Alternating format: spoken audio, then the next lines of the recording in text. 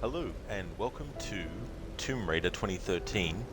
I finished my playthrough of Tomb Raider 1 that I started last week, and I wanted to stream another Tomb Raider game though, and I wasn't sure what I was going to do. I had some ideas in mind, and I settled upon doing a no ability and no upgrade challenge with the 2013 game. Even though I played this game literally like just over a month ago for my annual 2022 series run, it doesn't matter because this is one of those games where I can play it over and over again. And plus, doing a different type of playthrough. That was a 100% completion playthrough, whereas this one's not going to be that. In fact, this is the exact opposite. Hey there, the best dude. Welcome to you. I hope things are going well. Hey hippie, welcome. Hope it's going good. Hey there, Senny. Good day to you, dude. I hope things are going well. So this no ability or upgrade challenge. Here's the rules. So the game forces you to actually choose an ability, otherwise you can't progress. So only one ability is allowed. Because the game forces you to unlock at least one before you can progress. But out of those abilities that are available to you, the only ones that I can actually activate are either Animal Instincts, Advanced Salvaging, or Bone Collector, as they don't give any advantage whatsoever related to making the game easier. So I'll actually go into more detail when we get to the screen where we can actually choose our upgrades. But needless to say, those three abilities will not make things easier. Like, they don't give you the ability to loot arrows, they don't give you the ability to get extra ammo, they don't give you the ability or anything like that. So I can choose one of those three.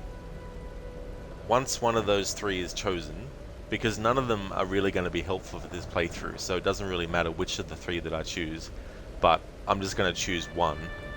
After I've made that choice, I cannot get any other abilities, even the other two that will be left out of those three. And I can't upgrade any of the weapons at all throughout the whole game either. We're doing good, thanks. You had a tomato salad, salami, cheese, egg, pickles, sriracha sandwich earlier, which was damn delicious. How's Tomb Raider going today? I'm glad to hear that you're going well, Crooked. That's awesome, and that's a great combination of food to have on a sandwich.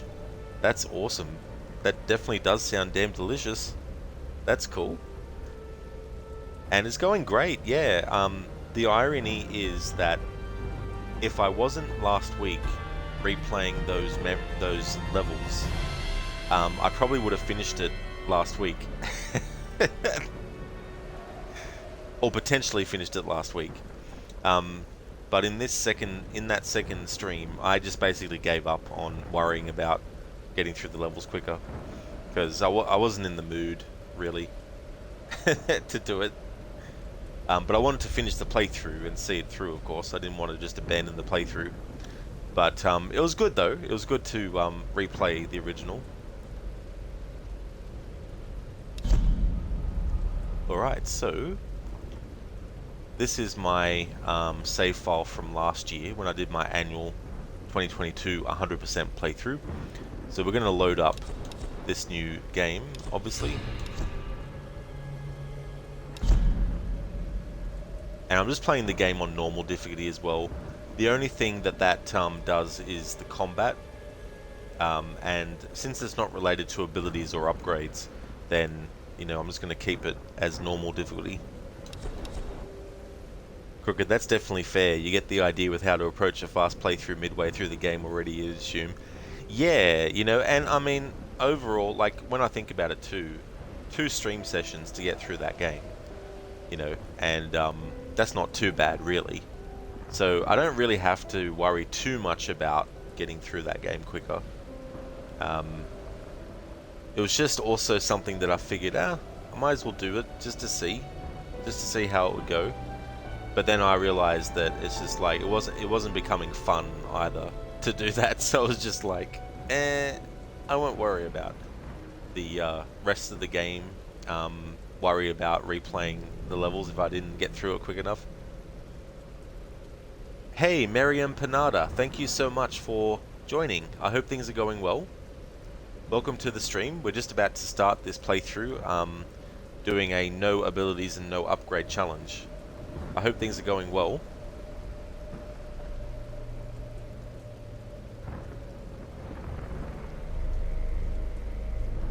And we'll just leave it on normal. In this game, the difficulty is only to do with combat, and because playing on normal doesn't give me any advantages or anything like that, in terms of like upgrades or abilities, it means that I can play it on normal. I don't need to choose hard combat difficulty. Miriam, everything's going well. How about you? Oh, that's excellent to hear. That's awesome. And I'm going great, thanks. My day's been going well. It's currently 9:15 p.m. here at the moment, so in the evening time for sure. But things are going great. Hippie, you just had a Ferrero Rocher with some tea. Feels really good to sip some tea in the winters. You know, I'm not much of a tea drinker anymore, but I do like it though still. I don't really drink tea that much anymore. But that combination does sound good though. I like Ferrero Rocher, they're pretty good. It is Hippie, yeah, we're actually currently doing our summer at the moment. Although we've also had some cooler days as well, so it's not all heat.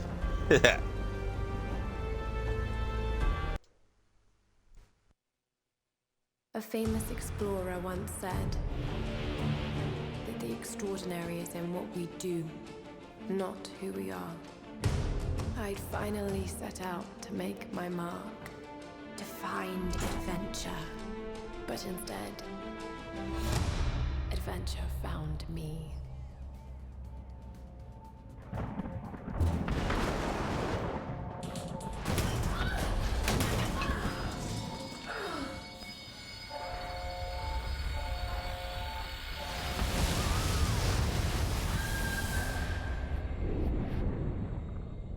In our darkest moments,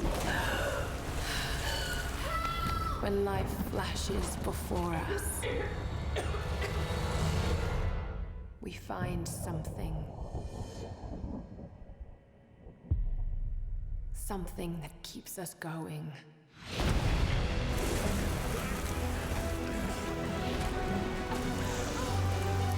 Something that pushes us.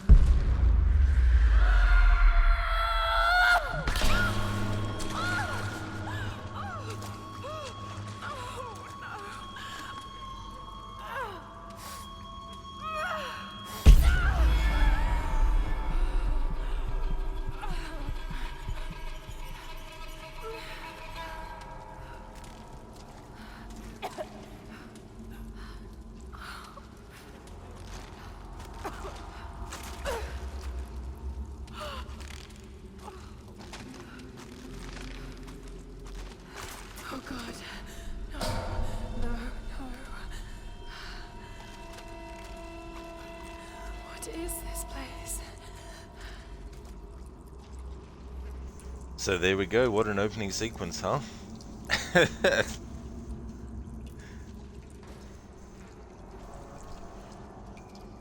Hippie, you didn't know Lara was on the Titanic. Oh yeah, she was. She's immortal. Miriam eats popcorn. Nice. I love popcorn. I haven't had it for ages though, to be honest. Hippie, you're bad at catches, to be honest. If she jumped at you, she wouldn't have made it. Yeah, that's the thing too. Like, I would have not been good in that regard either. It's interesting, that cutscene too, because that's Roth. And for those who haven't played this game before, he's kind of like a friend of Lara's family. And she's known him since she was a child. And he's basically like a bit of a mentor character to her. So he, accidentally let go of her and she fell into the water.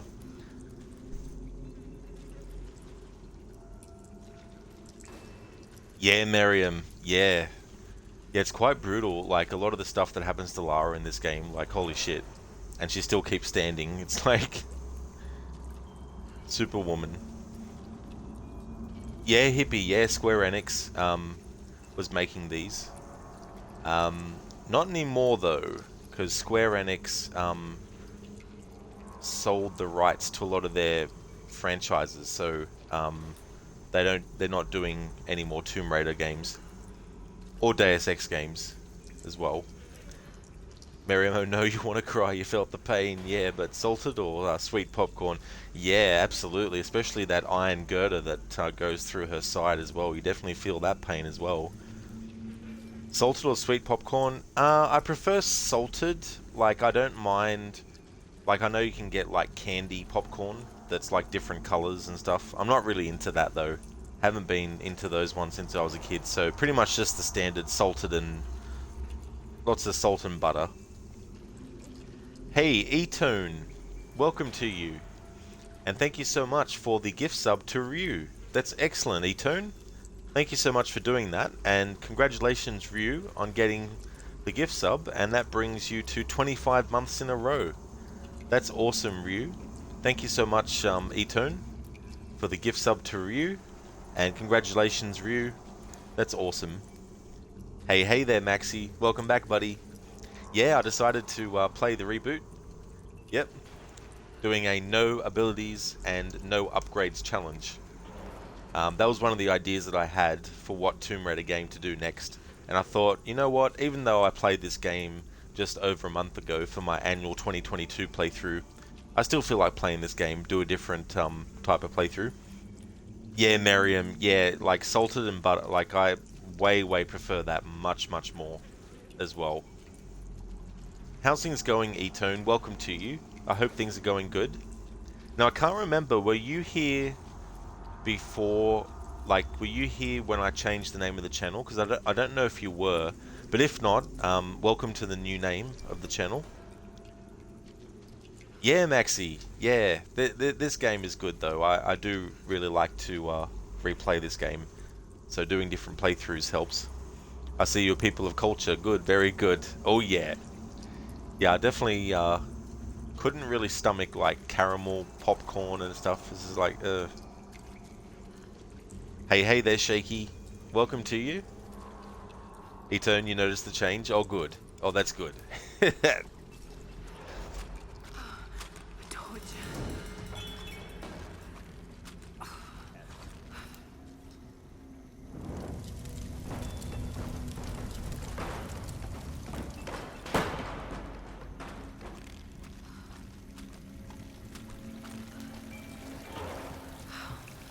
must have. Oh, damn it.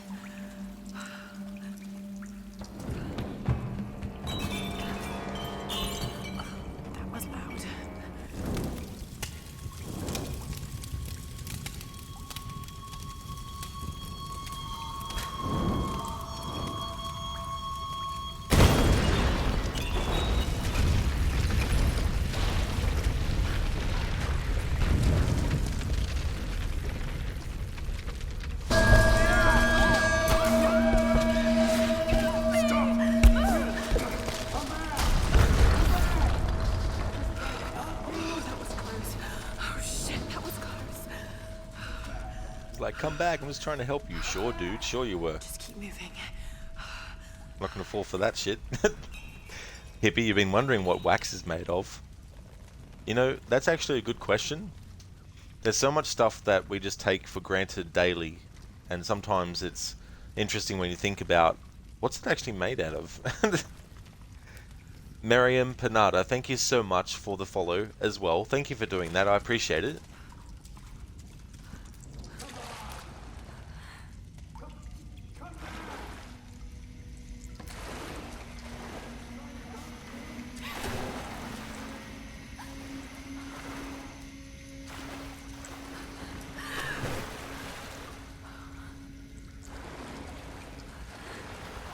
Oh, and I just remembered too, this game is actually celebrating its 10th anniversary this year as well.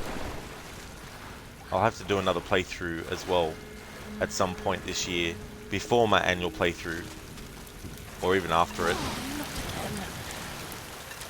to commemorate the 10-year anniversary. Tide. Need to find a way out.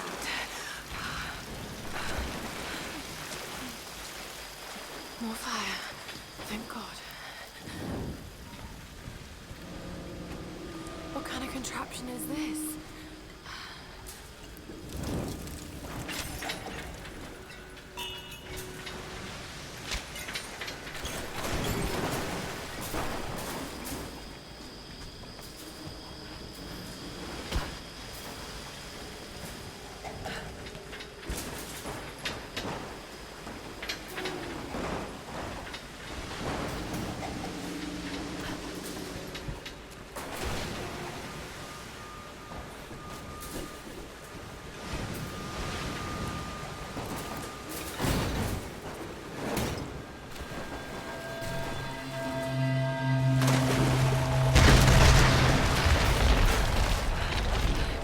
Gotta get out of here.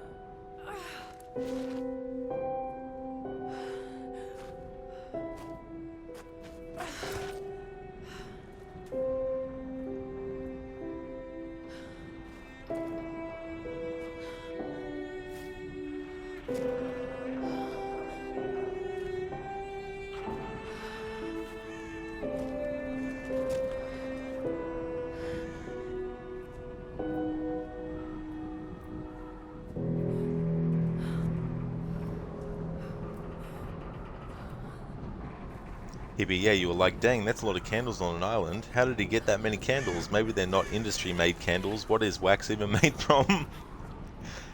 Mass-producing wax candles on Yamatai, which is the name of this island, on Yamatai. They could become a lucrative business opportunity. Shaky, damn, Lara, stop backseating. Absolutely, it's so funny. You do have like survival instincts in this game, which is essentially this game's version of like Eagle Vision in a way. And you'll probably see me not really use it that often, especially in this type of playthrough. There are some points where the game automatically does it for you anyway, so you'll see it happen then, of course, but I very rarely, when I'm doing a playthrough like this, actually just use the instincts. It's good practice anyway to get used to not using them, but when I'm doing my 100% playthrough where I want to collect everything, that's when I do use it a lot as well. Hippie, her flame is intact through all that sliding and jumping. Oh yeah, absolutely. All that sliding and jumping, no debris could have fallen on it to put it out or anything like that.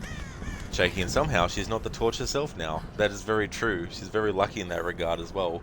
Didn't become a human torch. Yeah, Hippie. So it's kind of like it. It's not 100% like it, but it's one of those gameplay mechanics that they added for this reboot. Okay, this game still looks so good almost 10 years later. It really does. You know, like it came out for the Xbox 360 and PS3, so there was that version. And then it came out for the Xbox One and PS4. And you've got the definitive edition as well, which is what this is. But apparently they changed the face model even from the original version to the definitive edition as well with this. But you're definitely right, Crooked. It still looks really good for a game from 2013. And in the same way too, like a game like Black Flag, which is also celebrating its 10th anniversary, it looks really good still, 10 years on as well.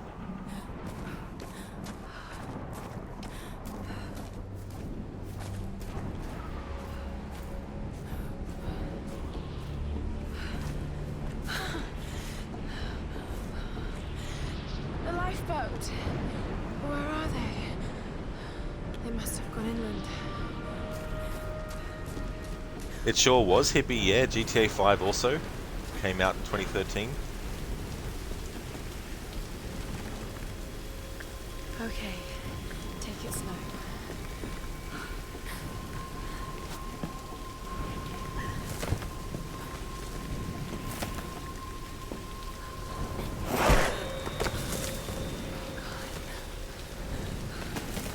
It's so funny because this beam, Lara takes her time going across, and it's for dramatic effect as well. Okay. But the ones later, she just runs across it.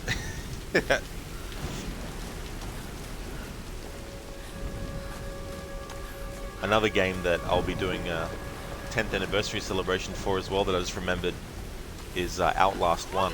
That came out in 2013 as well.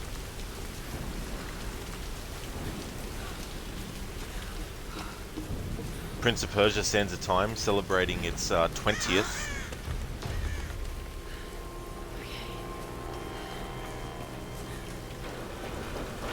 I can do this. Oh, God.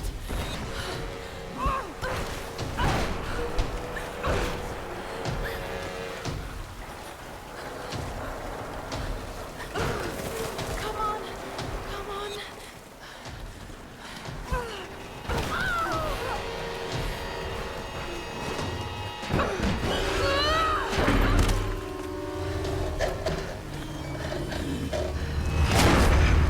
Oh, almost cut her ponytail off.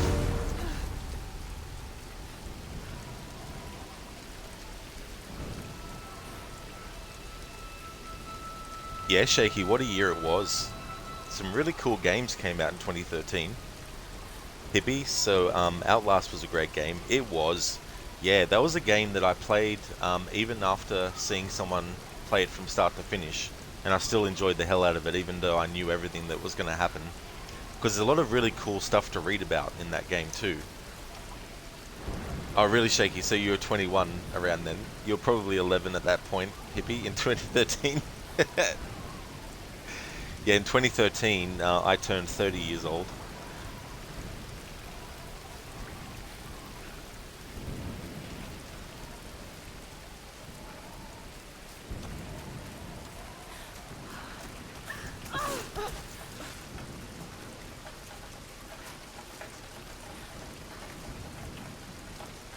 Hey there, Lurch. Good morning to you. I hope your morning's going well. And I'm going great. Things are going really, really good. I did a playthrough earlier of the original Tomb Raider, and I finished that off. And now I wanted to do another playthrough of this one, but doing a challenge with it. You going good, Lurch? That's excellent. That's good to hear. Jakey, it's all uphill after 40, Rod, as in life gets harder on your legs and body. Yeah, that's something I'm definitely not looking forward to.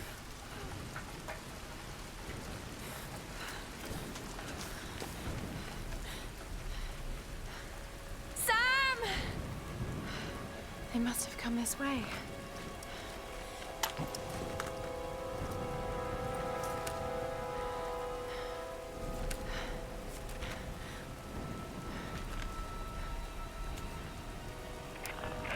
Sam? Roth? Can anyone hear me? I've got to find them. Lurch, this game's been out a while. It sure has been, yeah. Yeah, this year it'll celebrate its 10th anniversary. Not yet, no. No, definitely haven't finished Red Dead 2 yet. That's going to be a very long playthrough. Haven't even scratched the surface yet on getting all the dialogue in the campsites. So that's going to be an all-year playthrough, I'm pretty sure. Okay.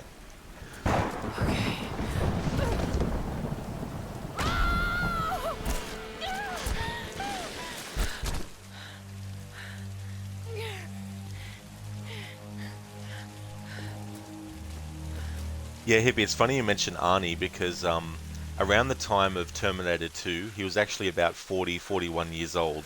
And if you look at Terminator 2, when he's like 41 and 40 years old, like he has the body of like probably a 25-year-old at 40. Lurch, oh my god, what you mean? Listening to all the dialogue? Yeah, just in the camps though, but there's so much to it. Like, there's so many different variations. There's so many different things that the characters do at any given time during the day and night. So trying to do all that and also antagonize, because I'm doing 2 runs through the game. I'm doing a low honor one, and at the same time on the low honor pass I'm doing antagonizing everyone. So that includes anyone in the camp throughout the game, antagonizing them to get all their different antagonizing dialogue. And then the second pass through I'll be getting all the positive dialogue, because I'll be doing a high honor run through. So it's going to be a very, very long playthrough. Hey, Easy and Dandon, good morning to both of you. Welcome to you both. I hope both of you are going well. I'm doing great. Things are going well, Easy. I'm having a good one. Finished off the original Tomb Raider playthrough I was doing earlier, and decided to do this as the next game, doing a no upgrade or abilities challenge. Everything's great here. It's Friday, yay. That is awesome. It's great to hear that everything's going well there. And Friday is just such an awesome day. Lurch, all you can say is holy crap, oh yeah. Like, I did a 12-hour stream yesterday and only managed to cover 3 characters worth of stuff. And that was only during the day as well. Haven't even left camp to do any missions yet in Chapter 2.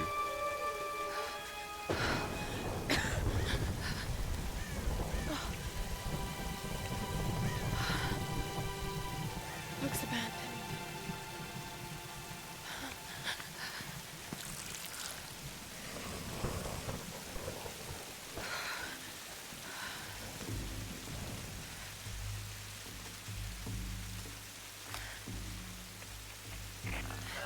Is anyone listening? Please respond.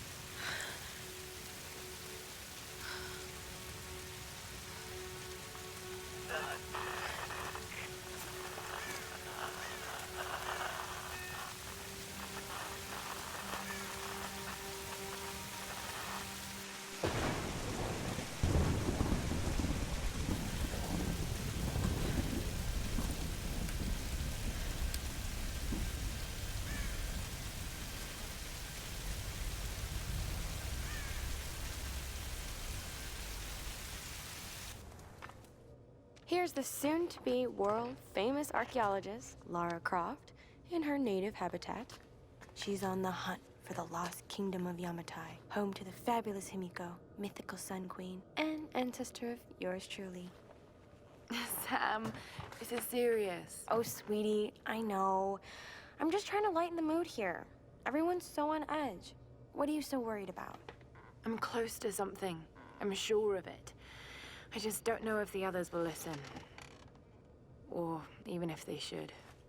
Lara, you know this stuff better than anyone. Seriously, I'm not just saying this to make you feel better. I trust you, Roth trusts you. You got this. Now let's take a break, okay? Okay. And Sam, thanks. She's not always this serious, you know? Come on, tackle it! No, it's your chance! How can you suggest I'm not serious about this expedition, Laura? It's not just Sam's family funding us. I put my savings on the line, too. We've all got some kind of stake in this. The funding won't last forever, Whitman. That's precisely why we should push east, not west. No one believes Yamatai is that far east. The books simply don't support it. Well, whoever wrote those books never found Yamatai. I've talked to Roth about this. There's no point in following in other people's footsteps, Dr. Whitman. I refuse to bet my reputation on your hunch. I'm the lead archaeologist here. And when were you last in the field without a TV crew behind you? Got 30 years experience, 2 PhDs, 1 in East Asian history. So why don't you just stick to boats, Mr. Grimm? Ship, Dr. Whitman. It's a ship. You don't need a PhD to know Look, that. going east will take us directly into the Dragon's Triangle. That's where we need to go. Lara, my little bird. I'd follow you almost anywhere, but that place has a bad energy. Bad storms, more like. Makes the Bermuda Triangle look like Disney World. Sign me up. The stories about Queen Himiko say she could summon storms. Myths are usually based on some version of the truth. What if Yamatai was somewhere in the triangle itself? Well, look, this is the satellite imagery from inside the Dragon's Triangle. That doesn't look good. If it's wet, I can sail on it. Oh, don't tell me you're seriously Reyes is right. We don't have the funds to piss about. It's now or never. Lara's offering fresh ideas and a plan. I'm the captain here. It's my decision. We're going into the Dragon's Triangle. Why am I even here?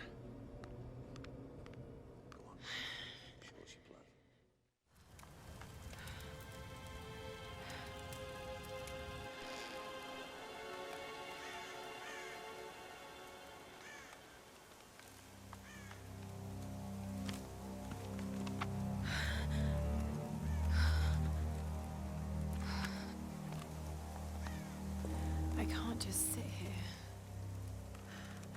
I've got to find something to eat. So hamburgers, Laura? Gonna go get some pizza or something? Just ring up. Hey, yeah, I'd like to have some pizza delivered to this island that you probably won't be able to find, but I'd like to order a pizza anyway. Lurch, all you can say is holy crap. Yeah, there's just so much content, so much dialogue in Red Dead 2. Tell you a game you should play a walkthrough of, and that's the Drake's Fortune or Uncharted. Yeah, those games are great, Lurch. I've played through all of those games before, including the Lost Legacy. The only game in that series I haven't played is that PlayStation Vita. I think it was a PlayStation Vita Uncharted game. Yeah, Shaky. Laura's like, please respond. Lurch, you've been listening to a lot of dialogue in Horseshoe Overlook as well on Red Dead, and then you sat there and listened to Uncle sing. It's so funny. There's actually a point, I've seen a glitch in Red Dead 2 where Uncle is playing his banjo and singing, but there's no banjo in his hand, but he's still strumming and holding it like he does have one. Hey guys, Arnie here. I just want to tell the stream that these redemptions aren't voiced by Rod, but the real Arnie. I'm actually Rod's roommate. Thanks for redeeming that, hippie. I wish.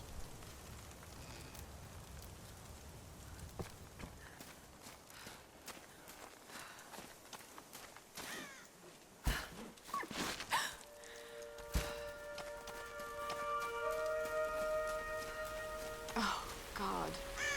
What's going on here? Wait. I can use that bow.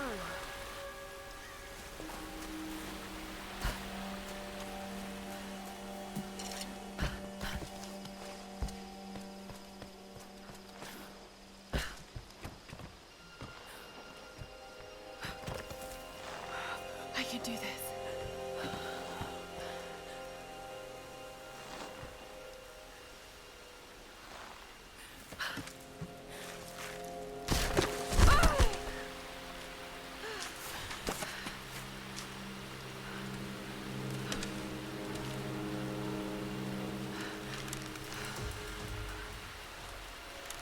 Let's see if this thing still works. Just remember Roth's training. You can have the best throwing technique in the world, but it won't win a thing if you can't focus. The key to using any weapon is focus.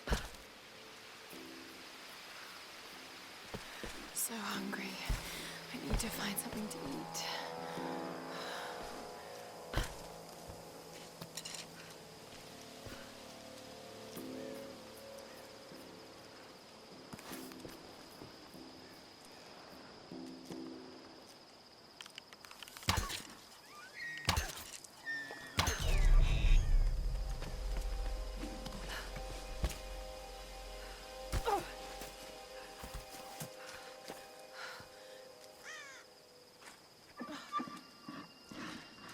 Sorry.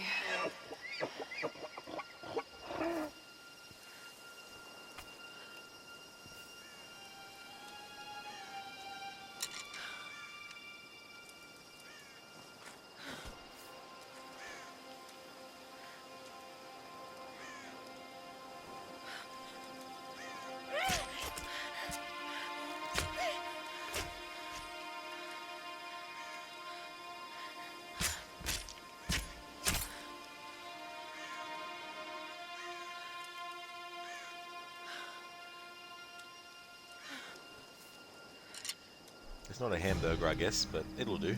Right, back to camp. Alright, so we're almost at the point. You won't always have some fancy gadget to tell you where you are. If you can learn to read the land and the stars, you'll always be able to find your way home. Where we will go over the rule about the only ability Some kind of container. that I can actually get. Left these behind. Because you have to pick one in order to progress. But I'll go over which ones I can't actually select and which ones I can.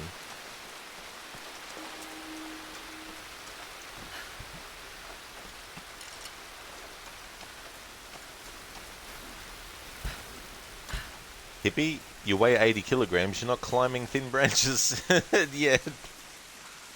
There's definitely a lot of things that Lara does that I definitely wouldn't be doing myself either. Hey, Lidus. I knew you'd be back.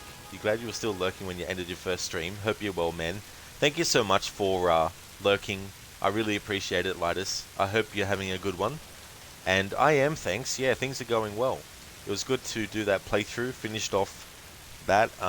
And I had a few options for what Tomb Raider game I wanted to actually stream next after that one. But I decided to do this no upgrade and no ability challenge playthrough with this game. So here we are.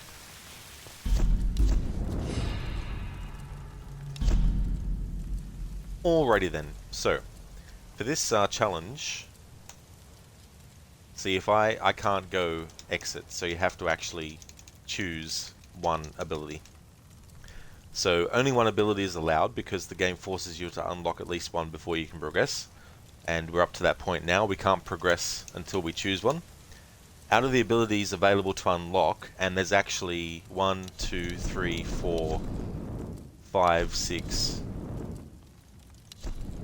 7, 8, 9, 10, 11 across 3 different categories at the moment. The only 3 that I can choose from is Animal Instinct. So if we go to Survivor, Animal Instincts, Keen Observation allows you to spot hard to find animals and food sources. Now the reason why I've chosen this as an ability that I can activate as part of this process where you have to activate one is because being able to spot hard to find animals and food sources is not really going to give me any gameplay advantages. So I can actually get that one, or I can get advanced salvaging, which is this one. Thoroughly search crates and caches to find extra salvage. So salvage in this game goes towards upgrading your weapons, and because I can't upgrade weapons in this playthrough, it means that being able to get extra salvage isn't going to give me any gameplay benefits, so I don't have to worry about avoiding that one, so I can choose that one if I want. And the other one is Bone Collector. Carefully looting animal corpses will reward you with extra salvage. So again, because I can't even upgrade weapons anyway, having extra salvage is not going to give me any advantage or make the playthrough easier, because there's no real concern with it. So out of these three, I can choose whichever I want.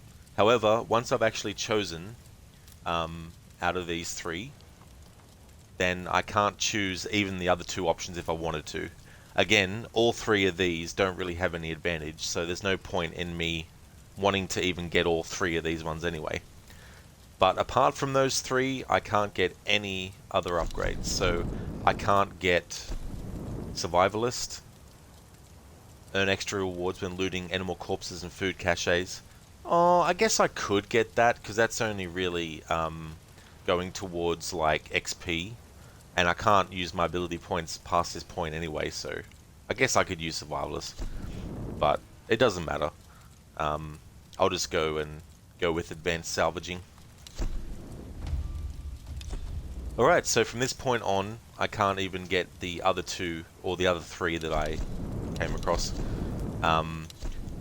Arrow retrieval, while that wouldn't make the game any easier without upgrades, I just figured that being able to recover arrows gives me a little slight advantage, so not have to worry about that. I won't be able to get scavenging. Spotting hidden pockets on enemy corpses will reward you with extra ammunition. I can't get climber's agility.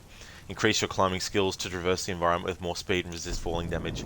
Can't get orienteering, even though this wouldn't really go against the rule or the challenge. Cartography, same thing.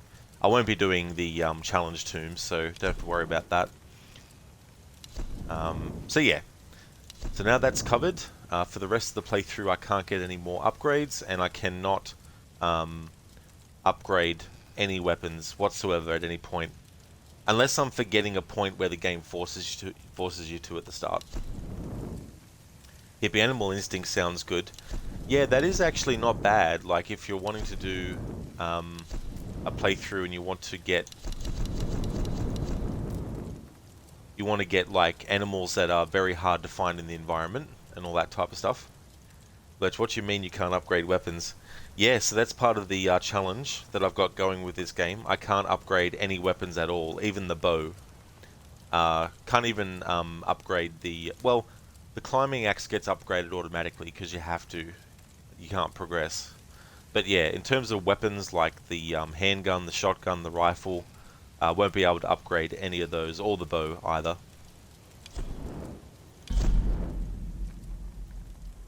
This is Conrad Roth, captain of the Endurance. We are shipwrecked on an island inside the Dragon's Triangle. Roth! Lara, You're alive! easy, easy. Are you okay? What happened? I remember the beach, and then it went black and I woke up in a cave. There was this crazy man, Roth, and a dead body. Oh, God. Where are you now, Lara? Are you safe? It was so horrible. It's all my fault. This is all my fault. Lara, listen to me. I sent an SOS from the Endurance before I abandoned her. Hopefully someone caught it. I've spoken to the others. We're regrouping at my location. Please come and get me. I have to stay here. You can do this, Lara. Remember when we climbed Snowden? You said the key was knowing that all you've got to do is just keep moving. Remember everything I've taught you, Lara. You're ready for this. And keep your radio on. Okay.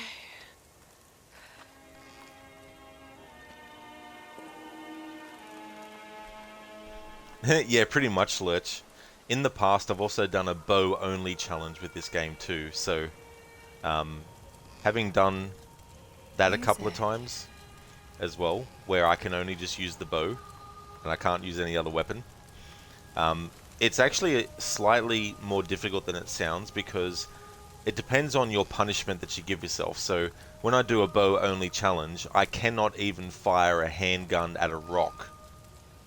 If I do in that type of playthrough, then I have to start the game from the start. So when I did my bow only challenge playthrough, I couldn't even fire any other weapon at nothing. I'd have to restart the game.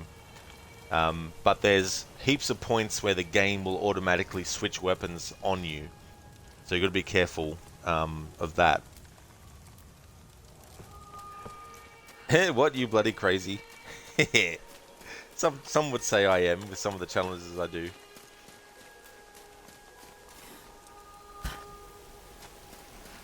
But it's good too. It's good to find... Hello? Is someone there?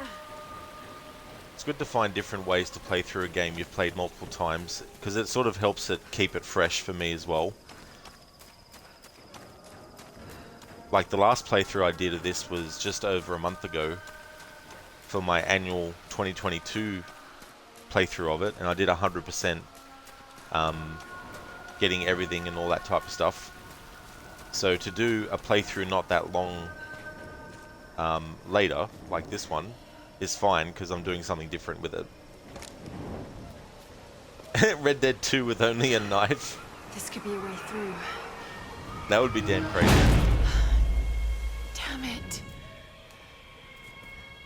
I've done a no Deadeye challenge with it, with Red Dead 2.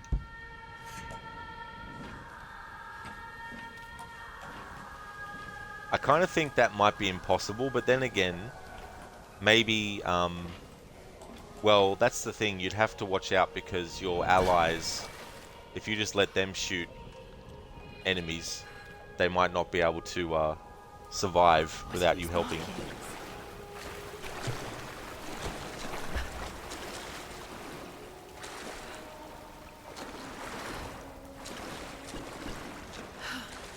What am I doing?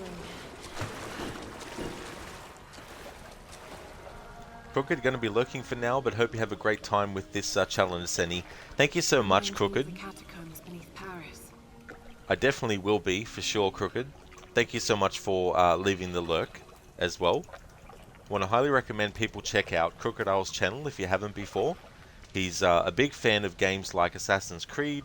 He's also played through the reboot trilogy of Tomb Raider as well. He's also doing a playthrough at the moment of Secret of Monkey Island, the special edition version that was made in about 2009, I think was when it came out. So he's playing that game for the first time. He also is a fan of games like Forza Horizon. He's also doing a playthrough of Pokemon Black/White as well. And he's got some really funny channel point rewards, some audio ones as well as some visual ones. He's got a few Bully Maguire related redeems as well. So yeah, highly recommend people check out Crooked's channel if you haven't before. Lurch, you don't think it would be possible? That's what you were thinking, to be honest. Yeah, I mean, I know people have done with GTA 5, for example, they've done like a playthrough where they tried to kill as less people as possible, but try to let the NP, like the ally characters or the police, you know, get them to appear on the scene and get them to kill enemies. I don't know if you could do something similar with Red Dead 2. Maybe you can. I'm not sure. Booker, thanks for the shout out, dude. Appreciate it. That's absolutely no worries at all, Senny. I hope you have a good one. God, this is insane. Oh, when Lara said this reminds her of the catacombs under Paris. In Assassin's Creed Unity, you actually go literally into those catacombs in Paris in the 1700s.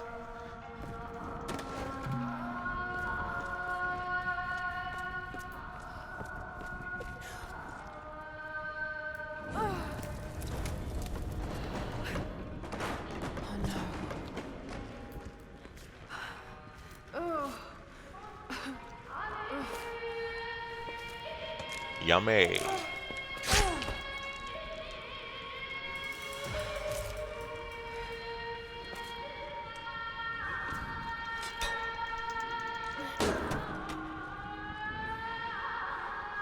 Lurch, yeah, but you're thinking as you have the legendary animals as well in Red Dead 2.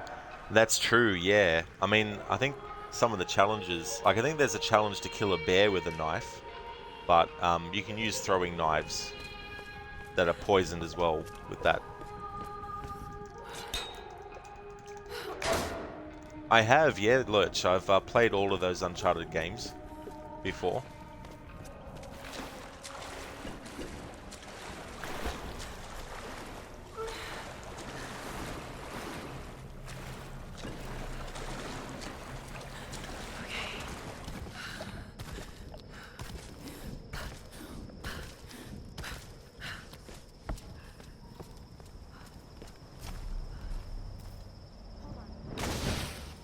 Sam? They'll need to follow the path. It's a bit of a climb.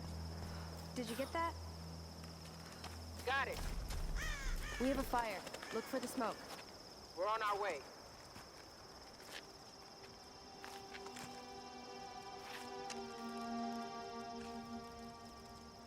Laura, you made it. Sam, thank goodness. Surprise. It's okay. He's one of us. Sorry if I startled you.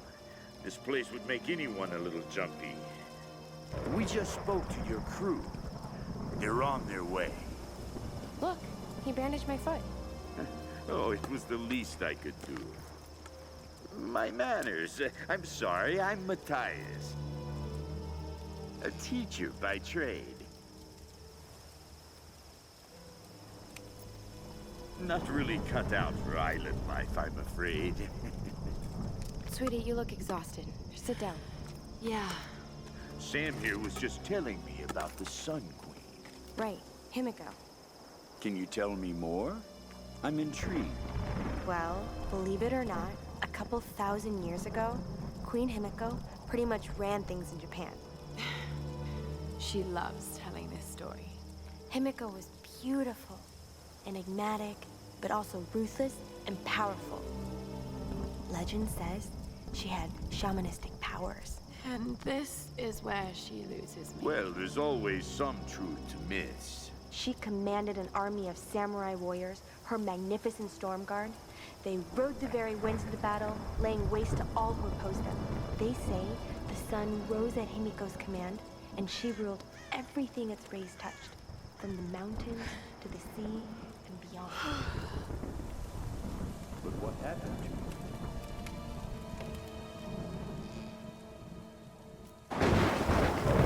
Sam? Matthias? Sam?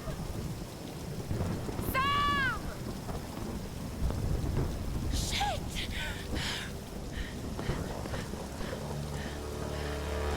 Ah! No! Sam!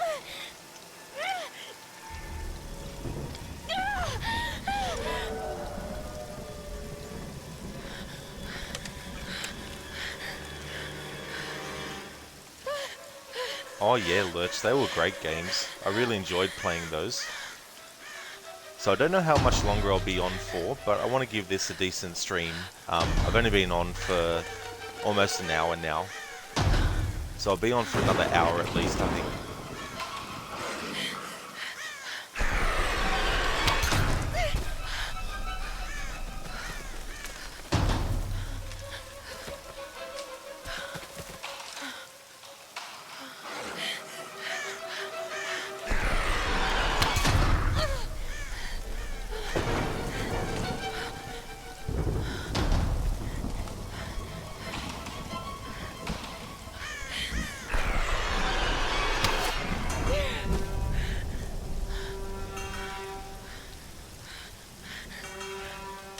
The way that one flew away looks so funny. Over here! Reyes!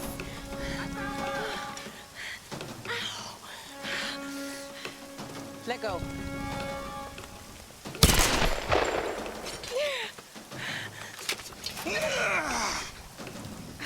It's good to see you, little bird. I'm so glad you're here. Is Sam with you? She was with you. She was here with that man, Matthias. But I passed out. When I woke up, they were both gone. You girls shouldn't go wandering off. We need to find them. Wait. What about Raw? Okay, let's split up. One of us go with Laura and meet up with Roth. The rest of us should fan out and look for Sam. I'll go with her. No. Let me. You know how to use one of these? It's been a while. It's all coming back to me. Get to Roth. We'll find Sam and this Matthias guy. You gonna be okay? Yes, I probably just need to rest for a few minutes.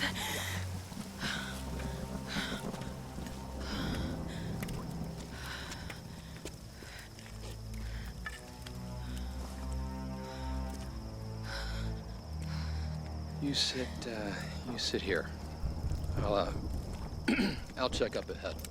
Okay. Whitman thinks he's Rambo. It's been a while. It's all coming back to me. It's like, sure, Whitman, sure. Not so bad.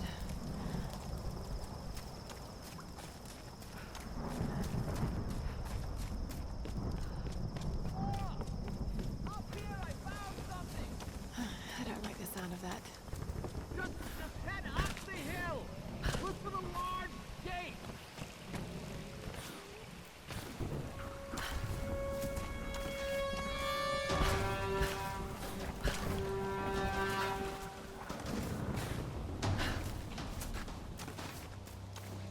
Could have warned me about the wolves, Doctor. Yeah, sure, Lurch. You definitely can. All clear, Laura. Come on up. These are fascinating. I've seen these before. They must be ritualistic. This female image is particularly interesting. Looks like it was made quite recently. It's by those islanders, no doubt. Judging by the wrecks out there, they were once like us. Survivors. Remarkable. Yes, well, let's hope we don't become murderers, too. See if you can work the other one. The handle's missing. Together. Oh, shit. It won't take the force. I'll have to find something sturdier to turn it with. Must be something around here we can use. Incredible.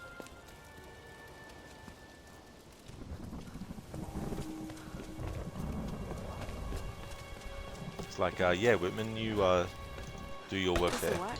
Just need a bit more.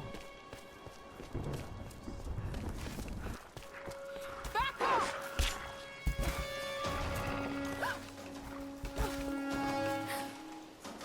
Another shrine. Who are they worshipping? They were worshipping Shikaka. Lara, that's who they were worshipping.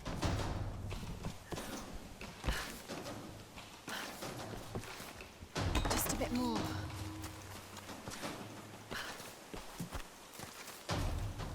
Right, that should do it.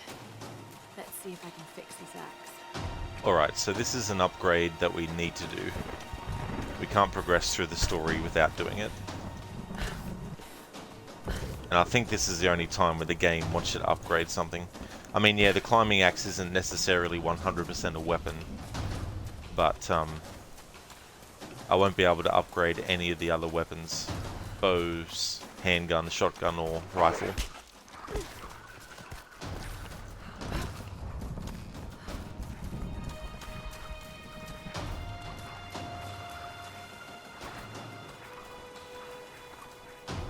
Piss off, wolves.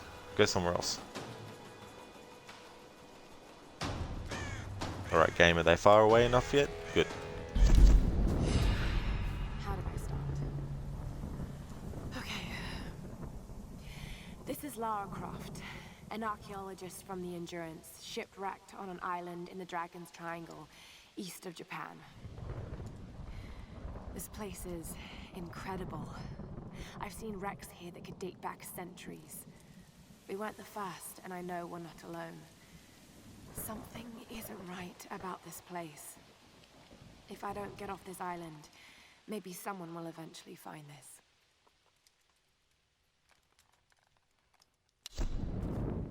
Alrighty then, so we need to upgrade the prior axe to progress in the story.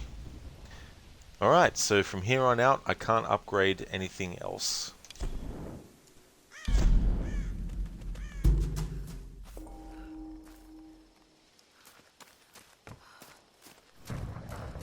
All right, Laura.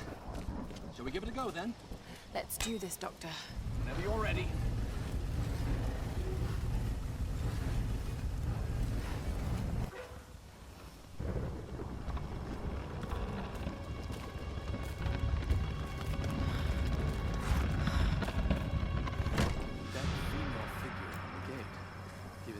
Symbols, it could be the Sun Queen. Himiko. Are you sure you're not channeling Sam, Dr. Whitman? Well, there's no doubt. Himiko had power.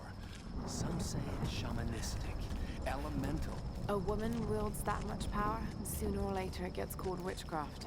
We shouldn't discount anything, even what may seem to us irrational. We still have much to learn about the world. You sound like my father. It could be one hell of a story, Laura.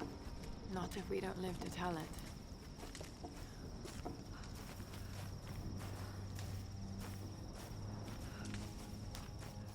Incredible. Oh, it is Himiko. But look, the bowl, the candles. Why is she still being worshipped? This island, it must have once been part of Yamatai. You were right, Laura. The Lost Kingdom. It's like finding Atlantis. But this is real, Dr. Whitman. We're not standing on a myth. No, we're standing on a gold mine. Come, quickly. Your friends are hurt. Yes, probably by them. Get back. They can't be trusted. You still have a gun. I don't want any trouble. No. We'll come. No. But I insist that afterwards you take us to whoever's in charge. What are you doing? Be quiet. No! I'm handling this! No! No! Please! Get off! Just go along with them, Laura. Do whatever they say. Дай меня пистолет. Иди. Пошла. Who are you people? What do you want with us? Laura! If they give you any trouble, kill them. Don't hurt them, I please! said, silence, girl. А ты ведь хорошенькая, да? Напоминаешь мою сестру.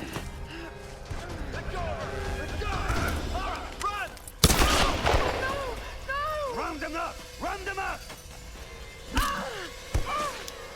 Don't you fucking move! Kill them all!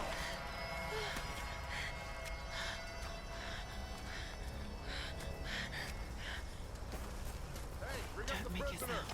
Yeah, I'm on it.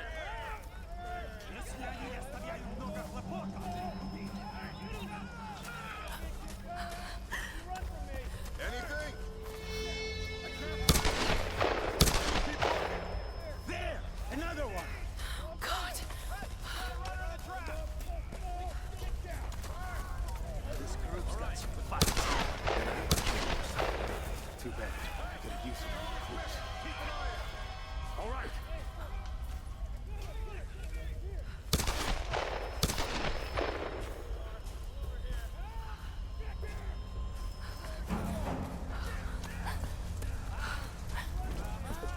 What do you see?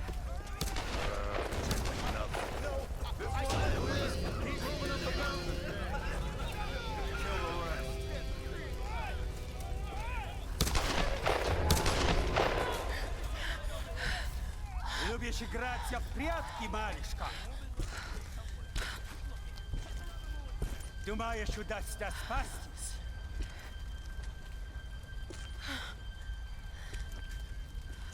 No one escapes. Out! Вылезай! Но трать моего времени! I always find...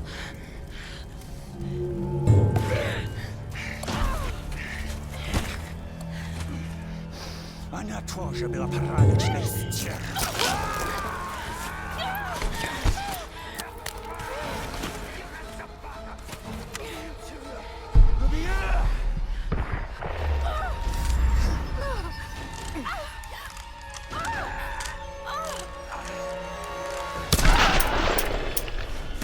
Fuck you, you piece of shit.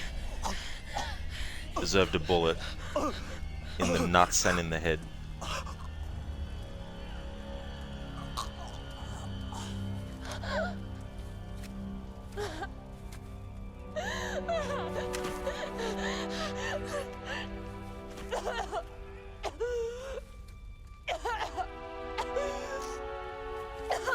Oh, God!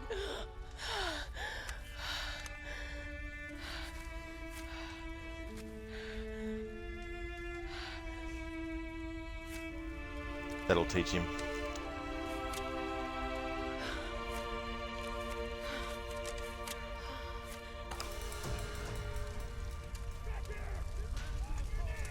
Hey there, Godfather Al.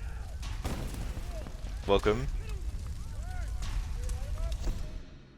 My name is Rodimus Legionus Gamelithicus, proprietor of the gaming franchises, master of accents and impersonator of the true actor Arnold Van Gollum, prince of the raided tombs, redacted of the Bureau of Control, and I will play Alan Wake the remake in this life, or Requiescat in Pace. Thank you for redeeming that Artie impression, Godfather Al. Thank you. Very creative message as well. Thank you so much. I like it. Welcome to the stream. I hope things are going well.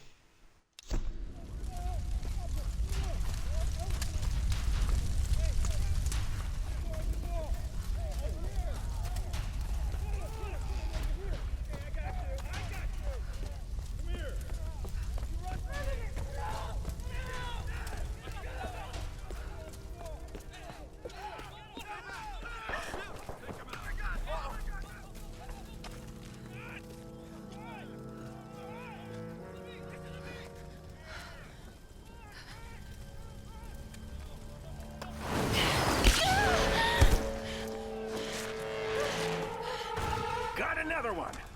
She went down over there. Is she dead? I don't know.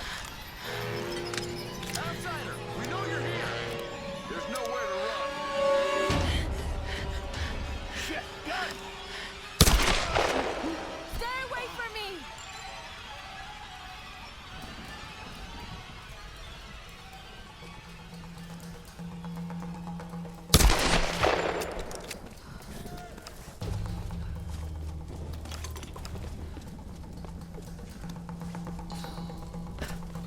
Find anything? Kill her! Burn her out! You're gonna die in there!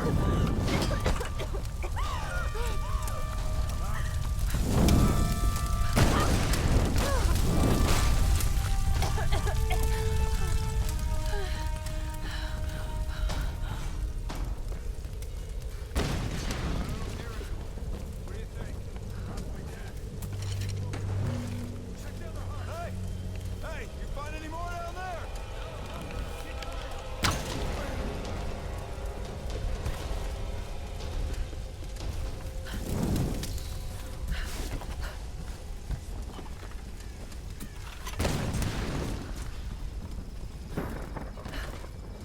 See what he's got. Wallet. Head home. Always the same shit.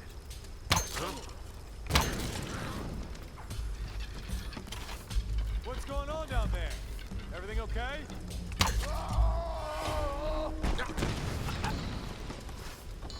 Yep, everything's fine. How about you come down and enjoy yourself?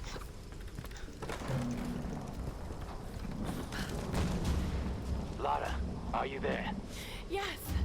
I can see smoke coming from the old ruins. Are you okay? Oh, God. Roth, I'm in trouble. They're killing people. What? Who? Men. I don't know why. I had to kill some of them. I had no choice. That can't have been easy. It's scary just how easy it was. You've got to warn the others, Roth. Don't worry about them right now. You just do whatever it takes to get to me, Lara. I'll try. The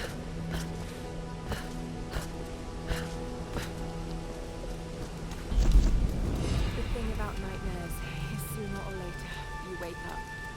But there's no way I'm really here. I'm really doing these things. No, don't think about it, Lara. Not now. It won't help. I don't know what's happened to the rest of the crew. I hope they're okay. They have to be. They have to be. I don't know what the hell is going on here. All that matters is that Roth finds a way to get us home.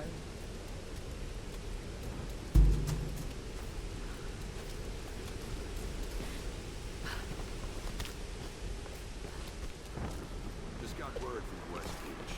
Looks like a smaller group escaped into the lower forest. You hear that? I'll go look around.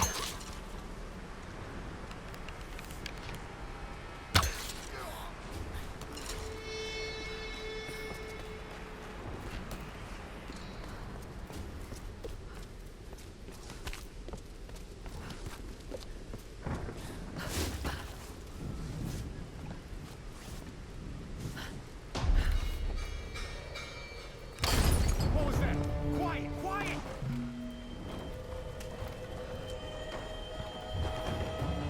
You two, check that side.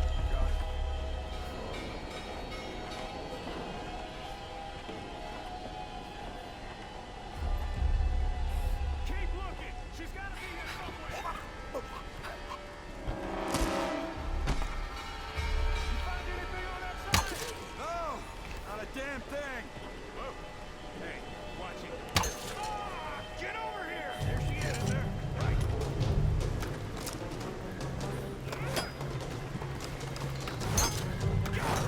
You get in there.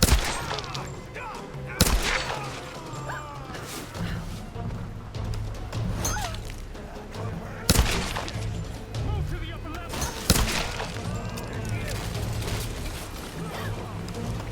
Watch it!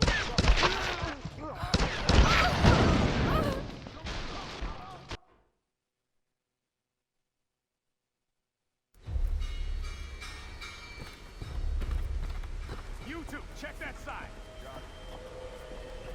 Mariana, thank you so much for the follow. Thank you.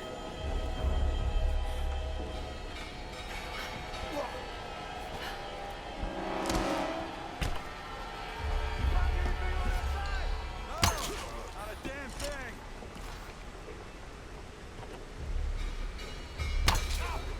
Need some help. There she is. You got it. Move to the upper level.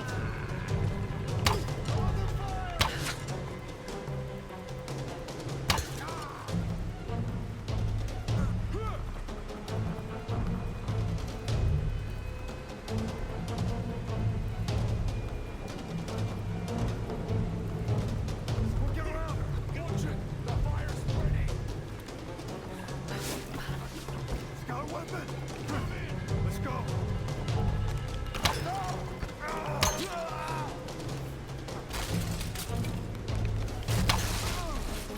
There she is. Fire it.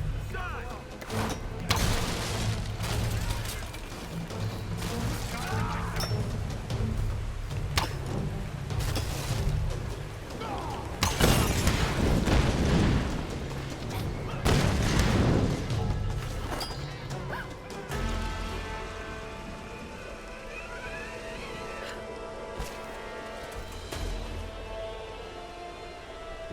It did glitch, yeah, the whisper came through.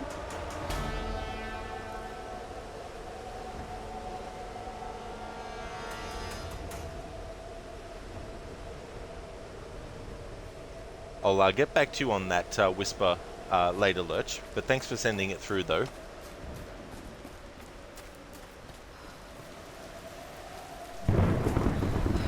I can do this.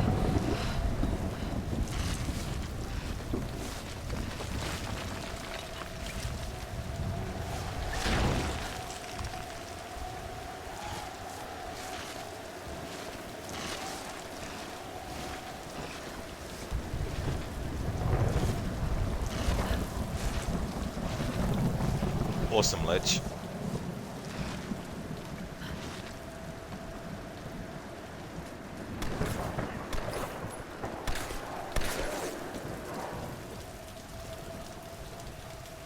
Oh, well, thank you so much, Lurch. I really do appreciate you lurking as well. Thank you so much for being here and for chatting for a bit as well. And thank you. I definitely will enjoy the rest of the stream.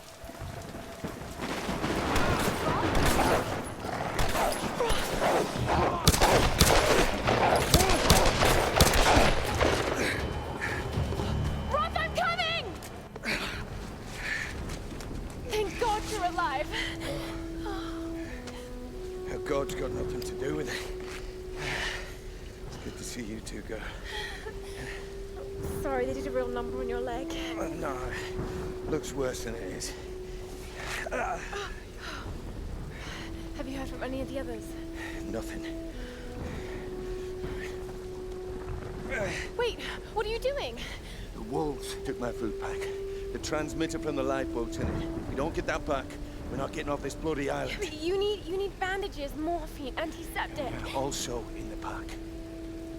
Shit. Exactly. Come here. Come on. Oh. Oh no. No! Oh, don't do this to me, you northern bastard.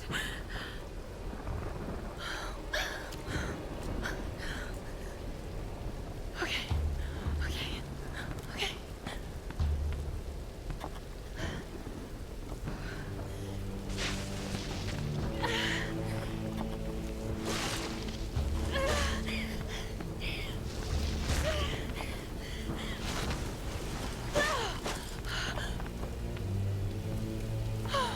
Thank God he's still alive.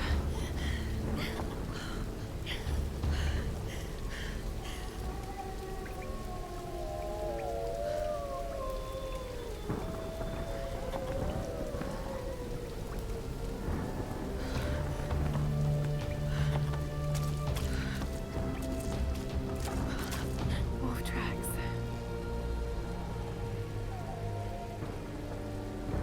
Oh God, what am I doing?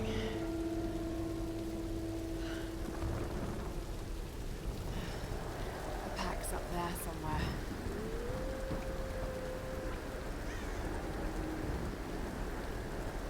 Thank you, Lurch. I really appreciate that. Thank you so much for the kind words as well. And I absolutely do. Yeah, I'm very grateful for the community that I have here, so it's awesome. And thank you for being a part of it too, as well. Hey there, Anglo. You have to love Tomb Raider games for the motion sickness? Oh, yeah. I imagine if this game was in VR, in first person, like that would make it extra worse for people who suffer from motion sickness. Hey there, Matthew. Welcome. I hope things are going well. This seems like an interesting challenge. You love this game.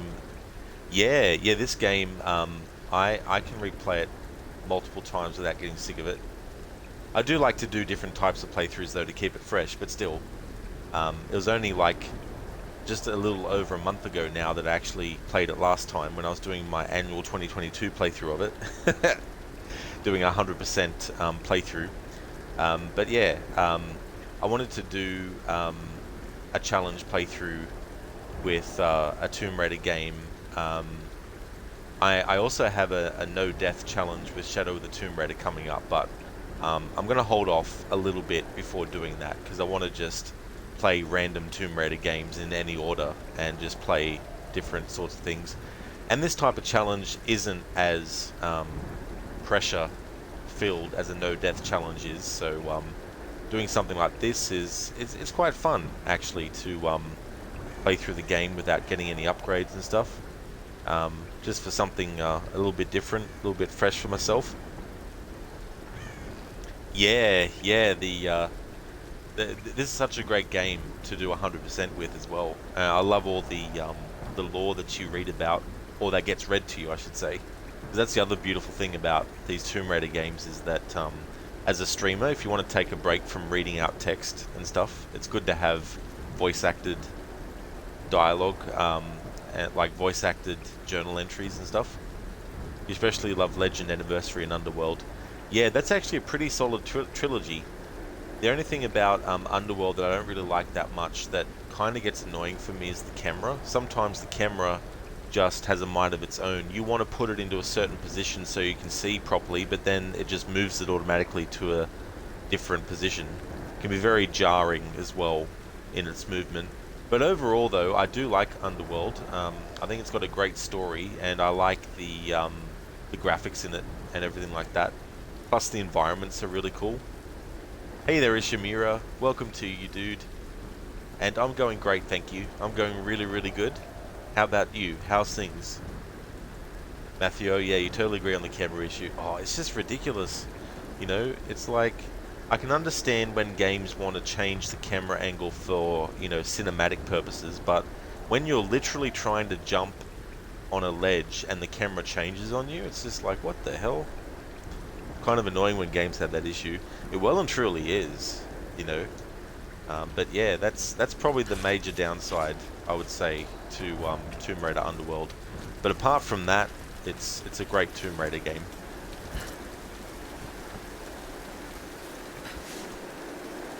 Rod, what are you doing?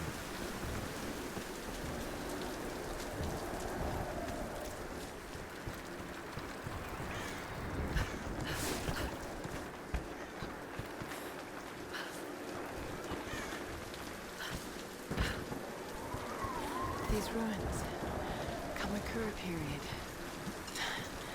Was all this part of Yamatai? Ishimura, you alright, you guess? Well, that's good, Ishimura. Hopefully too, because it's Friday, that will give a bit of a boost as well. It's always good to get to Friday.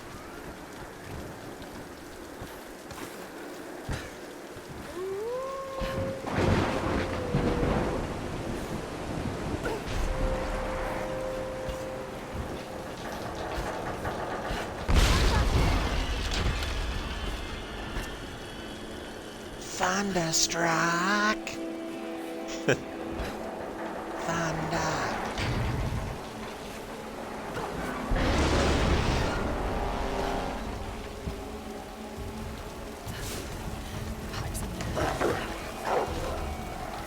Matthew, in your opinion, also Square Enix has done a great job with the series since their attempt with this game. Yeah, I was quite happy with what they had done with the reboot trilogy. I also like what they'd done with Deus Ex Human Revolution, Mankind Divided. It's funny, in Deus Ex Human Revolution, there's a poster for Final Fantasy, I think it's supposed to be 27. And it's always like, they've got a lot of catching up to do to get to that by 2027, because that's when that game takes place.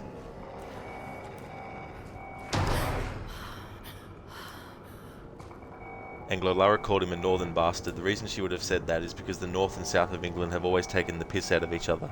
We actually call them northern monkeys, they call you southern softies. It is so amusing when that happens, you know, where you have different parts of the same country, you know, and having sort of like that rivalry as well. I imagine if there's any sports teams that play one another, it also gets amped up a bit. Ishimura, did you play Deus Ex The Fall? It crossed your mind the other day to give it a chance despite all the negative reviews on Steam. I haven't, no. No, I've heard of it, but never actually played it myself. That actually takes place between the two games, doesn't it, I think? Because I think Alexandra Vega, who you, who Adam Jensen talks to a lot in Mankind Divided, I think she was first introduced in The Fall. But I'm not sure though, I might be getting that wrong. I just want the pack. That's all.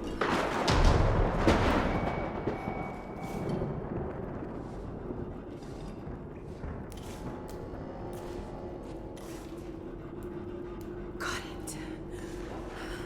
Okay. Got to get this back to Roth.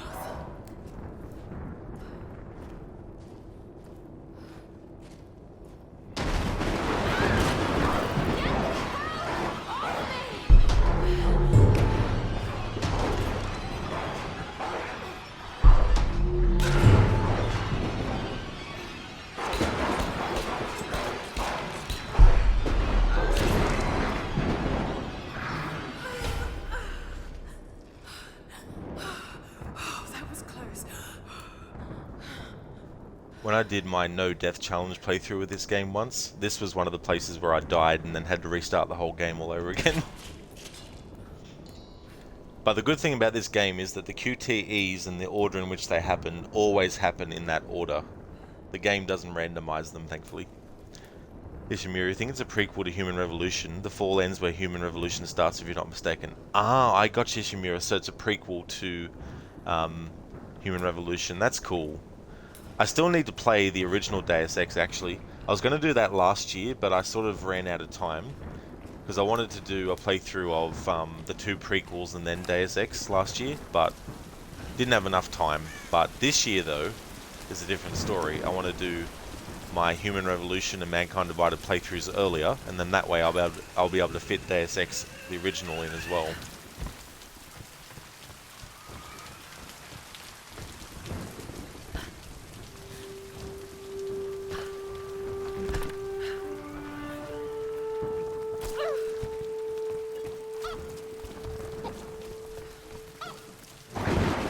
Lara, you can have some KFC. There's a chicken.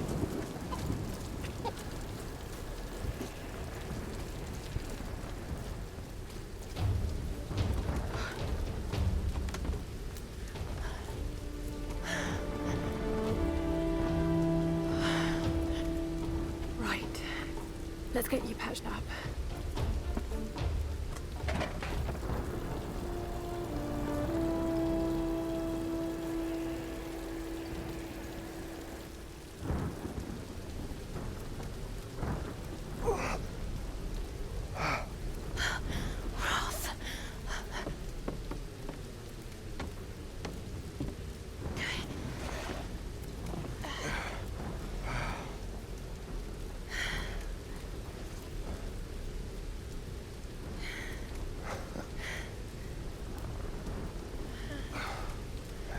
It's not bad.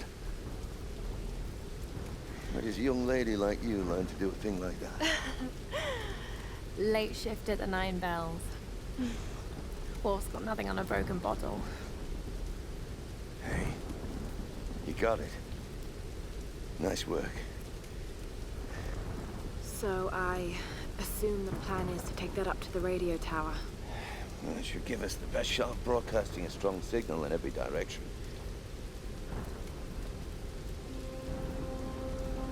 Look, Laura, we need to send out that SOS. And I'm not climbing anytime soon. Yeah, I was afraid you were going to say that. You can do it, Laura. After all, you're a Croft. I don't think I'm that kind of Croft. Sure you are. You just don't know it yet.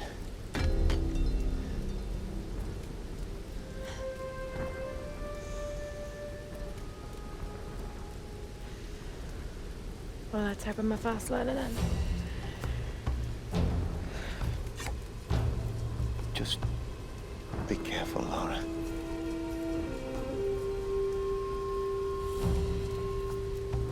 Lara's like, careful is my middle name.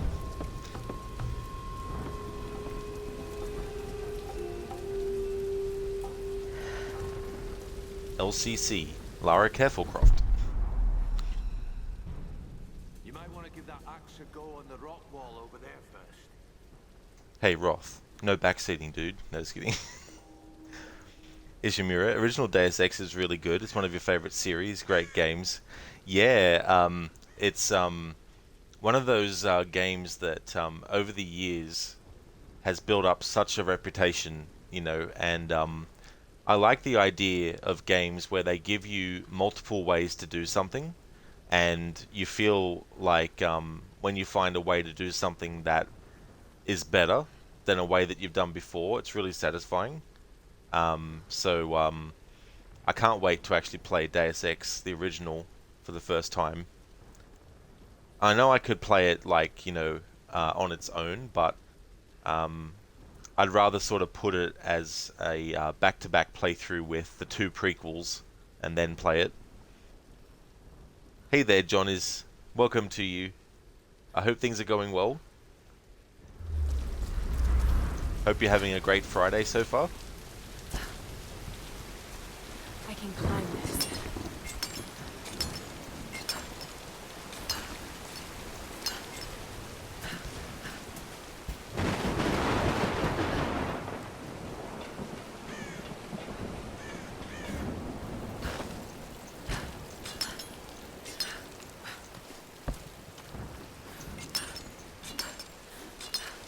Not too bad, thanks. Oh, that's great. I'm glad to hear that, John. That's awesome.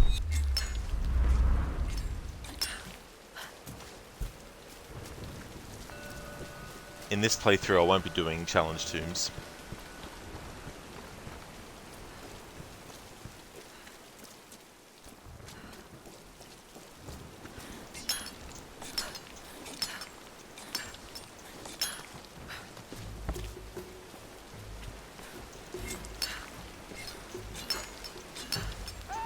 You find anything? No, nothing. What? Nothing. There's no one up here. They never make it up this far. Should we head back up to the bunker? Nah, let's wait out the storm. Got it! Stay alert. Let's move inside.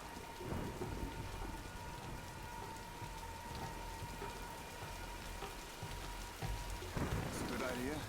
We got some time. Might as well relax. What? Get over here! The outside are taking fire!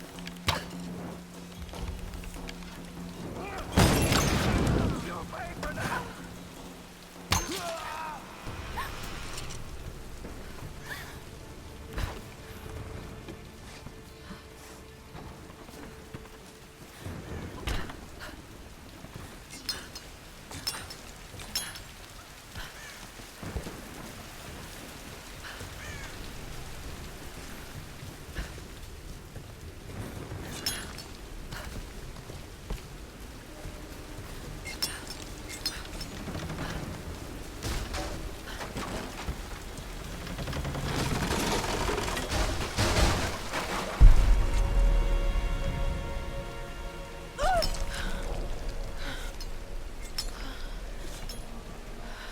Lara, are you there? Reyes, did you find Sam? We're still on her trail. I'm going to try and send an SOS from an old radio tower up here. Any tips? Hey, Lara. You're gonna need to find the communications console. It'll look like a bunch of old switchboards. Okay, I'll let you know when I find it. Ishimura, how was the dialogue playthrough of Red Dead 2 yesterday? It was really, really intensive. It was a 12-hour stream that I did, and I haven't even scratched the surface yet at the first campsite in Chapter 2, at the very first portion. I've covered 3 characters so far, and in terms of like the in-game timer, I've only covered from 9 AM to 6 PM. I have to cover the nighttime portion yet. The reason why 9 AM is the start point is because the earliest the game lets you actually save it as a manual save in game time, it's actually 9 AM at that point. So that's where I've had that save, and I follow one character around. I get all their dialogue from 9 AM to 6 PM, and then once I've done that, I reload the save, and then I antagonize the characters, because I'm getting all the antagonizing dialogue with every single character. So I do the antagonizing dialogue, and then what I do is I reload the save again, and then I do the alternating between antagonize and then diffuse, because in that game, when you antagonize someone, you get the option to try and diffuse the situation. So I've done all that. So I've covered Dutch, Sadie, and Lenny so far, from 9 AM to 6 PM, getting all their dialogue generally in the camp, and also getting the antagonizing dialogue done. And the other aspect is too that there's multiple configurations when you reload that save. So for example, when I reload the save, sometimes Dutch is at his tent and Sadie is sitting over at a rock. But sometimes when you reload that same save, Dutch is actually somewhere else, and then he comes up to you and talks to you in a dialogue interaction that you can't skip. But at the same time, Sadie in this other configuration is going over to Kieran with a plate full of food, pretending to go give him some, but of course at this point in the story where I'm up to, she doesn't trust him one bit at all. So she basically pours the food on the ground in front of him, you know. So so yeah, it's been very intensive. So I definitely think the playthrough will be running the whole year as well. It is Ishimura, yeah. It's crazy, you know, and I'm keeping track of what characters are doing at what time in game as well, because I figured I may as well do like a guide as I'm going through the game, because that way I can then pinpoint, this event in the camp happens at this in-game time within this configuration, and so that way you can go directly there and see what you want to see happen, kind of thing. So yeah, it's very, very in-depth. So yeah, it's going to take a long time. It might even bleed into next year, I think.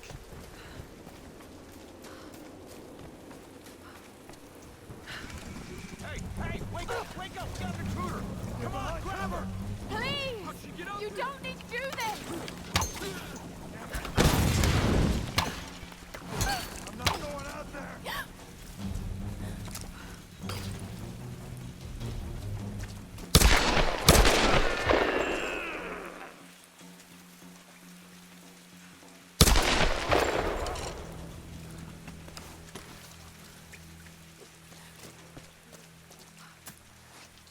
But it feels so weird antagonizing characters that I never have ever antagonized before. And I'm even going to be antagonizing Jack in that game. I'm going to feel so terrible doing that. Ishimura definitely sounds like it would bleed into next year if you're only playing it once a week. That's true, yeah. So at this stage it's just once a week. Throughout the year I might decide to do multiple days at some point. I have a bad feeling about this. And currently I'm focusing on one character at a time, right? But maybe when one character's just sitting there doing nothing and not saying anything, I can just, you know, duck over and see what another character might be doing. Because there's so many processes, so many different configurations for where characters will be at any given time to keep track of.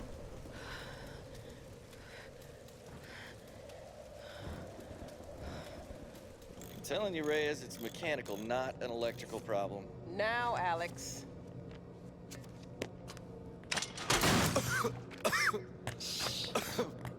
This looks like it might be an electrical problem. You think? Oh, hello. Hey, who's this little fox, huh? Ah, she's cute, huh? Yeah, it's Alicia. Alicia. It's my I like daughter. that. Oh. 14 years old, and smarter than you'll ever be. She must get that from her father. Don't give him the attention. And, yeah. I'll take a look at this. Probably electrical. From her father. Nice one. So I was on the lock, right? Doing a spot of midnight fishing. Hey, Grim. Time to button down the hatches. I'd be right with you. So I was on the lock, right? And this thing comes looming at me. Looming out of the water it was. So I give it a old Glasgow kiss, you know. Gets you out of trouble 9 times out of 10, that does. Took me a week to sleep that night off. And I've not touched a drop since. See you at dinner, fam.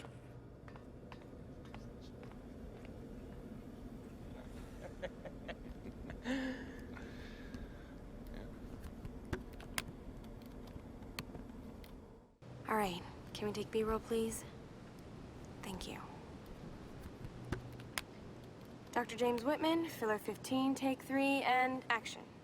Okay, now take a firm grip and then slice him down the belly, like this. Yeah, you got it. Good Lord, cut! Cut! Cut! Cut! Is he coming back? I'll go get him. World-renowned archaeologist. A discoverer. The world-renowned archaeologist, Fish. Mr. I don't Dr. James cut Whitman. rare breeds of fish. It's just a fish. It's I know fine. it's just a You're gonna be fish. fine.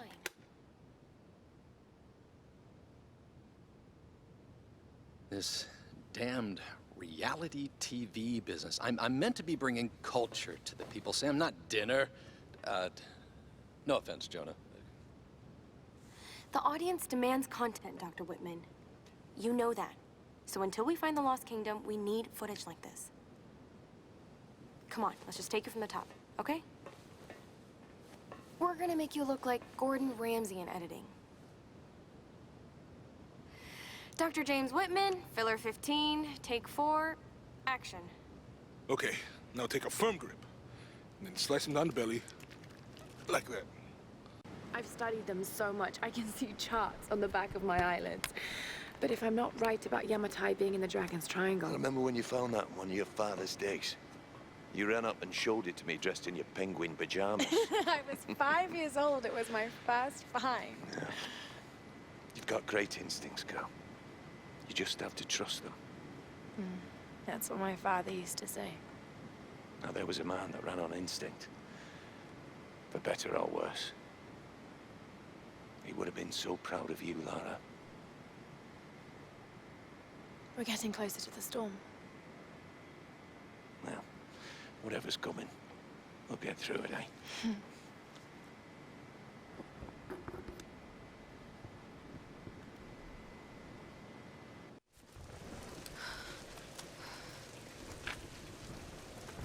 Okay, Lara. Pull yourself together. They're counting on you. Ishimura, you finished off Far Cry 2. You were going for complete completion, but you made a mess of it, did you? Oh no. So what ended up happening? Did you get like the completion done, or did that sort of get messed up?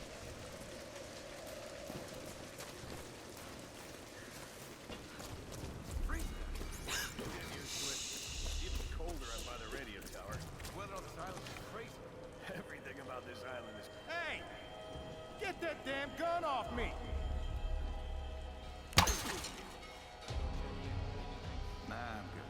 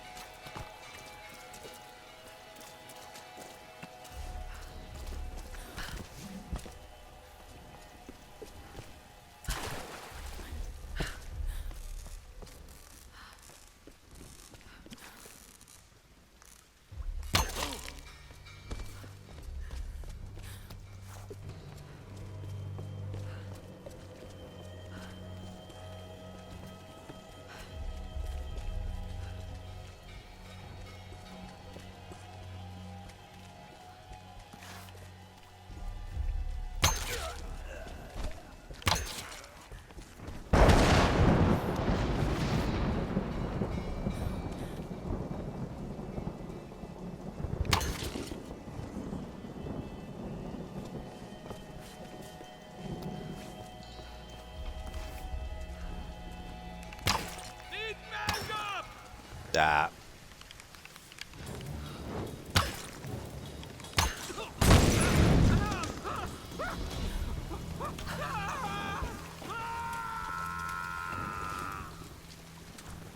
Toasty!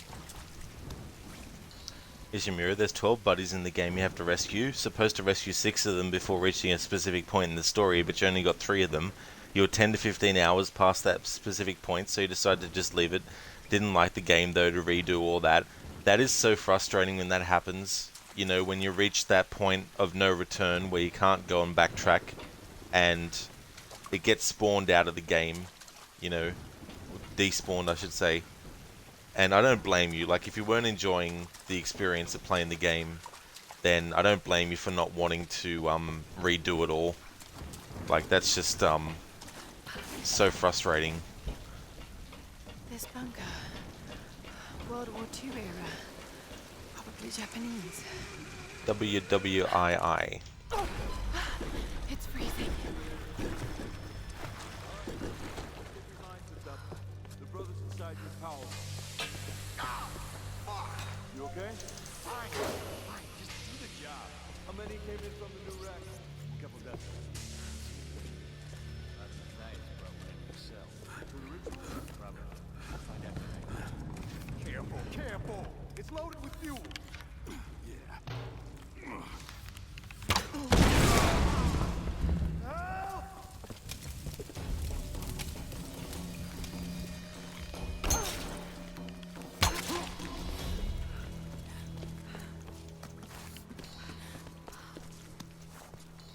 Ishimura looked into the requirements a bit more closely. Well, yeah, that's the thing too. But I mean, ultimately as well, like, there's just some things that you expect, especially in a game that has like an open world aspect.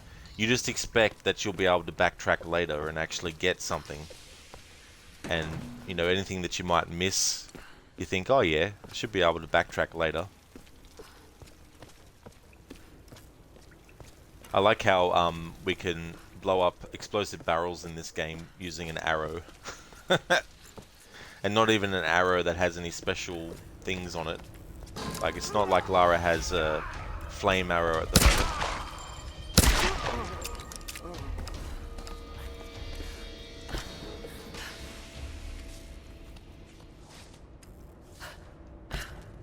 I love this bit. Especially how cocky this enemy is.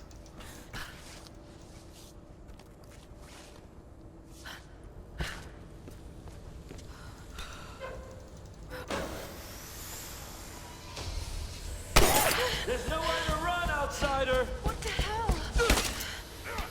I'm gonna watch you die now. Oh yeah? Good luck with that.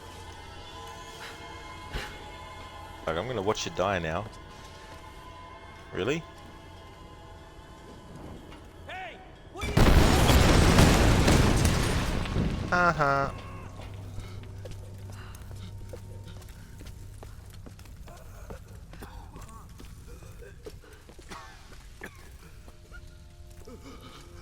Ho ho ho, I got a machine gun. Just end it.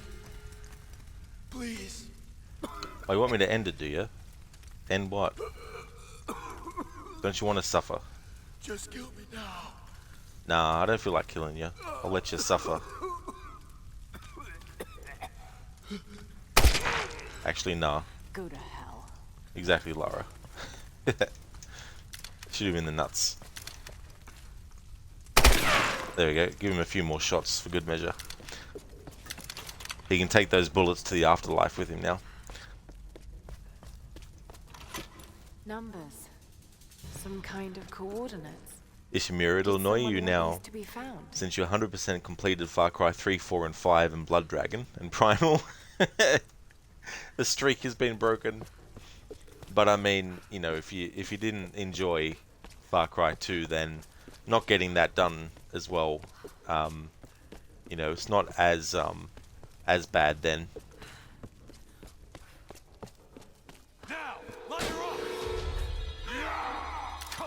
In a in a bow only challenge, every time you use the bow, Oh shit! She has a machine gun! Get down! the game automatically switches it back to the machine gun after every shot. Well, it was. Thought it was at every shot.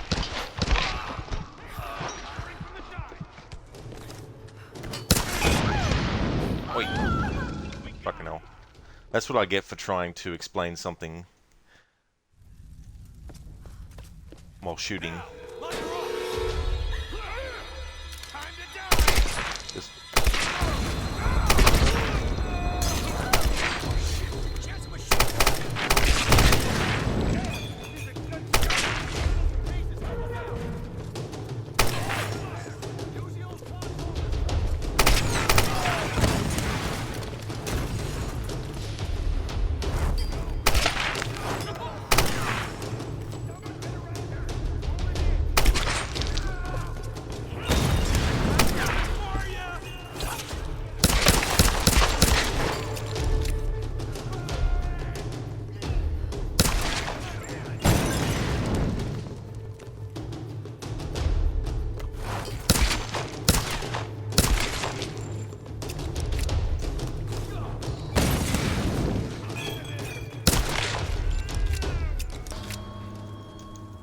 Ishimura, yep, probably won't go back to 2. It's easily your least favorite in the franchise.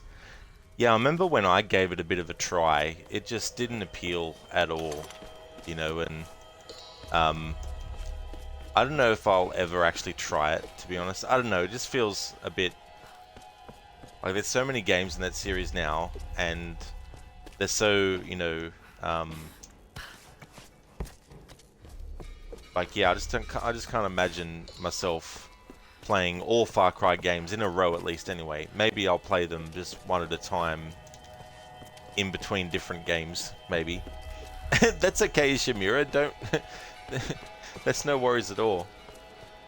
It's one of those things where I'm not that good in intense situations in gameplay while talking at the same time. Because sometimes I want to explain something or talk about a previous playthrough while in the middle of a battle situation, and then I just end up getting killed.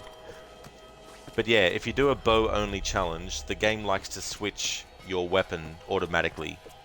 And Father Matthias will set us free. From what? This island? and if your punishment for that playthrough is to start from the start of the game again, then even shooting a weapon that's not a bow from like an arrow will actually mean you have to restart the game from the start.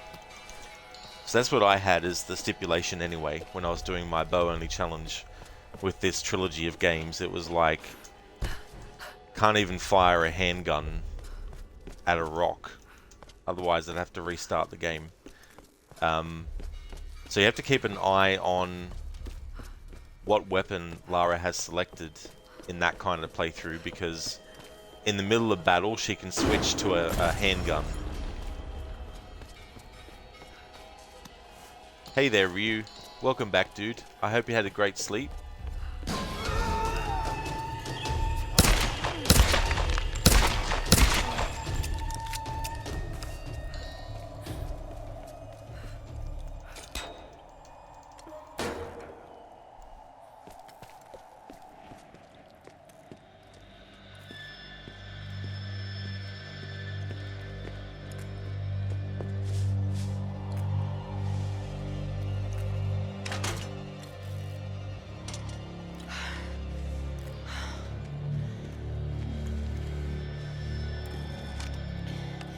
Alex, are you there? Yeah. The console's a wreck. Damn it. Well, unless you see a Radio Shack around, you're gonna have to patch it manually through the maintenance panel. Okay, that sounds simple enough. Yeah, well, you're gonna have to find it first. On those old towers, they installed those panels high up. I mean, way high up. Climbing again. Great.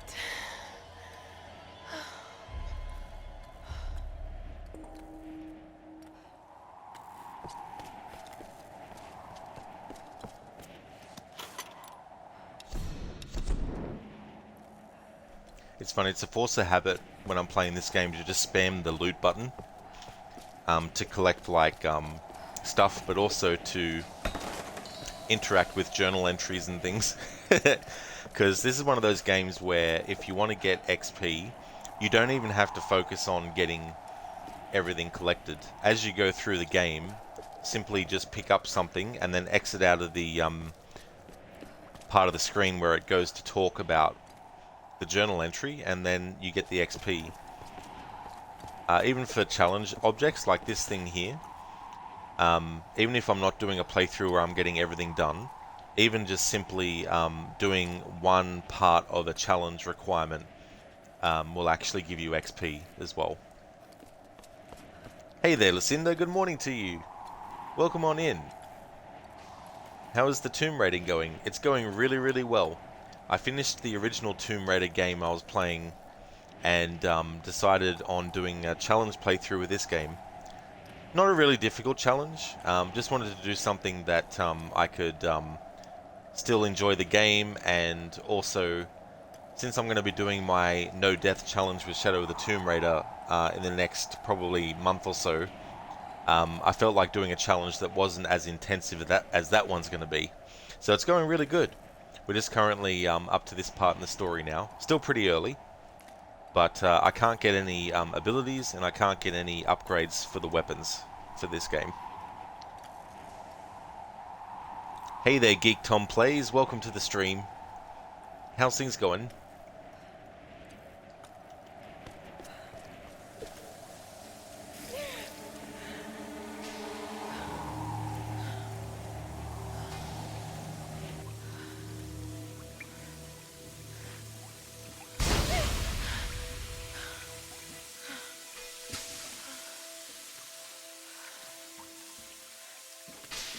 That tower better work after all this.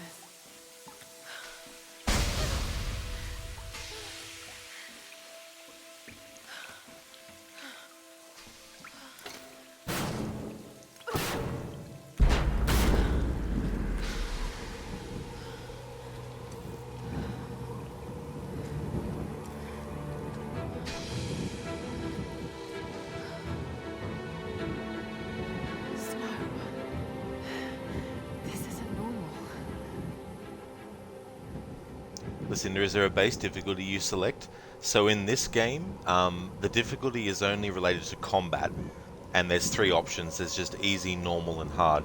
So it just changes how many hits it takes, I guess, for the enemies, and how much damage they do to you, and all that type of stuff. So I've just chosen normal for this because even playing on normal, there's no like gameplay advantages for the challenge, so just playing it on normal combat difficulty. Yeah, Shamira, yeah, I like doing these kinds of playthroughs sometimes with games. Like, I did one with Deus Ex Human Revolution, and that was fucking hard. There was actually a boss fight that I had to spend almost an hour on, but on one attempt, the boss glitched and kept running into a wall, so I was like, here's my chance, and just kept shooting the enemy until they died. So that helped. But I've also done one with Assassin's Creed Unity. That's actually not too bad, doing a playthrough of that game without getting any upgrades. Even though it means sticking with the base level sword that you get given, which is pretty shit, really, and all that type of stuff. Geek Tom, you never get bored of this game. I don't blame you at all. Yeah, the last time I played this was in November last year. So it hasn't been that long since the last playthrough. Yeah, Lucinda, so this game only has options for that. In the next game, though, there's actually options for, you know, even puzzle difficulty as well.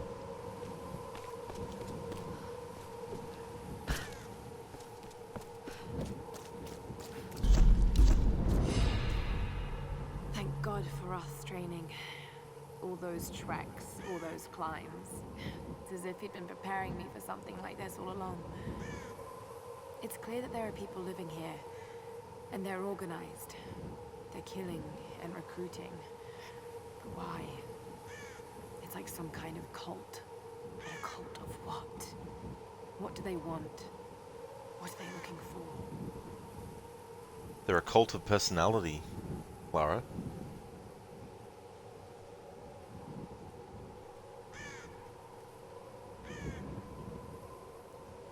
Thank you so much, Lucinda. I really appreciate that. That's awesome. Thank you so much. And thank you for the 4 years, 4 months, and 20 days of followage as well. Thank you so much. I really appreciate that. Where does the time go, huh? Just flies so fast. Like, holy shit. Geek Tom, what are you playing this on? Xbox, you assume by the button icons? I am Geek Tom, yeah. This is the definitive edition that came out on the Xbox One. But the console that I have is a Series S. Yeah, it really is, Miriam. That's for sure. Definitely is a small world. Miriam, you decided to stay because Rod said he prefers salted popcorn. Absolutely.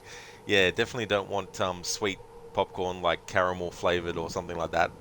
Definitely salt and butter. Ishimura, thank you so much for the 4 months, 27 days, and 23 hours of followage as well, Ishimura. I really appreciate that. Thank you so much. Ishimura, not as long as you thought. Well, that's definitely no worries at all, Ishimura. You know, I even appreciate people if they've only followed me for 5 minutes. So, you know, it's definitely no trouble at all. Thank you so much for that amount of time.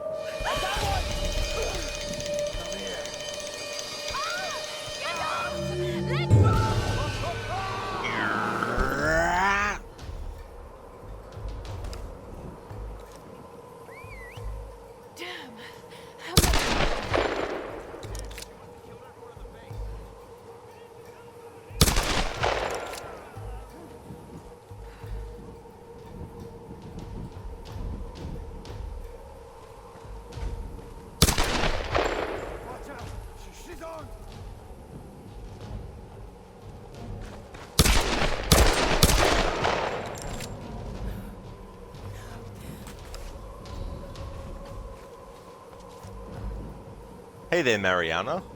Welcome. Geek Tom, you don't think you followed for that long? That's definitely no worries, Geek Tom. Thank you so much again, Mariana, for the follow as well. I hope you're doing really well. Geek Tom, thank you so much for the 11 months, 17 days, and 4 hours of followage. Thank you very much, I appreciate it. Easy, no caramel popcorn. Salt and butter here as well. Extra butter, please. Oh yeah, absolutely. I haven't had popcorn for a while because I generally only have it when I go to the movies, and I haven't been to the movies since 2019. I think it was 2019. Maybe it was 2021 the last time. I forget, sometimes the years just bleed together nowadays.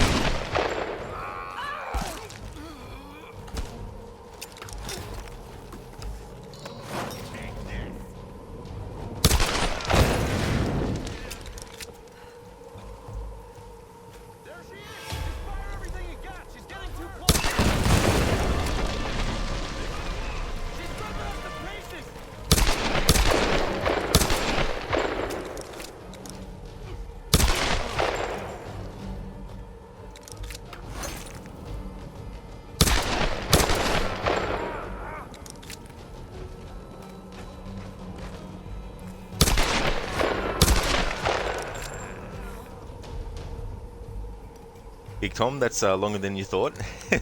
Thank you so much for that amount of followage. Mariam, he probably broke his leg. He probably did in multiple places.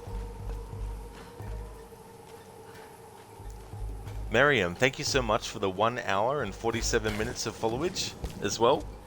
Thank you for that, I appreciate it. Mariam, bring the movies to your place. Yeah, exactly, you know. Just in the comfort of own home, just enjoy. Ishimura, I think the last time we went to the cinema was Alien Covenant, whenever that came out. Oh yeah, I think that was, I want to say it was 2017, but maybe it was a different year, but I went to see that at the movies as well. I didn't actually mind it. I mean, yeah, it's definitely no Alien, or Aliens, but I thought it wasn't that bad. But I also like Prometheus as well. And Alien Covenant is kind of like half like Prometheus and then half like the original Alien, or tried to be. But who knows what's going to happen with that now, because Disney owns the franchise now, and they're doing a series, an Alien series that takes place on Earth, which is very boring.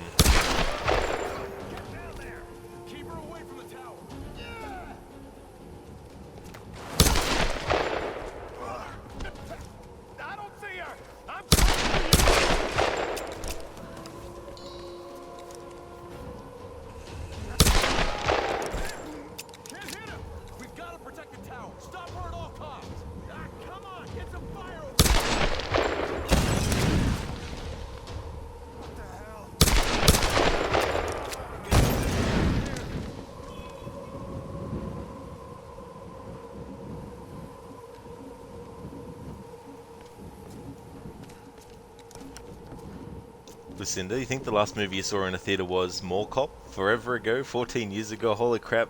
Bloody hell, that is a long, long time. And I've never actually seen that movie before. But I didn't realize that's how long ago it came out. Like, that is amazing. Yeah, Shimura, 14 years since that movie came out. Wait, Disney owns the Alien franchise now? Oh dear. Yeah, once Disney bought 20th Century Fox, they then owned everything, including The Simpsons, Alien, the Predator franchise, Home Alone, Die Hard. They own that franchise now too.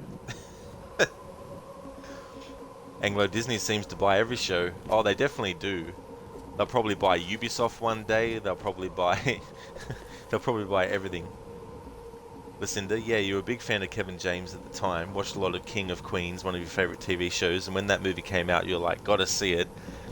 You know, I haven't seen much of that show, but I did like what I saw, and the actress who plays his wife in that show, Leah Remini, she was actually a member of Scientology for a while. Her mother actually was, or still is, a Scientologist, and she joined the organization too, but she left it, and she's very vocal against Scientology since then.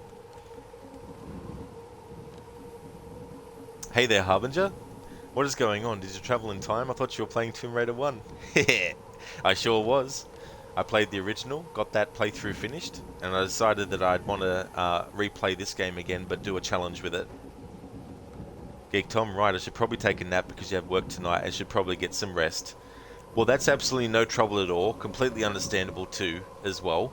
Thank you so much for being here, Geek Tom, and I hope you have a really great sleep as well.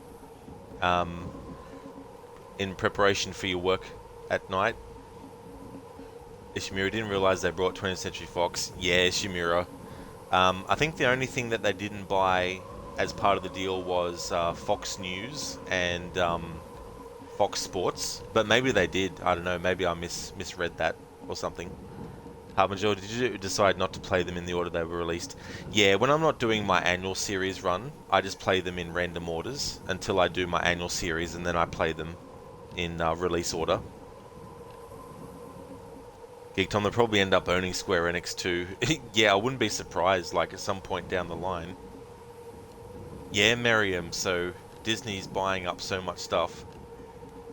Easy, did you see that documentary she did? I didn't, no. I've seen some of her YouTube stuff, but I haven't seen that documentary yet though.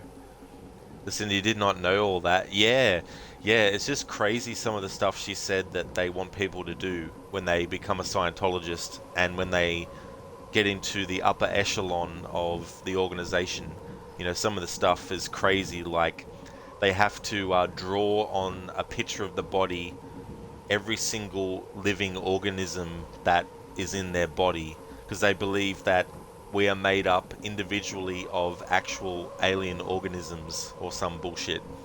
It's like, yeah, sure, right. Thank you so much, Ishimura, for being here. I hope you have a great sleep as well. Thank you so much for the chatting as well. I'll catch you next time. You love King of Queens, also The Office and Seinfeld as well. The Office is probably your favorite. It's a must-watch, her documentary. Yeah, I'm always interested in things that are exposing that, you know, Scientology as well. But yeah, that show is pretty good from what I'd seen of King of Queens, and Seinfeld is classic. Yeah, Lucinda, and Miriam, it's just utterly ridiculous. I love how Lara says here, yes, still alive. Out of the way! She's left! Okay, focus. You can do this.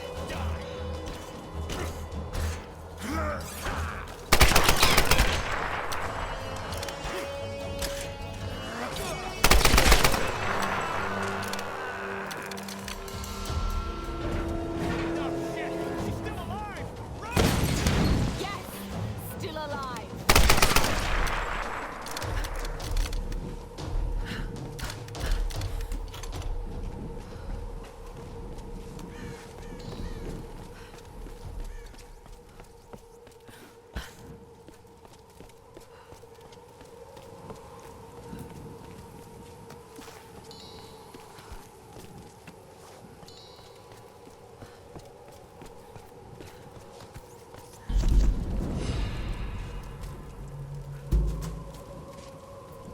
Easy, you read L. Ron Hubbard's book just to see what it was all about, called Dianetics.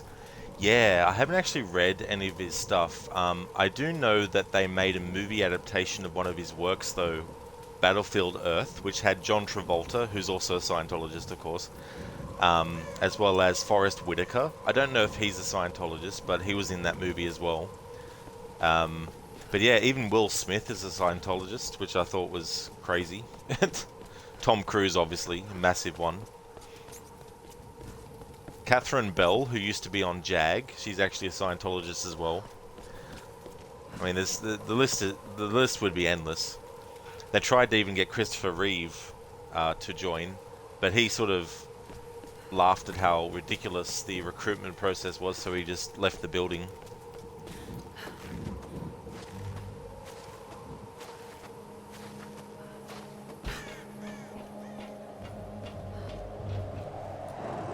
Okay, here goes.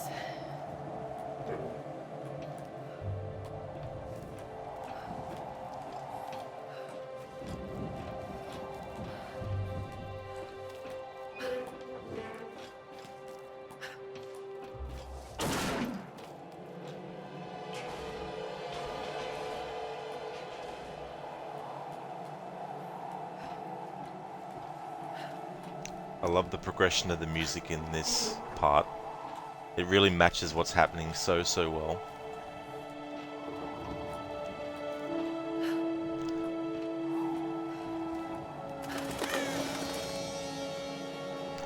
The music's actually by Jason Graves, who did the music for games like Until Dawn, The Quarry, and the Dark Pictures games as well, as many other ones.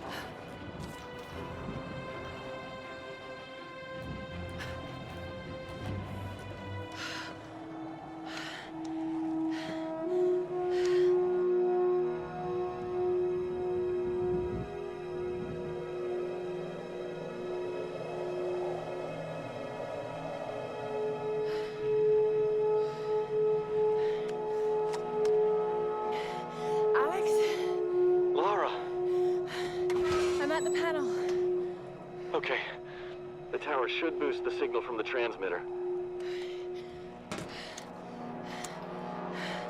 Okay. Alright, find the emergency channel and get a clear signal on your radio before you broadcast the SOS.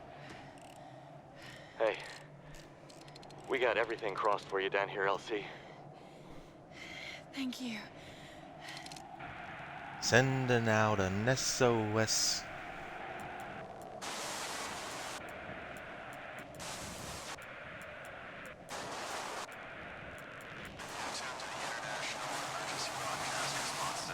Please identify your situation and location coordinates and stand by for a response. Easy. I think you should be able to believe what you want, but Scientology is a downright cult. In your opinion, anyway. You're into rodology yourself.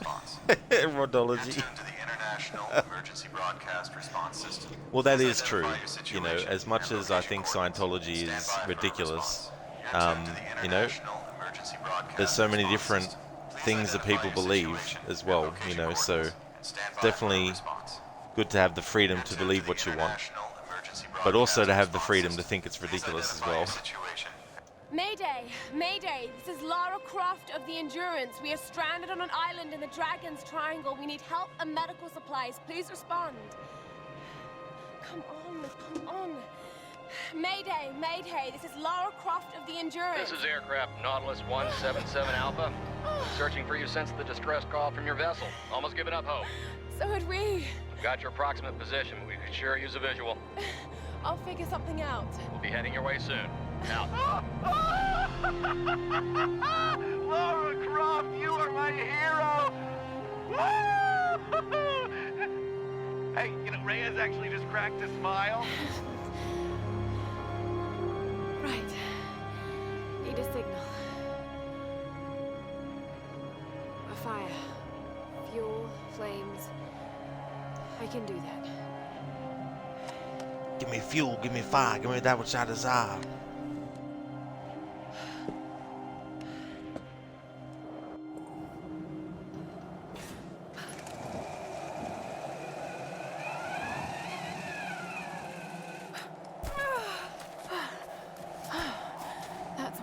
get down.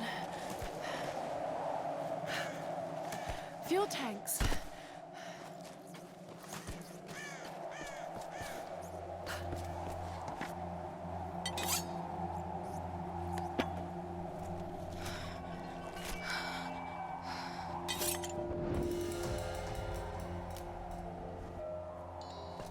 This should do the trick.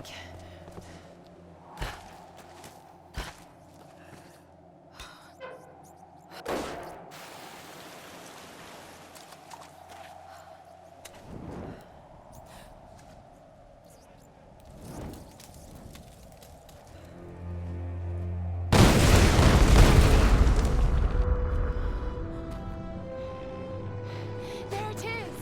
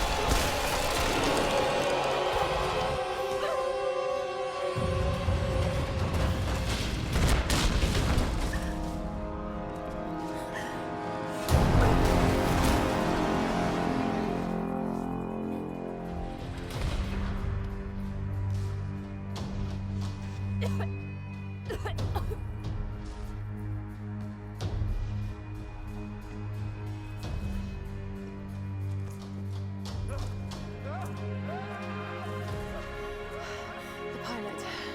I have to get to him.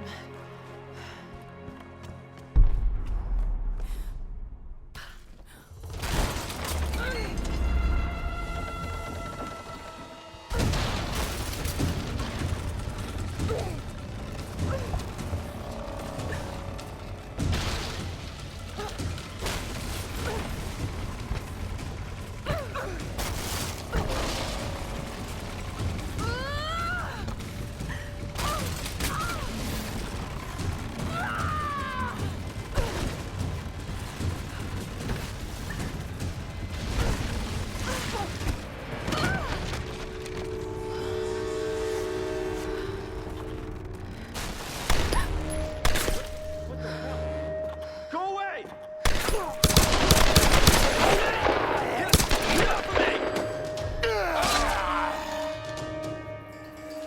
Lara, you there?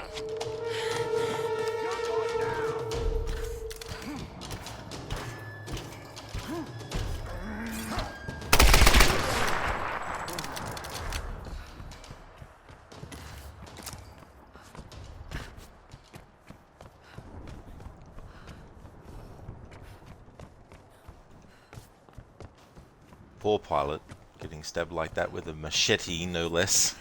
Not a knife, like a fucking machete.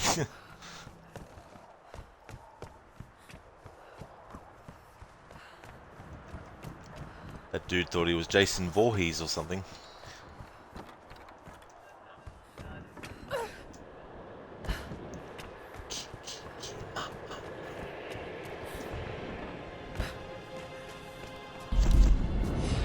I can't get it out of my head.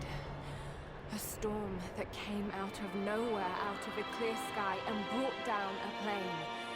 It's not rational. You know it's not rational, Lara. There must be some explanation. I just don't know what it is yet. It's a large-scale setup, Lara. It's a reality TV series that no one knows about, that is being filmed secretly on Yamatai. All of these people are actually actors, but the actors themselves didn't know that they were actually getting into a reality TV show. One where you actually die. Just kidding, that's not the twist of the story.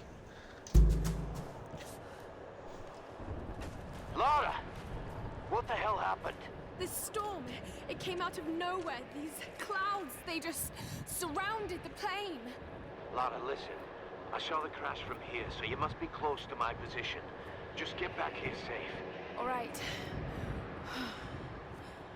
On my way. Lara Croft is a master ventriloquist.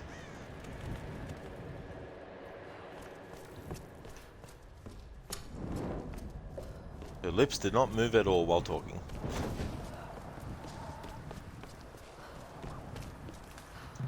That'd be so hard to do. I couldn't be a ventriloquist. See? I can't go beyond the mumbling noise by having the mouth open, mouth closed at the same time. Over here! To the side!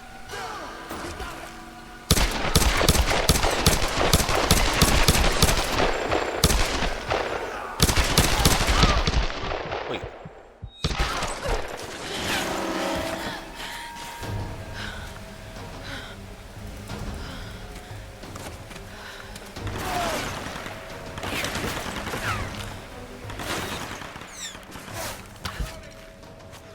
Get over here!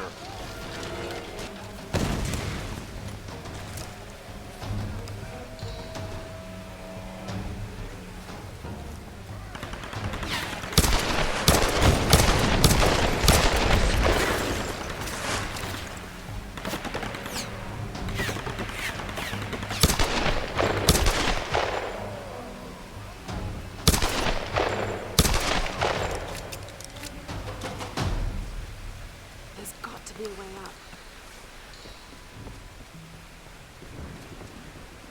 Matthew, did you like the Lara Croft Tomb Raider movie that was made from almost with the same story and plot of this game?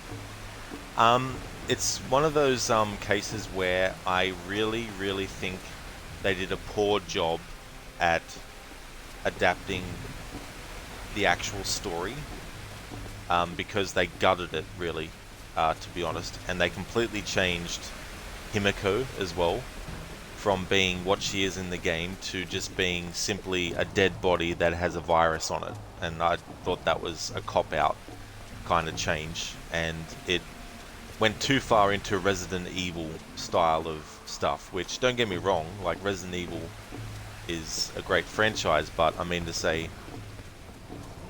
turning Himiko into essentially a dead body with a virus on it was just the wrong way to go, you know. And they don't even have Jonah as a character. Like, I could understand if they cut out characters like Roth and Reyes and Alex and Grimm and all those characters and that, but they don't even have Jonah. They don't even have Sam at all either.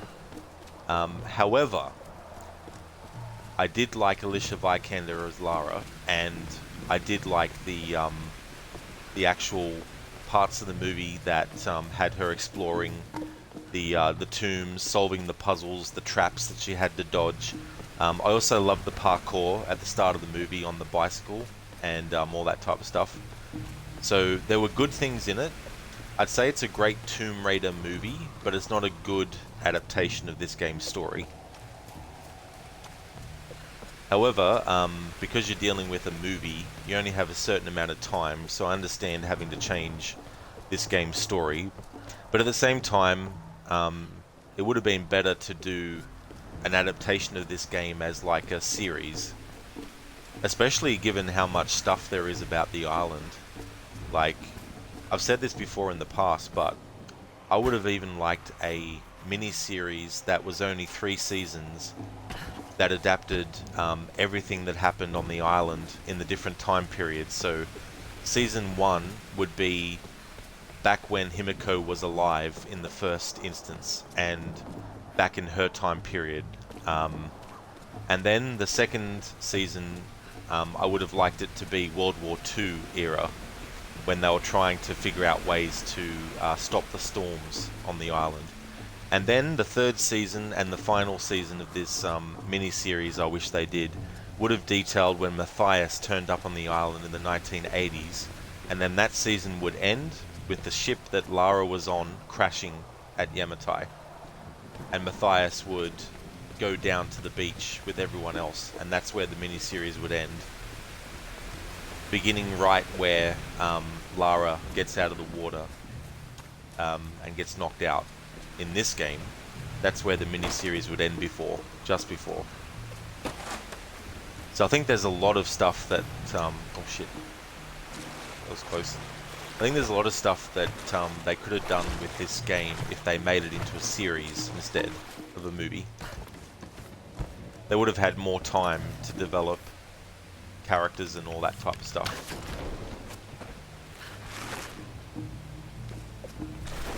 Yeah, easy, yeah. You know, like, but adapting games is hard because everyone who plays the game has their own ideas of what made the game good or not.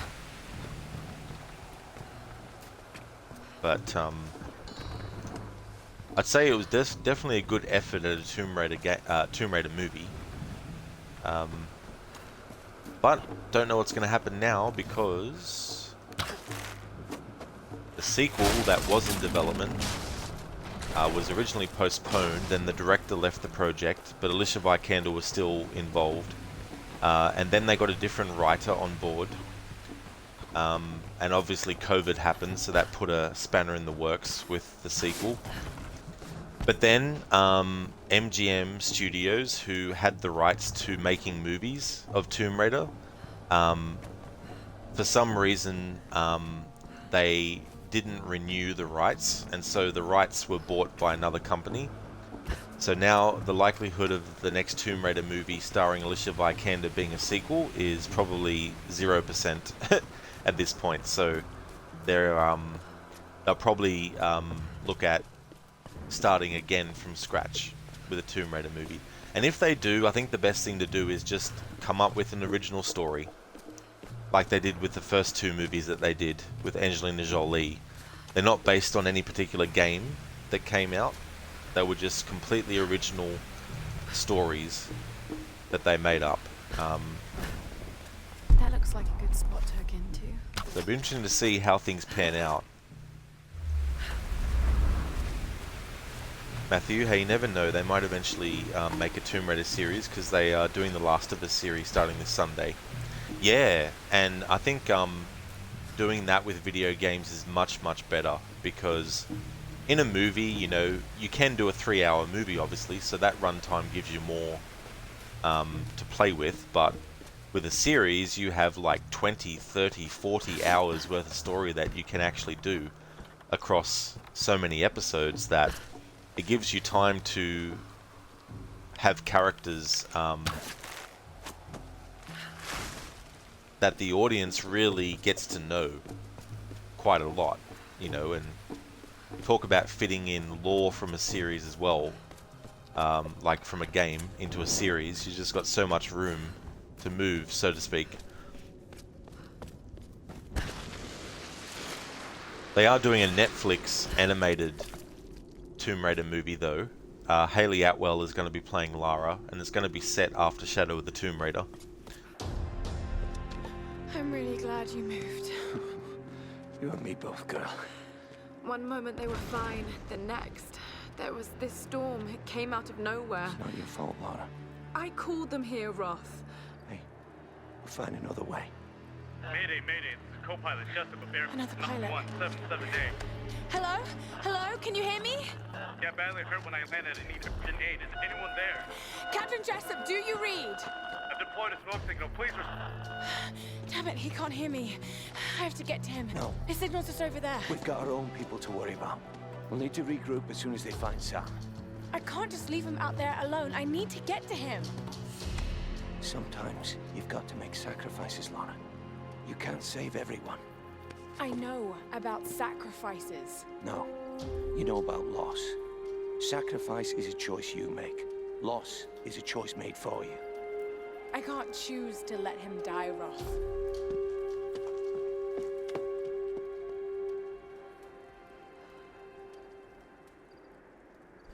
I really like that little interaction between Roth and Lara there.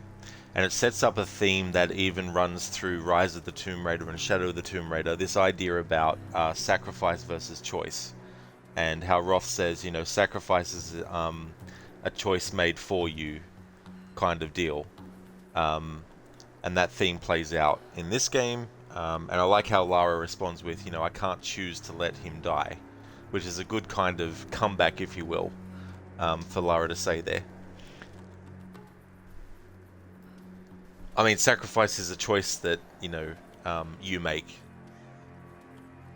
Got that mixed around. Easy, absolutely. If they started over based more on the game itself, you think it would be better. That's true, you know, and having a fresh slate can also help sometimes. Matthew, the first two Tomb Raider movies with Angelina Jolie were great. Yeah, I quite liked the first one a lot.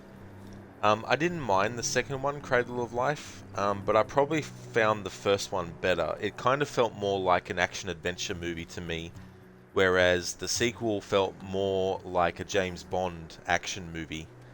I mean, you even have Lara being hired by MI6 to actually go on a mission to stop this dude who wants to, I think from memory it's about chemical weapons, and he's looking for Pandora's box. You know, so it feels like it sort of like seems like a James Bond story, a James Bond plot, you know. But she actually did quite a good job with Lara, and in the first movie especially, like there's so many funny moments, like when there's that big massive fight scene in her mansion, and then the next morning everything's all over the place, and as she's cleaning up, this delivery dude comes along, and as he's walking through, he's like, holy shit, what the fuck has happened here? And Lara notices and gives a smile, and she's like, I just woke up this morning and hated everything. And then the way he looks, she sort of like, you know, I think she winks at him or something. So she does a good job with Lara's kind of like sly wit and stuff that she has. Actually, the worst we have gotten with video game adaptations recently is that shitty Resident Evil series on Netflix. Oh yeah, like I was hoping that, because like it sounded good on paper, you know, adapting Resident Evil 1 and 2, having, you know, characters from the games that actually don't just, you know, wear the outfits that the characters wore, but actually could potentially be good. But then it's like, let's make Leon a buffoon and an idiot. It's like, no. Oh, oh, sorry, I got confused there, Ryu. I know what you mean. Yeah, the other series, the one where it's like half Stranger Things and half post-apocalyptic future story at the same time, kind of thing. But yeah, the movie reboot. You know, the director was talking about John Carpenter movies that he was inspired by, like Assault on Precinct 13, and that was sounding really good, you know, because Assault on Precinct 13 is a good movie, you know, and this idea of being in an enclosed location, and you've got people not only on the inside wanting to kill you, but you've got people on the outside as well, you know. And he was also saying, you know, oh, I'm a big fan of Big Trouble in Little China and all that type of stuff. And he wanted to turn Leon into a Jack Burton type character, and it's like, but that doesn't fit Leon. It fits Jack Burton because that's Jack Burton. You know, he's this character that's full of bravado. He's got, you know, this kind of like egotistical arrogance where he's like, you know, yeah, you know, I know everything and all that type of stuff. But it's funny because in that movie, when he gets put into the world of like magic and stuff, he's in way over his head, and then he becomes the sidekick character, you know. But, and then you got, you know, scenes in Big Trouble in Little China where he shoots the roof and doesn't think and gets knocked out from the rubble that falls on his head. Or he's trying to get his knife out of his boot and he accidentally throws it to the side during a fight, you know. That's Jack Burton, and that's part of the charm, but Leon Kennedy is not that type of character, or shouldn't be portrayed like that, you know. So that's what they did with that movie, was they made Leon a buffoon type of character, and it's like, no, that's not how you do it. But it's a shame, because I actually didn't mind the casting of like of Claire as well. and that, but yeah, it's just, how friggin' hard is it? Like, the original game story is not rocket science to adapt, but they just can't do it for some reason. This hut looks clear. We ain't gonna find anyone up here. You're probably right, but we got orders. It's the same with Doom. How can you not know how to make a movie out of a game where it's essentially run around and shoot the shit out of demons from hell with blood and gore? Like, how hard is that to translate into a movie that's actually good? You know what I mean? They've failed twice now. Oh shit! Help! Taking fire!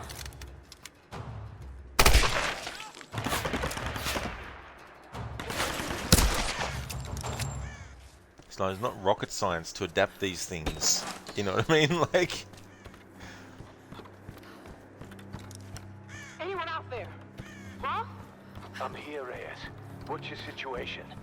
We followed a group of men to some kind the Mortal Kombat reboot was better and it had flaws too. Yeah. Yeah, reboots, you know, are supposed to be, if the original adaptations weren't that good, reboots, you would hope, are a way to sort of like fix the situation. Soon to meet up with you. Okay, we'll try to get in a bit closer. Keep this channel open. Matthew, yeah, it's too bad they couldn't make the series as good as the Resident Evil movies. Yeah, that's true, you know, because there's so much stuff like Resident Evil has stuff in the lore that even was happening in the 1960s, you know, so if you're doing a series of Resident Evil, you could even do a few episodes that are set in the 1960s, you know, with Umbrella and Wesker and Marcus, you know, and you know, all those characters. It's just so many things that you could do with a Resident Evil series. There's the signal.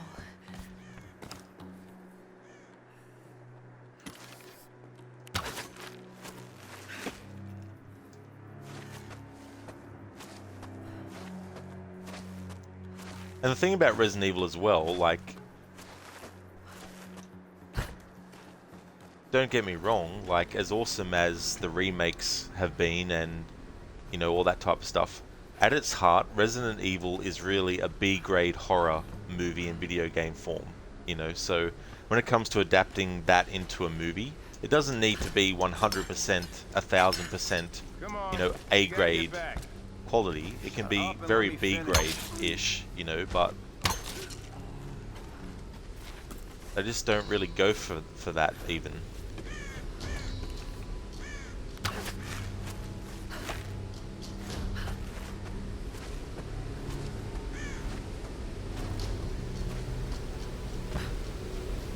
Yeah, the recent Mortal Kombat animated movie Snowblind has gotten praise, but while you don't hate it, you ultimately did not care for the idea that they went with.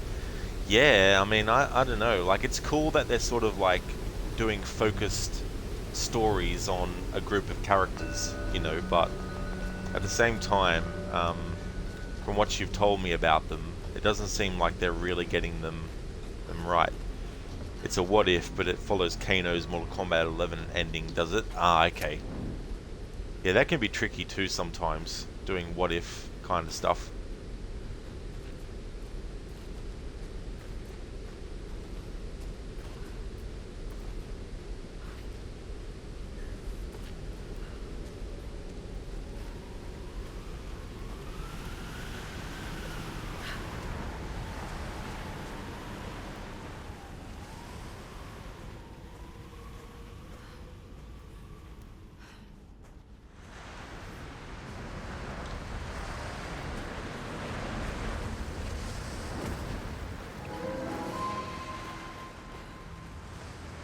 Whoops. I'm not actually doing optional tombs in this playthrough. I just completely absent-mindedly went through this area. So we're gonna backtrack now. When Kano's ending, he gets a hold of the hourglass and he has both Sonya and Cassie Cage fighting in bondage for his pleasure. What the fuck? Okay. Right.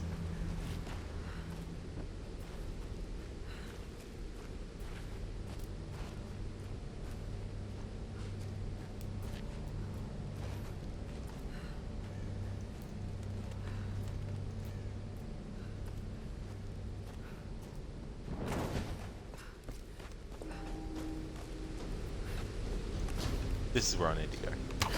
Oh.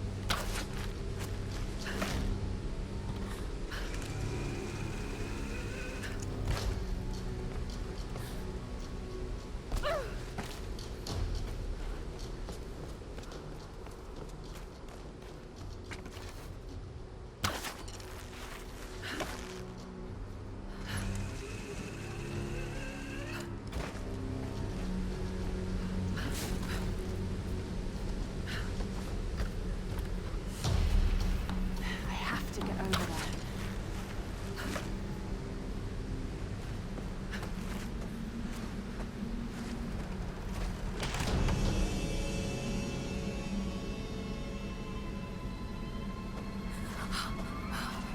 Shit.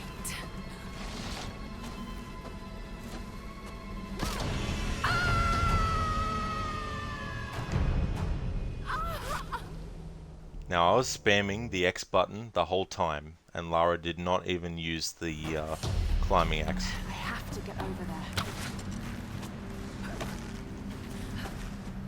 That actually happened to me once when I was doing my no death challenge playthrough actually, and I had to restart the whole game from scratch after dying there. Come to think of it, that hasn't happened in a playthrough since then until now. Thank you, game, for responding to my button inputs.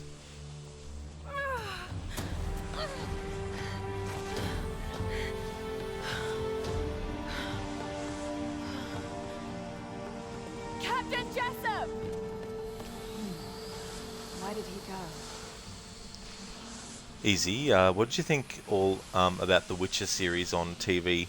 So I've only seen the first season, but it actually made me have the motivation to finally play the games. And I liked Henry Cavill as Geralt.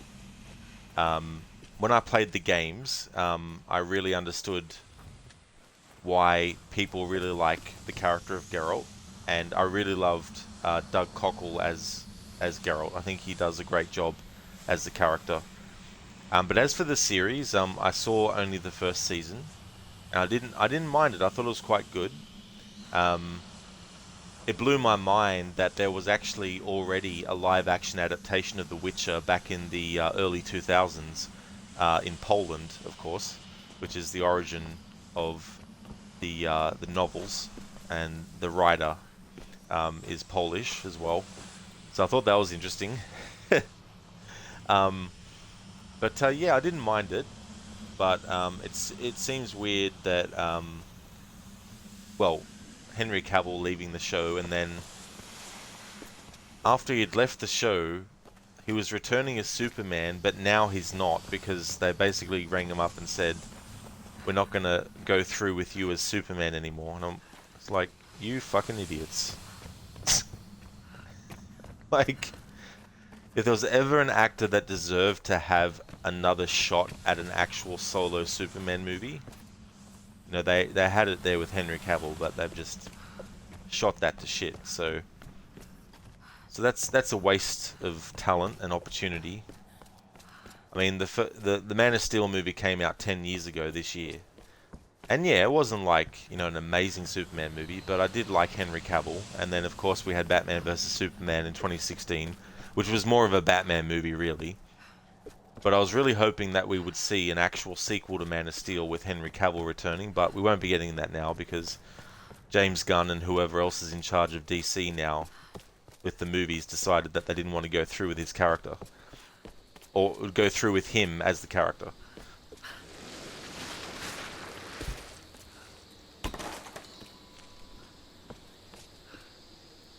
You feel so horrible for Sonya, to be honest. She gets involved in a one-sided relationship with Johnny the Simp Cage, who constantly hits on her despite her being annoyed by him. Then they have a kid, and according to the Mortal Kombat 10 prequel comics, Cassie was the result of a one-night stand between them. She dies in the beginning of Mortal Kombat 11 story, and her past version is brought into the conflict, so we see that cringy dynamic play out yet again, and now we get the Mortal Kombat movie following an ending where she's fucking humiliated. And to add topping to that, the next Mortal Kombat animated movie is Cage Match. Yeah, definitely sounds like everything that they're doing with Johnny Cage and Sonya in these new stories is basically, turning Johnny Cage into a character that, yeah, there might have been inklings that he could become that type of character, but Lyndon Ashby's performance as Johnny Cage in the 95 movie should be the template that, they all followed afterwards. The way that Johnny Cage was portrayed in that movie was the right balance, but it sounds like from what you've told me that they've really turned Johnny Cage into a, one-dimensional, really sort of like arsehole-ish kind of douchebag, Easy, fair enough. Same here. Yeah, so I don't know how the series is going to go after Henry Cavill finishes out once season 3's done, but yeah, maybe the show will end if they don't get enough viewers. Matthew, yet you wonder what DC can't compete with Marvel movie-wise, lol. Yeah, I mean, that's the thing. They basically piss stuff away, and they get these people who do have talent, and maybe maybe the movie that they were in might not have been the most amazing movie ever, but the person that they cast still has potential in the role. But instead of trying to give them the opportunity to show that potential. Lara, Roth told us about the plane.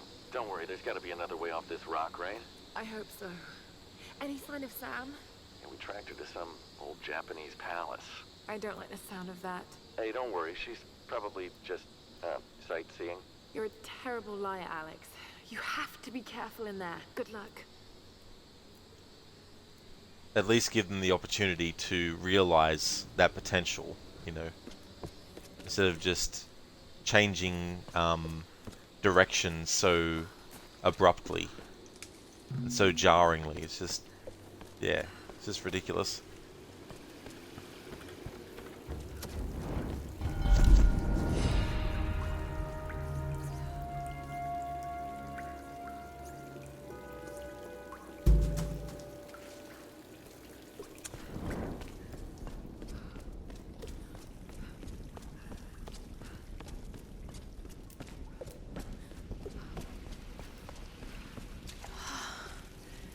These ruins predate the Kofun period.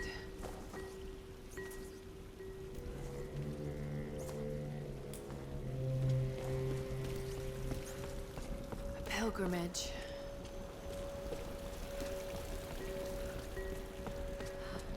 A queen. Himiko?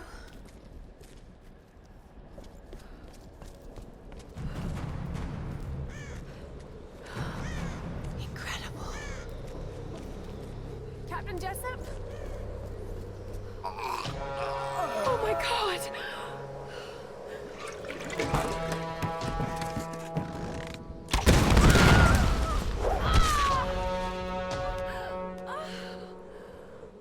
For a child, you've caused me a great deal of trouble. But you're just as naive and predictable. Kill her! The Guardians are here! Come on, get out!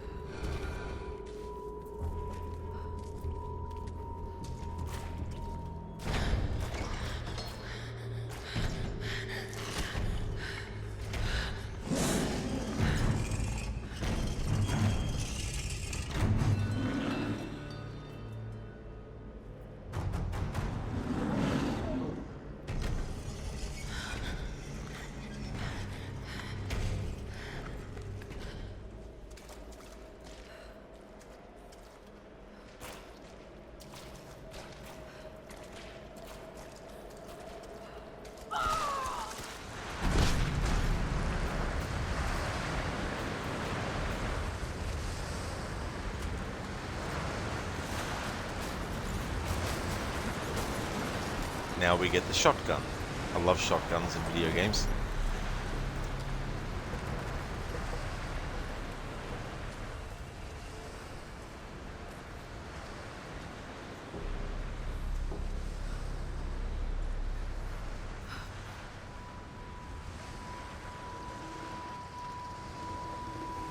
I hope this thing still works.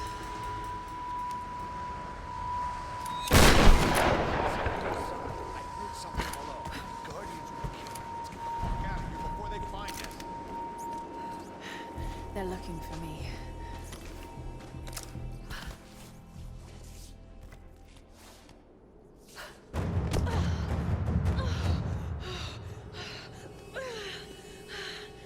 I hate tombs.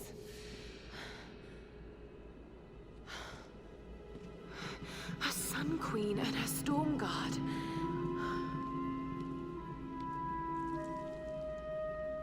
Himiko, the first Sun Queen. This is Yamatai.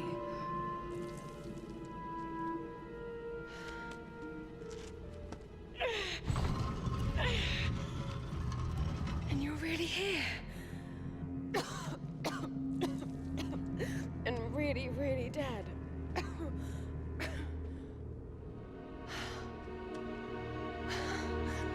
This is incredible.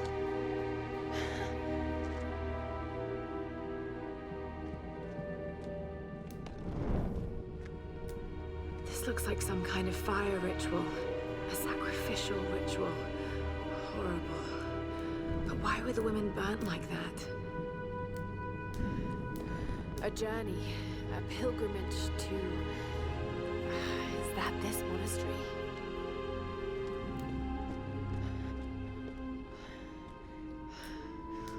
Pouring water. But why?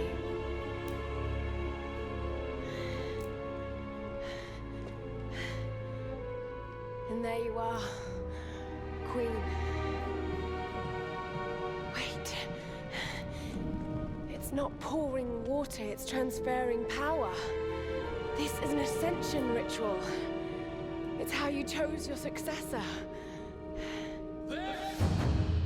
Oh no.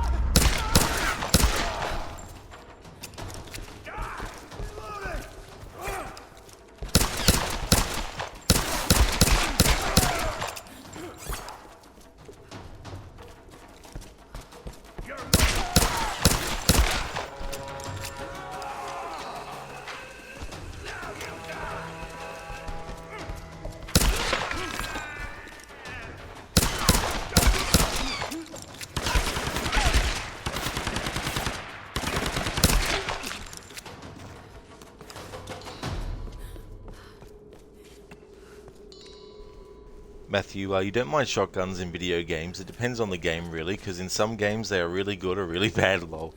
In this game you think the shotgun's decent. That is true. You know, in some games the shotgun is really only good for a last resort, and when you're in, you know, close quarters combat, whereas some games the shotgun is pretty weak, you know, in other circumstances and that. But yeah, I'd say the shotgun in this game's decent as well. It's got some good stopping power, especially if you just want to shoot an enemy off of something as well. Liu Kang Katana is arguably a better pairing than Johnny and Sonya, but lately they made it to where Katana only defects because of the attraction to Liu Kang and him saving her. Ah, I see, yeah, so there's no actual motivation before all that. You know, because obviously Katana in other versions is, you know, already well and truly, you know, rebelling against Shao Kahn and that.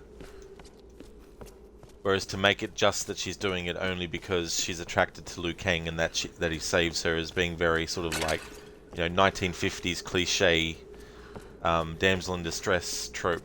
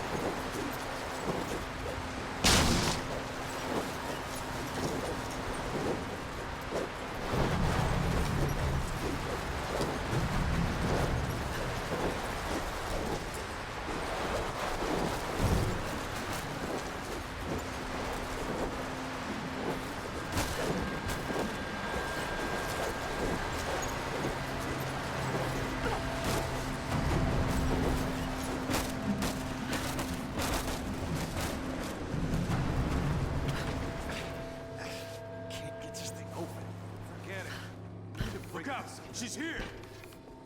Hey, woman, don't shoot. Take her out. Get closer. Let's see if we can get around her.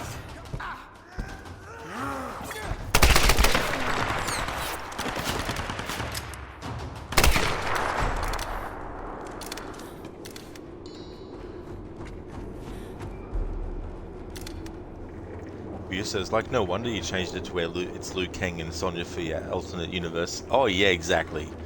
You know, it's good to be able to come up with your own version of characters, you know, stories and all that type of stuff.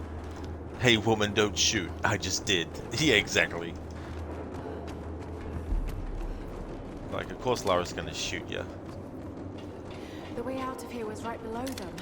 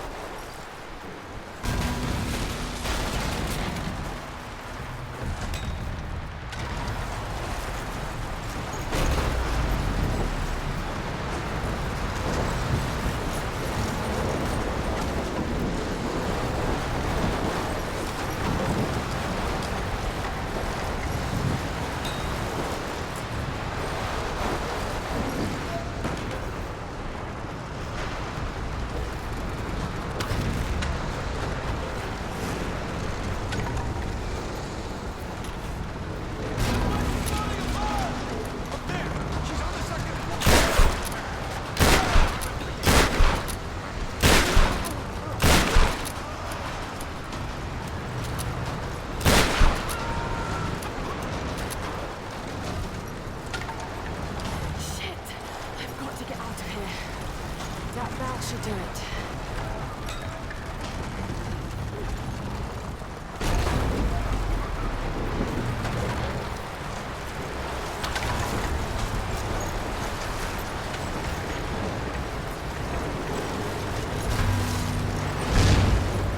Oh, the bell tolls.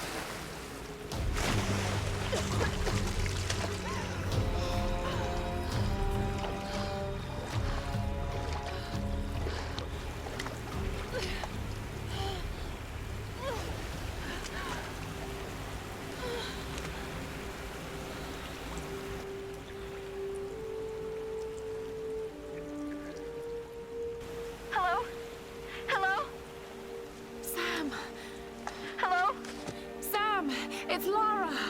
Oh God, Laura. It's good to hear your voice. Yours too, Sam. Is the rest of the crew with you? No, I just managed to steal this radio off a guard. A guard? I've been kidnapped. What? Where are you? I don't know. Some old Japanese palace. They keep talking about a fire ritual. Laura, I'm fucking terrified. Shit, someone's coming. I've got to hide this thing. Sam? Sam! A fire a ritual. Like the mural in Himiko's tomb. Roth, are you there? I'm heading towards the palace. The others are being held there too. I'll catch up to you and we can go in together. Lara the ventrilo. I said that word fine twice before. Lara the ventriloquist at work again.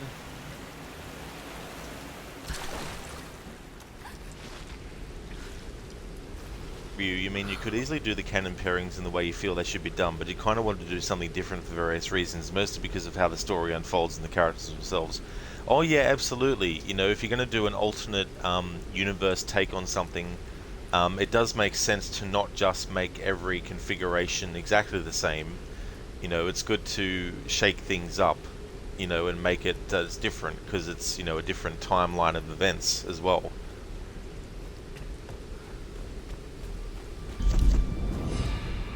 Just when I thought things couldn't get any worse. What were those things in the monastery? They were dressed like the Storm Guard, and the sounds they made almost inhuman. Shit, just listen to yourself, Lara. You sound like Dad. It's like they're the remnants of some lost civilization. Okay, that might really sound like Dad. All I know is they killed those men, and I have a feeling they wouldn't hesitate to kill me too. But I can't think about this now. Sam's in trouble, and I've got to get her back. She's counting on me.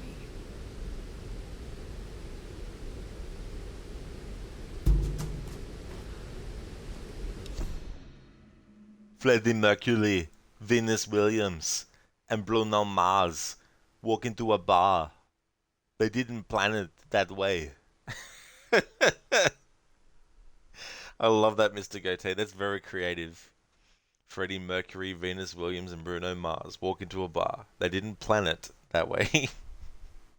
How's it going, Mr. Gote? Thank you so much for that.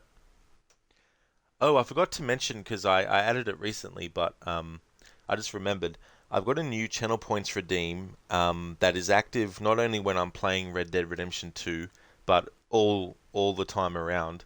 But it's a random Red Dead Redemption 2 quote as well. So when it gets redeemed, I'll choose a random quote from Red Dead Redemption 2 and say it on stream. DC_65 recommended and suggested that I do that for that game, and I thought to myself, how come I haven't thought of this yet? I've got the one for Assassin's Creed random character quotes, so why not have one for Red Dead Redemption 2? Because there's so many great bits of dialogue in that game.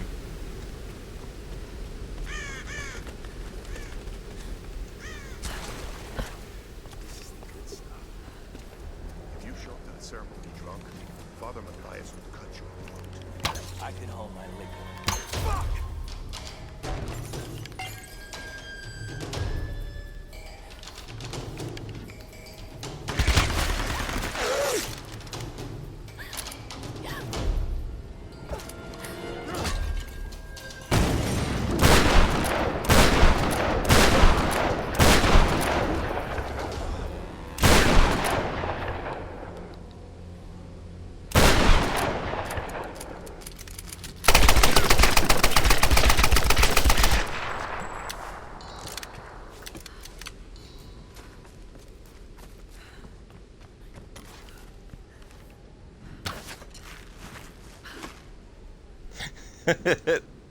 That's when you know an enemy in a game has really pissed me off.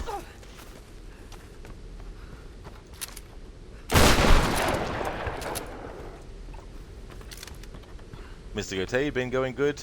Excellent. That's great to hear, dude.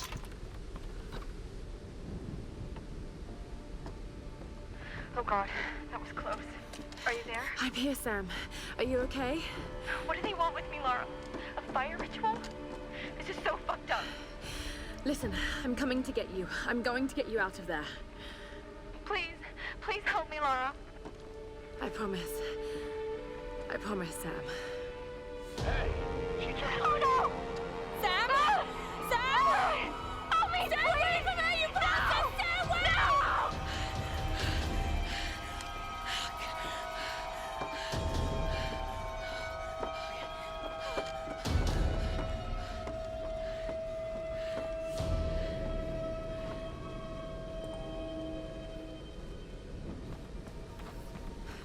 Matthew's safe to say he didn't have balls of steel, lol.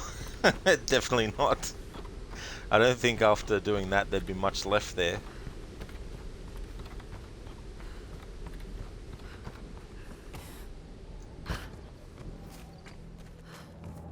That's a good one, Easy.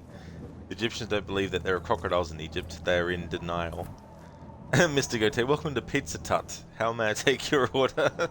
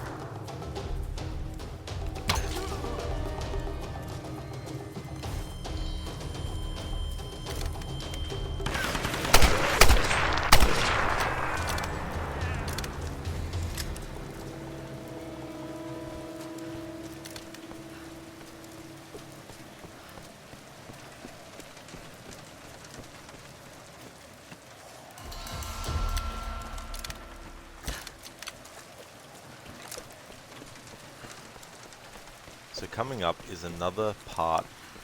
If you're doing a no death challenge playthrough, and if you die you have to restart the game all the way from the start, this upcoming sequence has many parts to it where you can potentially die, and it's instant kill as well. Like, you mess up a QTE, you're dead. You get hit too many times, you're dead. There's not much room for error.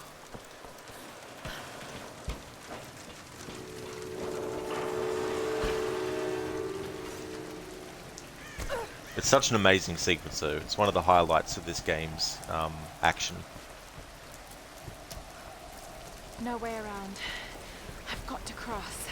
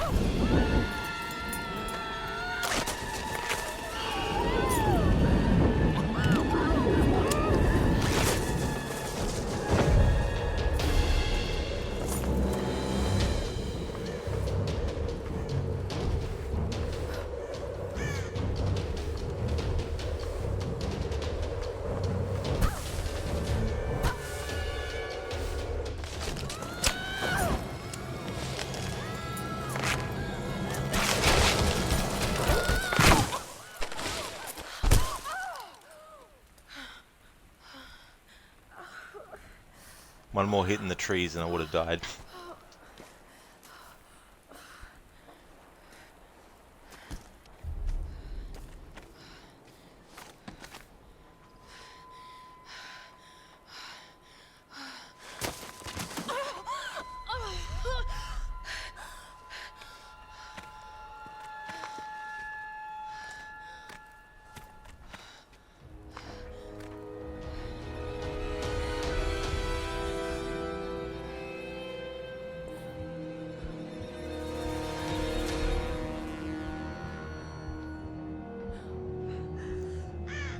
Easy Bear walks in the bar and says to the bartender, "I'll have a rum and Coke." Bartender says, "What's up with the long pause?"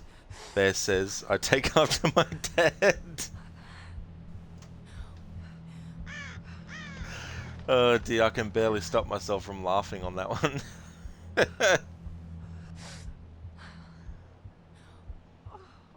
Hey there, Salcat. Welcome. I hope things are going well. Lara needs to work on her landing skills. Very true. Yes. Needs to work on the landing skills.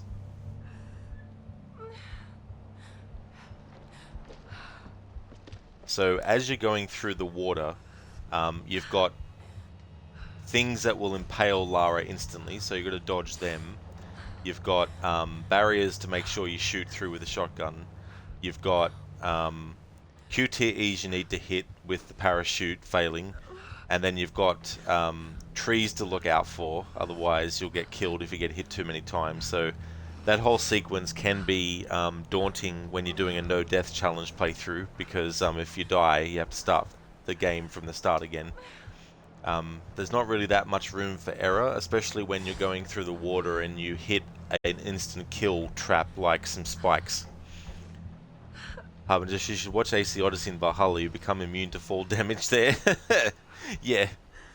Could you imagine being able to fall from that great height and she doesn't even break a sweat?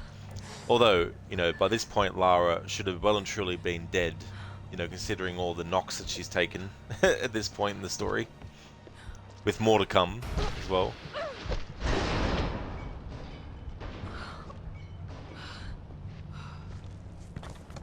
But then again, we are playing a video game, after all, and there is some expectancy that a main character's not going to die from their wounds. Oh, that hurt. If that's not part of the story, that is, obviously. No. Gotta keep looking. All right, let's check around the chopper. The smell.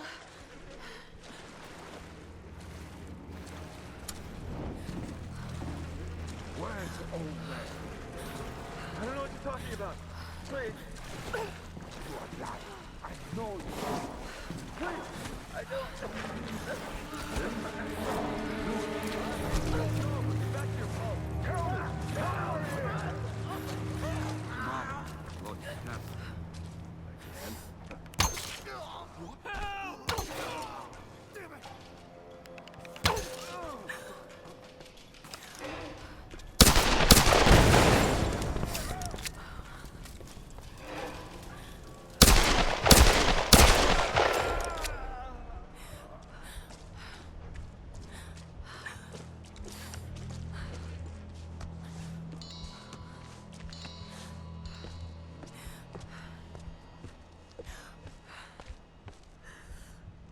Matthew, that's one thing you're looking to is the AC series when it finally premieres on Netflix, since they fudged the movie lol.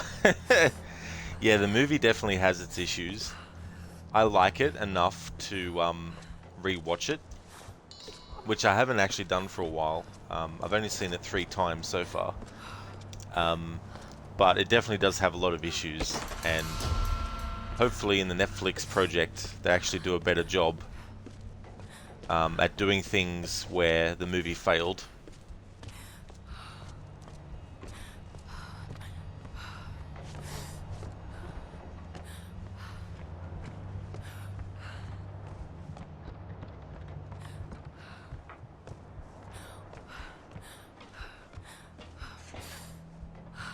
What the hell was that? Survivor!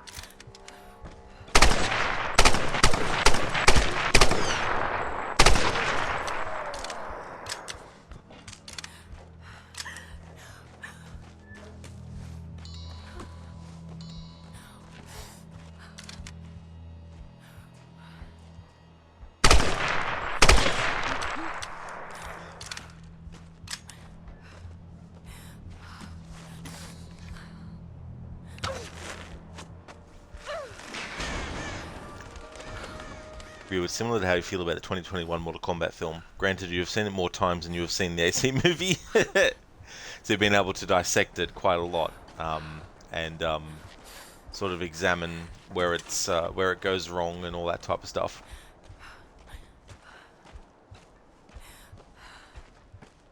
So we have coming up another what I like to call a Rambo sequence.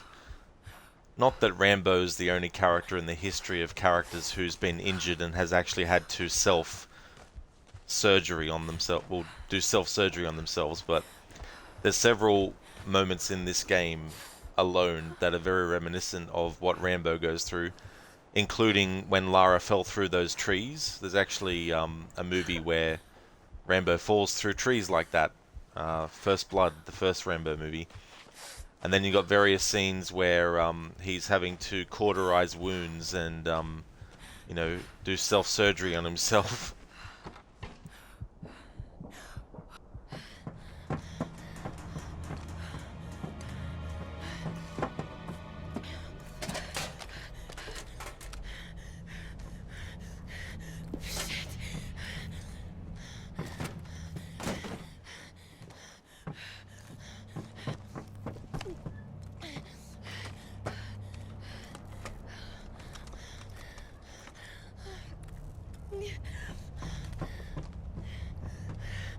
Sorry.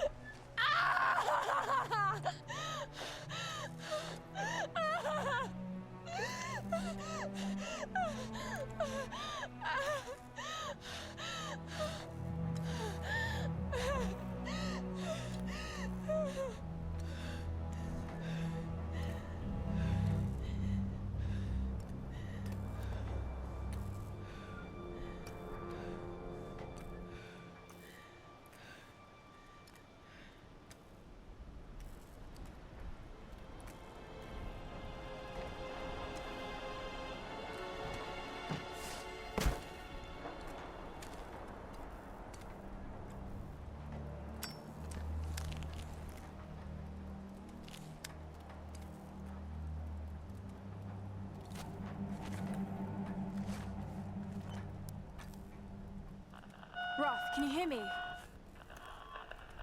Roth? Lara, are you okay? I'm fine. You don't sound fine to me. I'm fine, Roth. Where are you, girl? I'm in some kind of shanty town near the fortified palace. I'm still coming down the hill. How did you get there so fast? Long story. I can see the town from here. Are you near that large gate?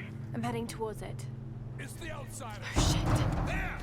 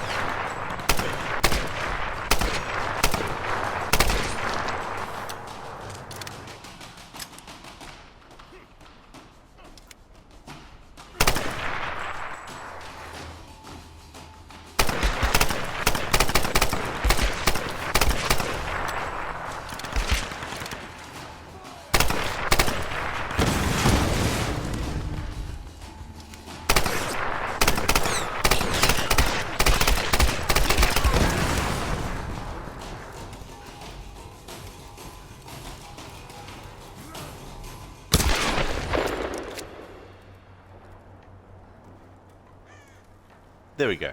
Alright. Now I can catch up to chat. Kind of goes from cutscene to cutscene, then into action straight away. Harmaji, pretend that the AC movie doesn't exist. It's all just a figment of the animus. Salcat, you can always count on a good old Rod to be on streaming. Oh yeah, absolutely, Salcat. That's for sure. You had a late night of playing GTA Online with friends and getting shot to pieces. You're done with that game now and moving on to the on to Conan Exiles. Oh, that's cool. That's great that you're having fun, and that you're moving on to that game. Hey there, Mauler. Welcome to you, dude. Mauler, the mission was to avoid damage. Now that's a playthrough I haven't done with these games yet, is a no damage playthrough, but I don't know how I'd go with that if I was doing that type of challenge. Good morning to you, Mauler. I hope you had a great rest of your charity stream with Dr. Ronnie earlier. Well, that's great that you had a blast with that Mauler. That's so damn awesome. Salcat, your typing is bad right now. I was drinking rum and coke yesterday, were you? Well, that's definitely understandable as well. But you're doing well, though, because I actually still know what you're saying, which is good. Mauler, you'd think we'd hear Rage and Rod. You definitely would, that is for sure. If I was doing a playthrough like that. Like, yeah, I don't even know how I would add a punishment other than restart the whole game from the start, which would be insane. It's insane enough doing a no-death challenge playthrough where if you die you have to restart from the start, but to do it after taking damage, that'd be like, ugh.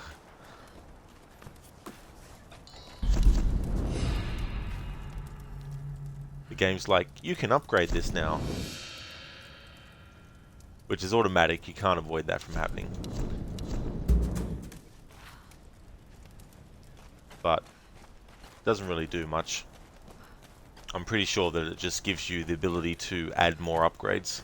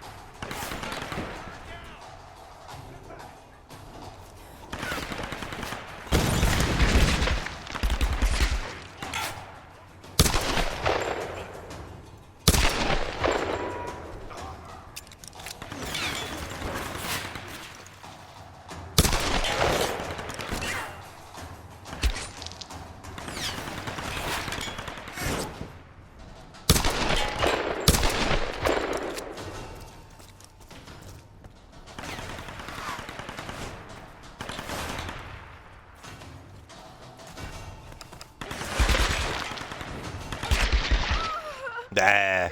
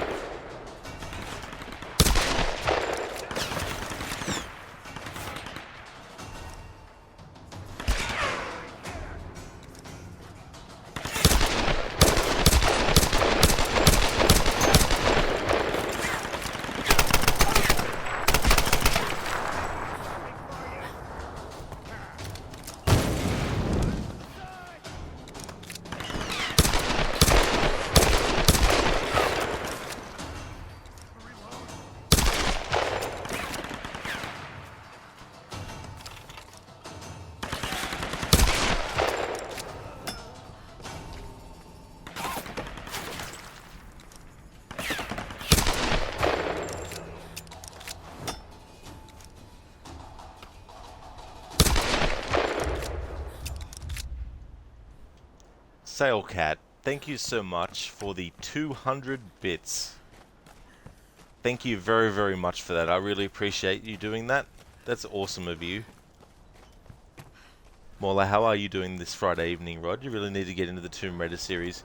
I'm going really well, thanks, Morla. I finished off my playthrough of the original Tomb Raider earlier, and took about a half an hour break to try and figure out what I wanted to do as the next Tomb Raider game, and I had a few options that I thought of, but ultimately went with this playthrough, and it's going well. Almost 4-hour stream, and I won't be finishing the game in this stream, but I'll definitely be finishing it next Friday, so I'll have to come up with another Tomb Raider game to play after this as well.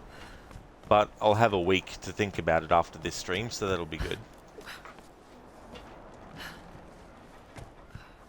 And that'd be great, Mauler, to see you play these games. I mean, any Tomb Raider game, really. Like, you know, if it's one of the old school ones, or if it's the reboot trilogy. Salcat, the way he fell down laughing my ass off. Oh yeah, there's some very funny enemy death animations when they're falling as well. I like it when they're on a zip line, and obviously... well, one hit when they're on a zip line and they're dead. They just fall off. Cheers, Salcat. That's awesome of you. Hey there, hippie. Welcome. Well, kinda. I got my ass handed to me there a moment ago and got killed. So I've died a few times in this playthrough, but as we get through the game, because I don't have because I can't upgrade weapons, it means that I also can't get abilities, and some of the abilities actually do things like make you take less damage, so I can't get that for this playthrough.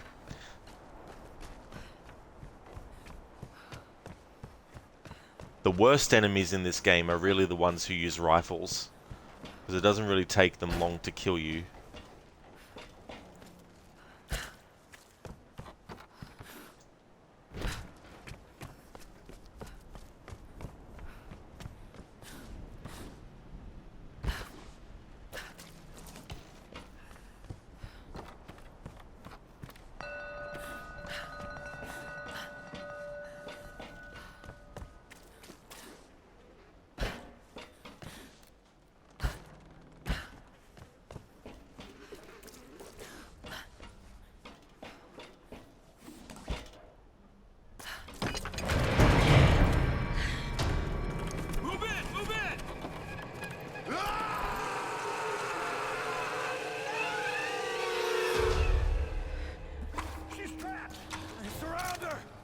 Nowhere for her to go!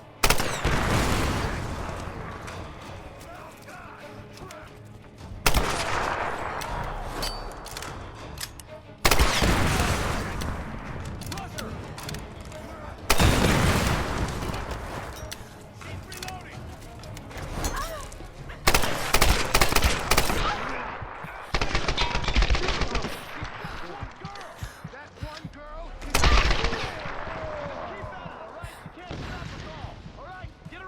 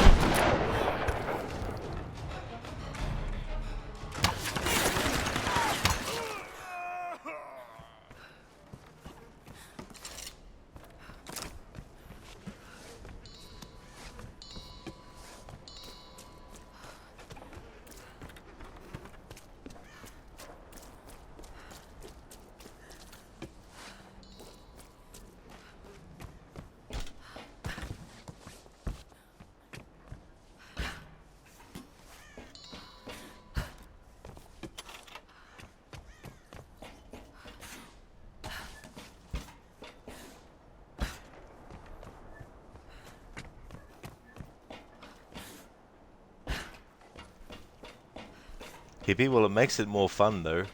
Yeah, it's a good way to keep playthroughs fresh for me as well, because I play a lot of these games, you know, multiple times throughout a year, so it's good to come up with different types of playthroughs, because it helps make it a little bit interesting for viewers as well, because they might see me do a game one way and then another time later on in the year they'll see me do it a different way as well.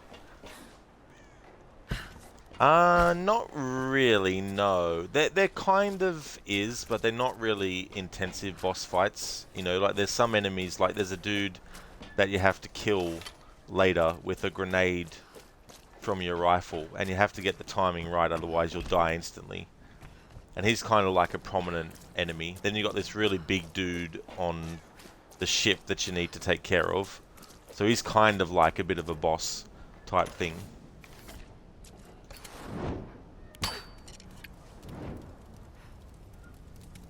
So okay, that explosion did nothing to the shield guy. It was so annoying.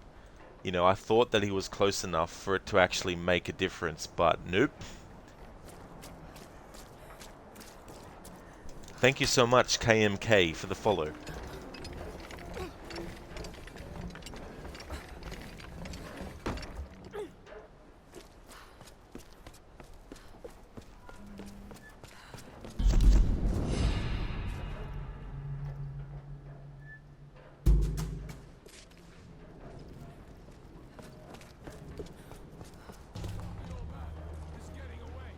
What's going on?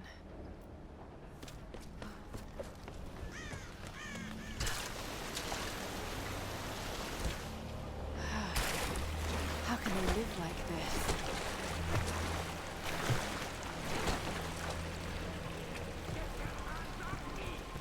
Oh my god! Grim!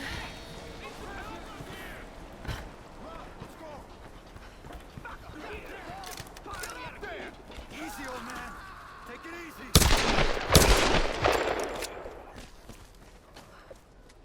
Nice, I love how that dude landed on his leg and then did the splits. You escaped! They couldn't hold me. Get up here! We need to get the others. What? Light her up! You've got company! Outsider! Give it up! Not a chance, you bastards.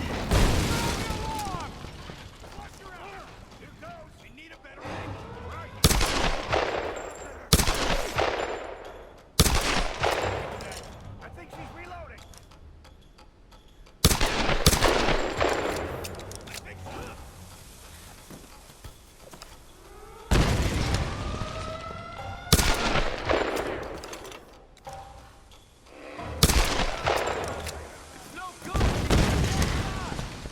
Get down there and fucking kill her. Let's see if we can get one of those bastards.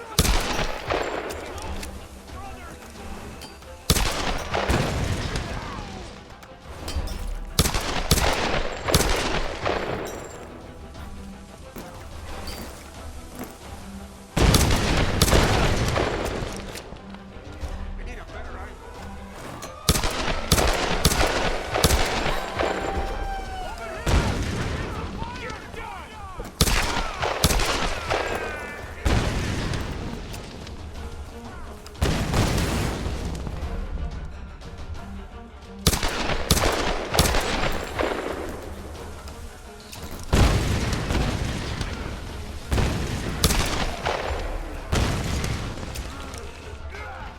Time to die!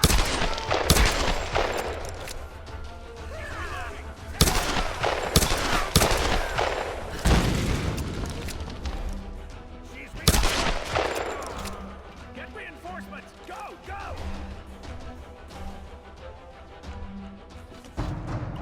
Lara! You're alive!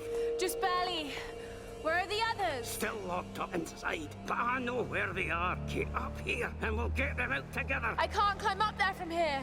Ah, damn it. Well, they got some kind of setup for hauling cargo. Maybe you can use it to come around the other side. All right. I'm on my way.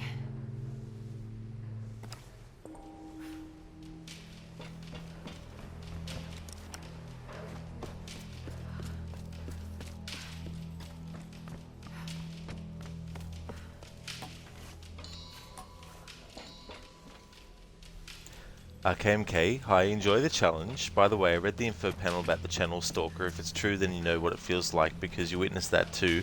Someone took your YouTube, Facebook, and Twitch name to spread some wild things using your name. Yeah, the lengths that some people will go to in that way is just, you know, mind-boggling sometimes, to put it mildly. But that really sucks that you've had that experience too, as well, because it's just utterly ridiculous, you know, when that happens. I'm glad that you enjoy the challenge. It's definitely fun to do these kinds of things sometimes with games like this. I also like to do no upgrade challenges sometimes with games like Assassin's Creed Unity as well, which I've done that a few times, and it does have annoying moments, but it's doable. It just makes you tear your hair out sometimes though.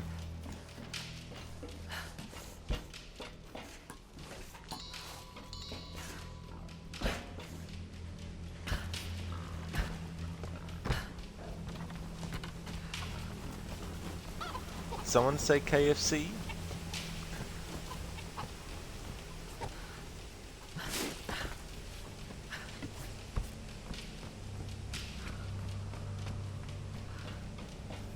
Yeah, Salcat, yeah, it's been happening for years. It's not just my channel either. They targeted multiple channels over the years as well.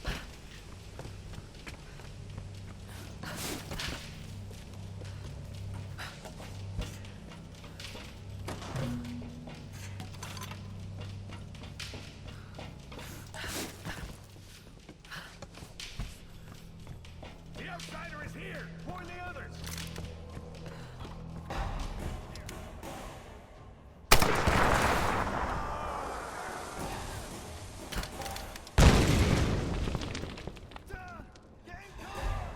One thing about these Tomb Raider reboot games is the enemies have expert aiming when throwing stuff, and they can basically throw from any distance and make it land near you without fail.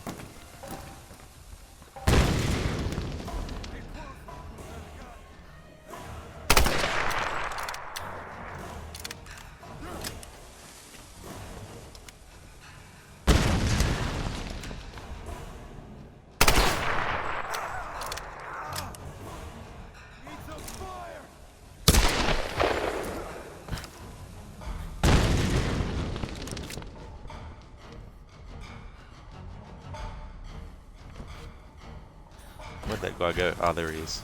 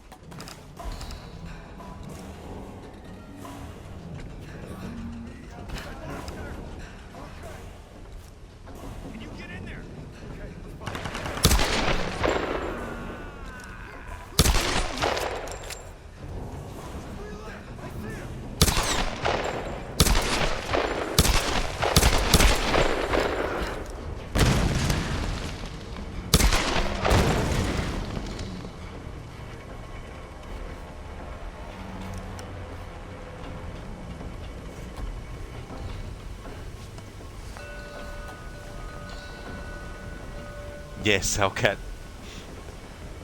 was very weird when it first started happening as well too. It's quite bizarre.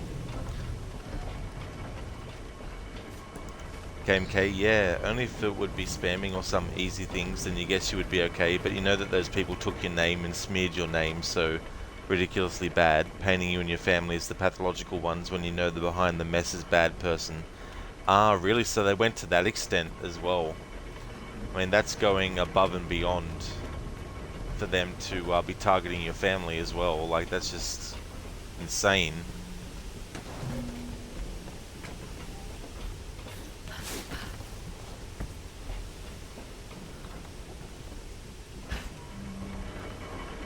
Oops.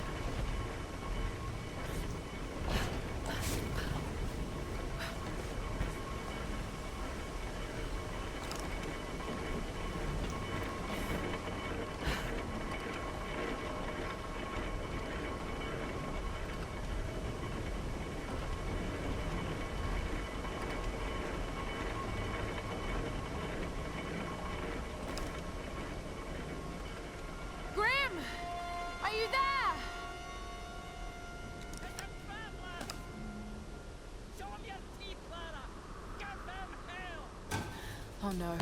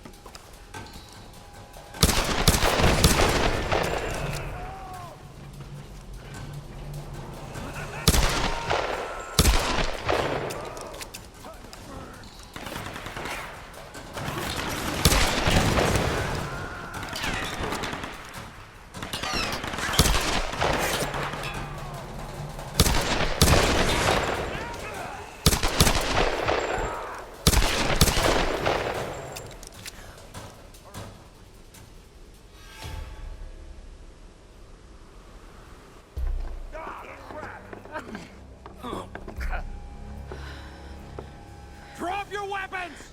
Or we kill your friend! Don't fucking do it! Okay! That's nothing, pal. I grew up in Glasgow. Now kick them off the edge!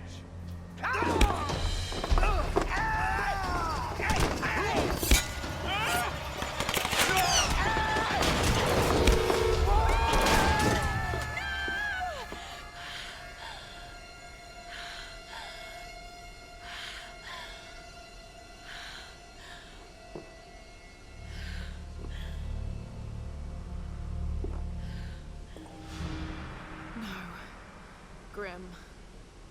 I'll make them pay. The palace. I've got to get to the palace.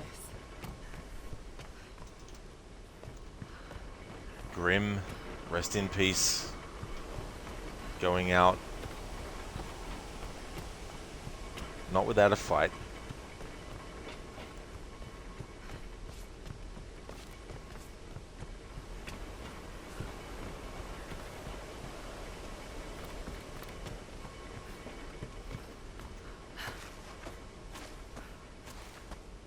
KMK, it's a long story. That's just a small bit of it. Shame for them you know how to get rid of it or avoid it as much as possible.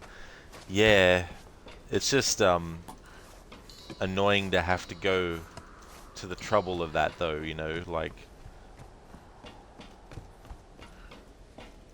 Salcat, someone tried to steal your identity a couple of days ago, but you were suspicious enough not to fall for it. You checked the email address they used and this checker site flagged it as fake.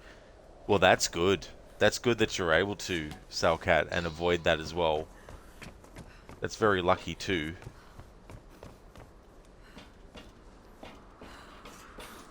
Yeah, he sure was, Salcat. Yeah, I like how he got rid of that guy with the machete and then knocked the other dude off and then, you know, took the other guy with him. KMK, don't know why, but watching this you've got the glimpse of when you played Resident Evil 4, only with keyboard. Oh, really? Okay.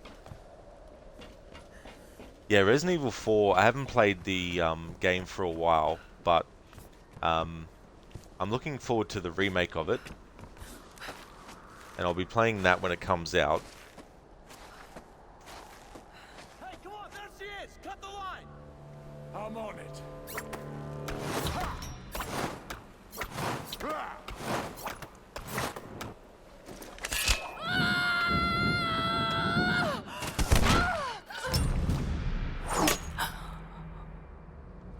I got her! Shit. I've got you covered, girl. You're cleared to climb up. Thank God.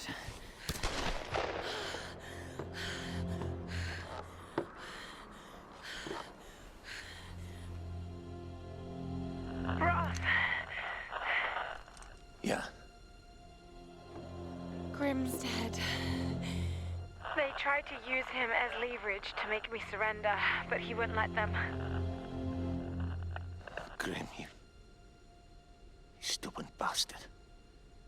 I'm so sorry, Ross. No, don't be sorry, Lara.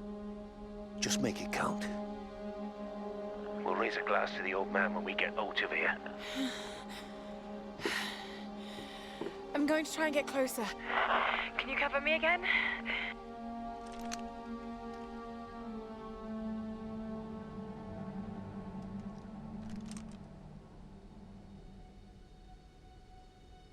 Yeah. I've got a clear sight with my rifle until the palace wall. Okay.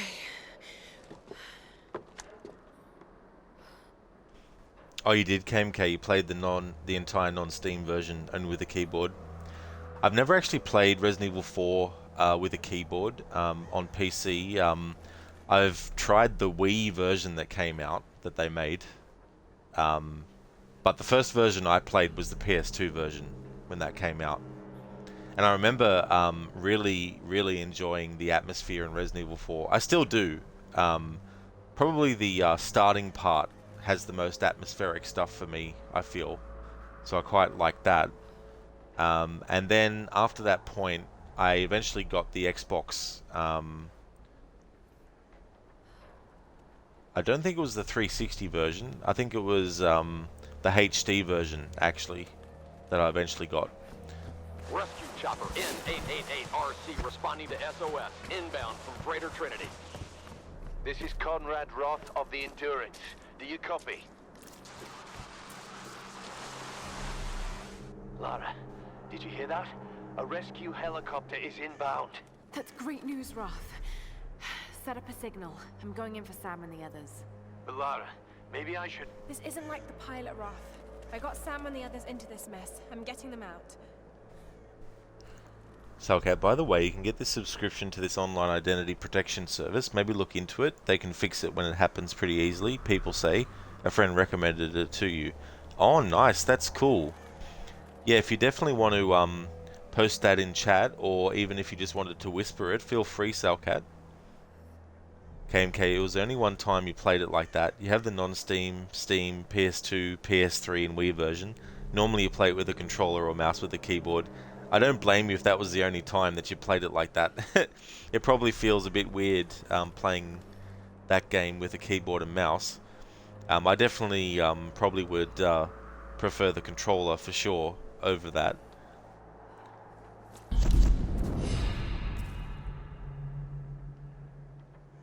Got 7 skill points, and for this playthrough I'm not allowed to use them.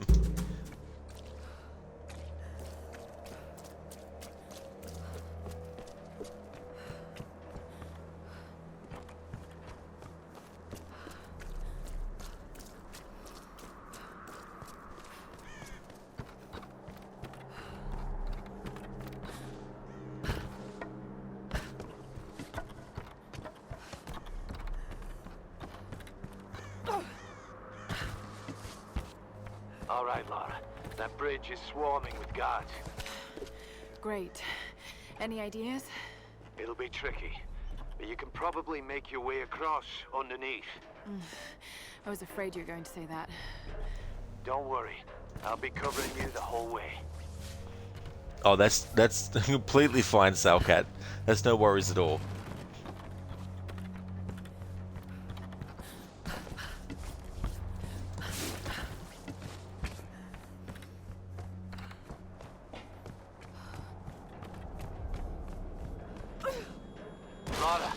them in my sight.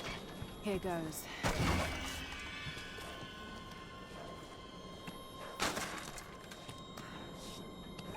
What the hell is going on down there? Do you think they got the outsider? Don't worry. If they didn't, they should come to us. Father Matthias will send us to the Oni if we don't find him. Only if we dare. What the hell? Whoa, hey, what was that? Who's shooting?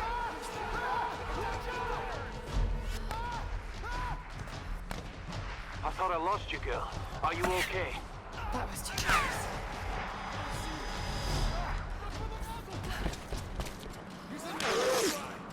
Stop. Don't move. They'll see you. Wait. I can't get a shot! Go now. Stop. Hold it. Almost got him. Move. Stop. Wait. Wait.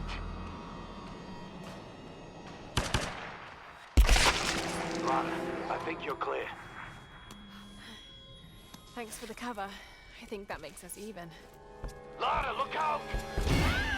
Alright, this goes next! Commander!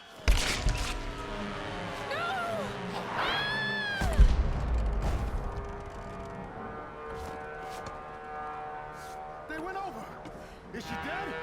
No, can't see. Cover! There she is! Lara, there's too many of them. Get out of there!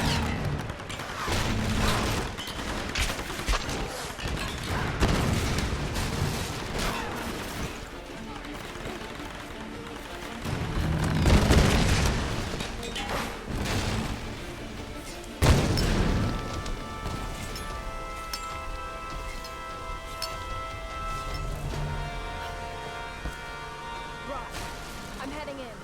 Are you sure about this, Lara? I'll get them. I'll come back. I promise.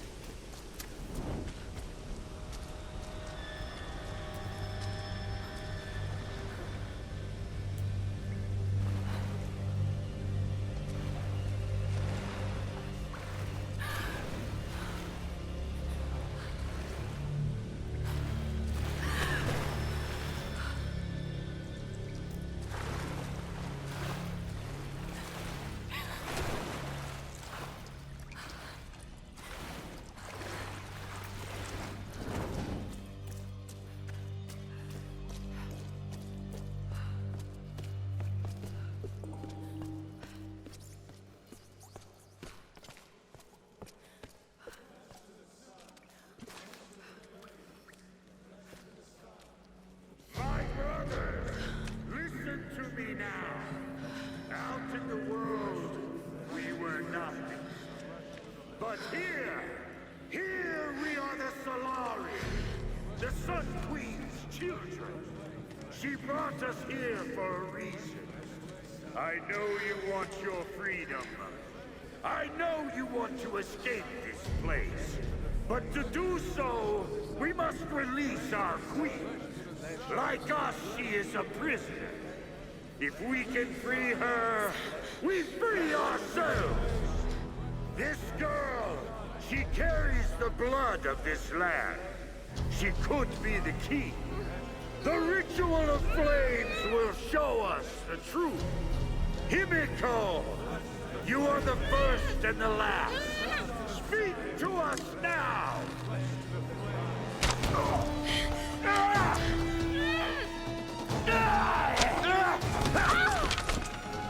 You killed our brother! Now I'm gonna kill you! This is for Vladimir, outsider! Enough! Dmitri, Nikolai, bring her to me.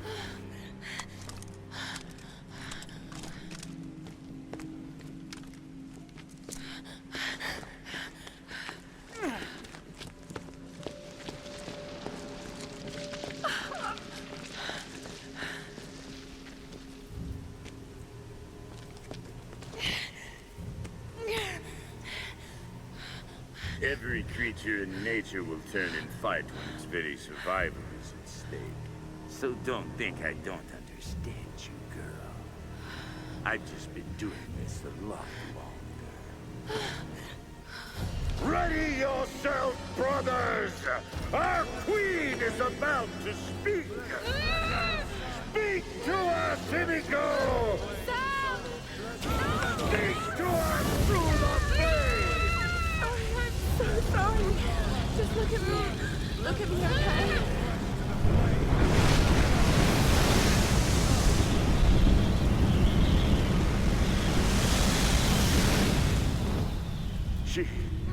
She's the one. Soon, my brothers, we will be reborn! Take her to the throne room. Your fight is over, creature.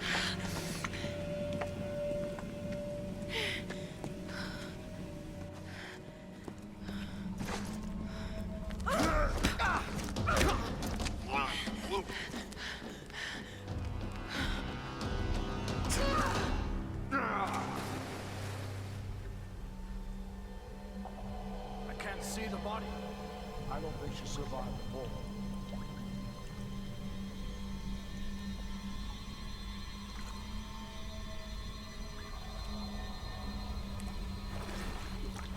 Let's get down there. Come on. Talk about atmospheric. Lara took quite a few hits to the face there. In real life, I think she would have had to have some kind of facial reconstruction surgery, if you were to put it in those terms, that is. But this is a video game after all, so we have video game logic. Salcat, that service has a lot of tools in their arsenal to get your identity back if stolen.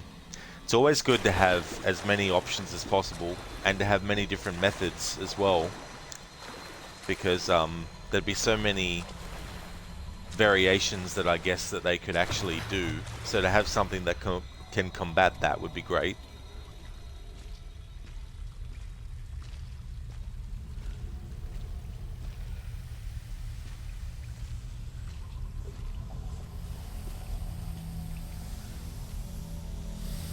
Kind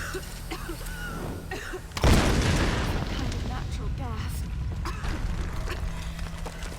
Probably flammable. Probably flammable. I like how, because we already did it quick enough, Lara still is saying the dialogue where it's like, it's probably flammable. Yes. That's what this place is.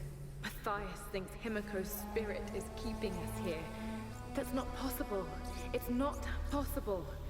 But he's so beyond crazy that maybe he's come right back round to some kind of sane. The helicopter isn't our way off. You know that, Lara, in your gut. I have to warn the others. If we board it, we're dead.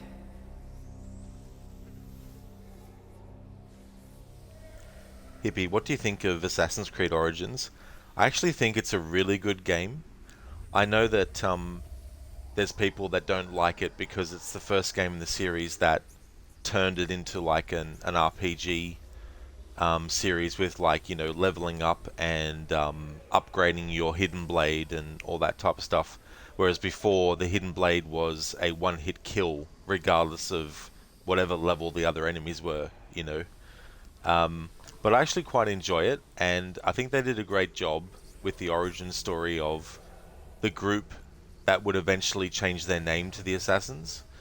And I think it was interesting to have them with a different name back in a different time period, you know, to be known as the Hidden Ones. Bayek was such a great character. Aya was amazing as well. I also like the characters that they meet along the way, especially the ones who eventually form the first Hidden Ones as well, like Tahira and that too. And it's a very good revenge story as well. You know, I think Ubisoft Montreal do that really well. They did the same thing, obviously, with Assassin's Creed 2 with like the revenge angle. Also, you've got what they did with Watch Dogs 1, which is a really good revenge story, you know, that kind of stuff. But I actually quite like Origins. It's still, out of the three that they've done since Origins, Origins is still the one that I think's the best. That's still my favorite one. I don't like Odyssey as much as that, and I actually like Valhalla more than Odyssey, but Origins is definitely the one that I would say is the best out of those three. And while it does actually change things up, it doesn't go as in-depth as an RPG that Odyssey did. You know, that sort of went further in to that.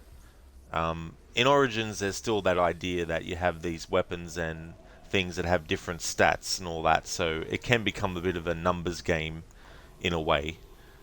But I don't think it's as intensive of an RPG game as Odyssey and Valhalla is concerned. Hey there, Zaius. Good morning to you. You finished Brotherhood Remastered last night. Excellent. That's great. That's awesome. So have you decided if you're going to do Revelations as well? Hippie, you think it has a solid story. Not a fan of the weapon upgrade system. That's understandable. Yeah. Yeah, I think too that after doing 3 games like that, I think that's enough. But they're going to do more like that, of course, in the future. They've already got some games planned that are going to be massive open world still in the Assassin's Creed series. But yeah, the upgrade system, I like it a bit better in Valhalla in comparison to Odyssey, because in Valhalla, at least, when you put the runes into your weapons, you're able to actually customize every rune slot, whereas with Odyssey, every weapon has stats that you can't change. I know you can add engravings, obviously, to add extra on top, but you can't change what's already embedded in it as a base, you know what I mean? Whereas in Valhalla, you can swap out every single rune that's available for a weapon. And I like how in Valhalla as well, that every time your XP meter fills, you actually get 2 skill points, and in using 1 skill point, you go up by 1 power level, which is essentially your leveling system. So you're going up by 2 levels every time, whereas in something like Origins and Odyssey, you're only going up by 1 level every time you get your XP meter filled. Zaius, the most recent AC you played was Odyssey. You felt like it was a 100-hour grind fest, having beaten so many AC games before you played it on hard difficulty, which killed the fun. Yeah, there's definitely a lot of parts in that game where you need to grind. I know Valhalla has been accused of the same thing. I think, though, because you have 2 skill points every time your XP meter fills, it means that as you're adding those skills to the character, you're increasing certain stats like headshot damage or things like that.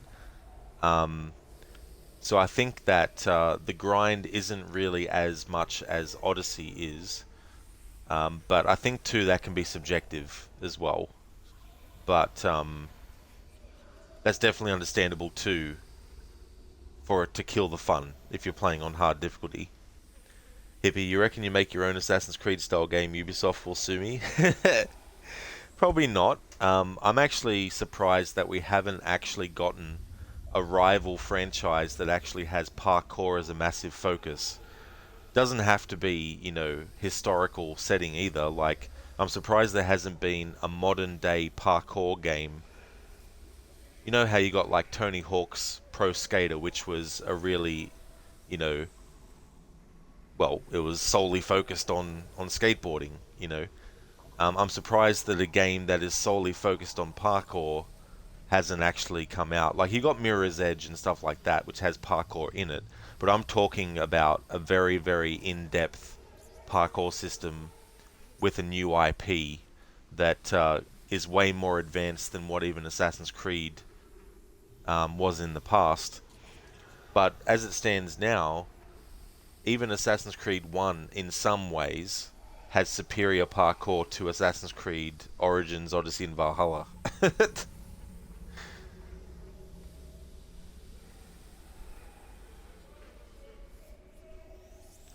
Zash, you think you'll play Valhalla this year? You don't know. You're really feeling AC in Egypt since you never have. That's good, but yeah, it'd definitely be cool to see what you think about Origins. On hard mode Odyssey, you legit had to kick people off cliffs as battle strategy. Yeah, because some enemies are just so tanky as well. Yeah, hippie. So who knows? Maybe there is one in development, but there's definitely potential to do a much better job at parkour in video games than Assassin's Creed has done in recent years. Zayas, Mirror's Edge 2 you thought was great. You love the parkour gameplay. Yeah, I still haven't played Mirror's Edge Catalyst actually. I've only played the first one.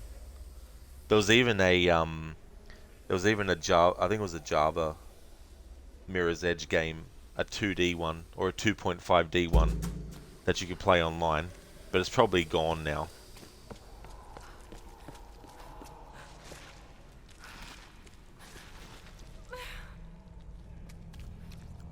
Unless it's been archived.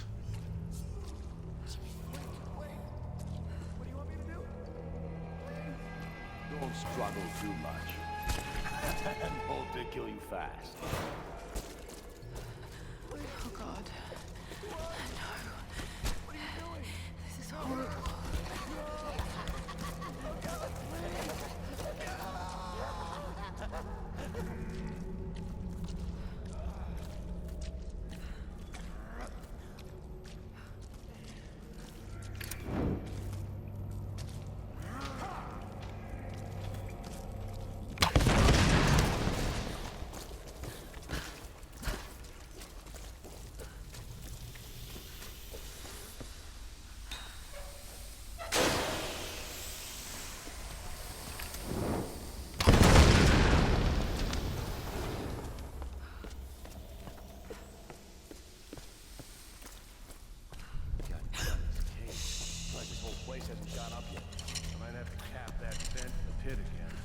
If it's loose, let's just leave it for the next shift. Hey, don't take too long down there. I want to finish this game. Yeah. What if the unholy ones figure out how to ignite that shit? Shit. All right. I hate that place. Look, I'll go check it out. You can stay here. Thanks, brother.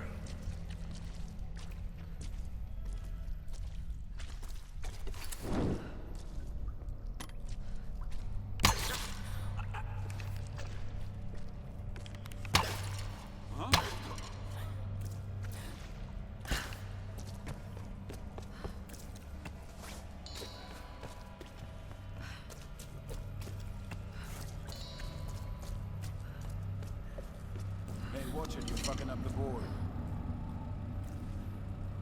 Relax. You're losing anyway. God damn it. Not again. I got it.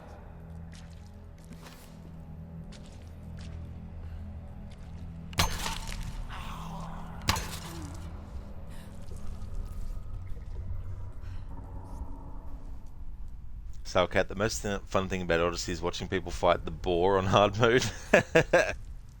And then you got that other boar too that makes that really weird noise and farts a lot to contend with as well.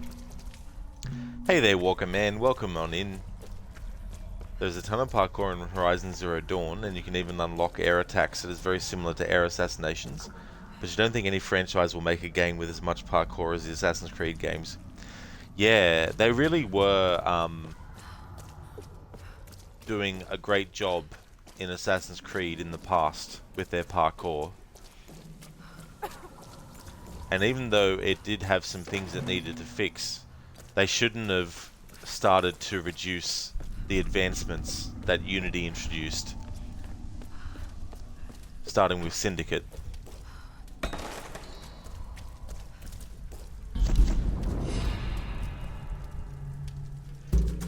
Hippie, not a fan of peeking dialogue as gameplay. Like, dude, you never had to make Ezio choose between answers, you just narrated the story the way it was. Yeah, that's the thing too. Like, Odyssey, when they did the dialogue choice, they were like, let's bash the player over the head and overwhelm them with dialogue choice. And because the series had never had dialogue choices in it before, doing that approach was just too much. They should have just basically made the dialogue choices every so often at key moments, which is kind of what Valhalla did, because it just makes the focus a bit better. And this multiple endings stuff too as well.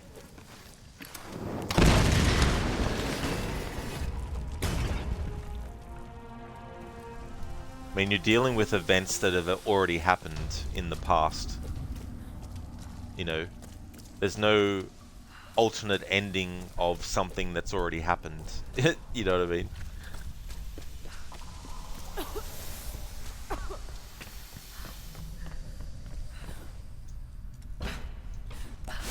Zayas, Horizon 1 and 2 are great. 2 is your game of the year for 2022. Haven't finished God of War 5 or Elden Ring, but you don't know. You doubt you get a better experience from them as Horizon 2. In Odyssey, you mainly remember that dude Testicles, who you have to train up, but then he kills himself or something, lol. Yeah, he wants to get a hug, and when he runs at Cassandra or Alexios, if you're playing as him, they step out of the way, and then he lands in the water and then gets killed by sharks.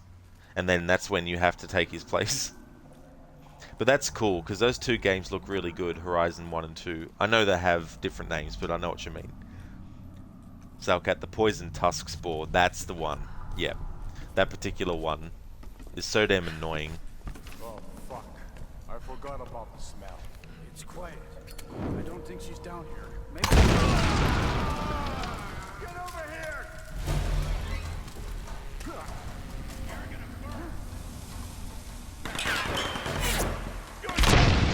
Shit. Let's backtrack.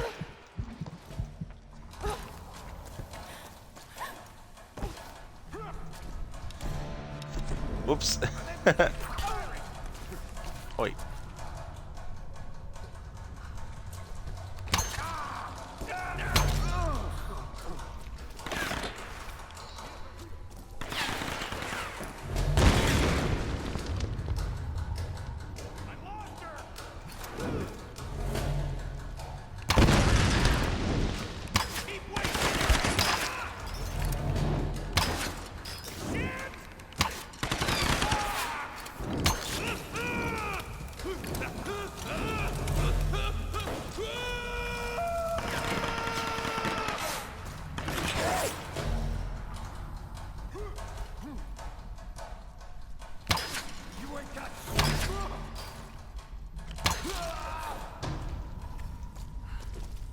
Welcome, man. You've not played Forbidden West, but you watched it a lot and it looks great. You beat Zero Dawn 2 times. Yeah, those games look really, really good. I like their mix of futuristic with prehistoric. I already know the twist of that game, but it hasn't deterred me from wanting to play it in the future at some point.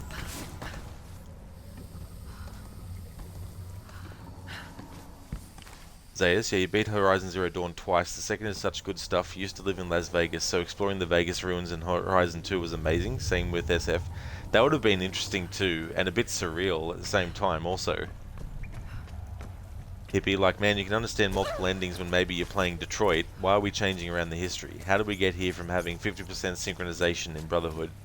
Exactly, you know, and speaking of Detroit, like, Detroit Become Human, that is a excellent example of how to do dialogue choice and multiple pathing the right way, you know.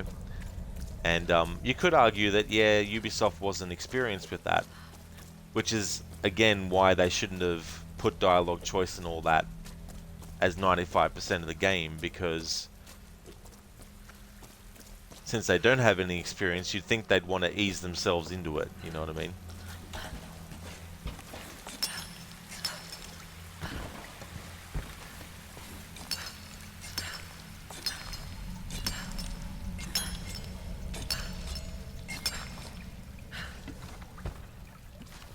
You miss having an external character on an Animus fighting the modern Templars. Yeah.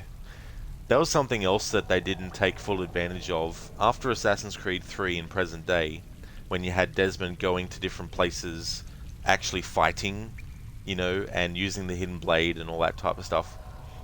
Instead, after that game, they scaled things back. So you were a character, you know, roaming around an isolated area again, and all that type of stuff. Where I think what they should have done is advance that idea further and actually have you go on missions where you need to infiltrate areas and take out surveillance equipment and all that type of stuff. Essentially doing mini Splinter Cell style levels every now and again. You are the sun. You are the light. You are the storm that rages dreams at night. We are your children. Wait for the day, bring us the dawn, show us the way. Your place is now among the Solari brothers. Raise your voices in praise of the Sun Queen! Flesh to the flames, flesh to the sun, flesh to the flames. Flesh to the flames, huh? We can make their dreams come true.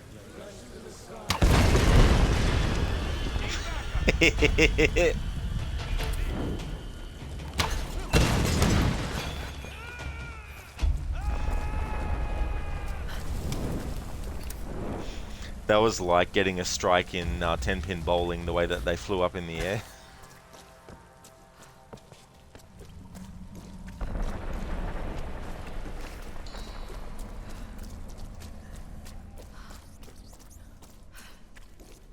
So you should never replay Detroit, but you'd like to. It was a good game, but your life was in total crisis at the time, so many memories of it aren't the clearest. That's understandable too, you know, and it's a shame as well when that that overrides an experience sometimes, you know.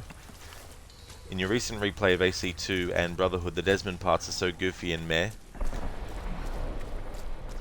Yeah, the thing with his present day stuff in that is, like, you know, Brotherhood still had him just roaming around, you know, and all that. And same with Revelations, but in a different way. But I don't know, I quite like what they were doing. It was kind of building towards something. It was, you know, there's an evolution of what Desmond was able to do in the present day. So, okay, on a side note, you saw Lenny at the saloon yesterday crying a lot. Did someone say some bad stuff to him or something? I'm not going to live that playthrough of Red Dead Redemption 2 down, am I? Antagonizing all these characters that I never antagonize usually. Like Lenny and John and Abigail and Sadie and Jack and Tilly and Mary Beth and Karen and all these characters.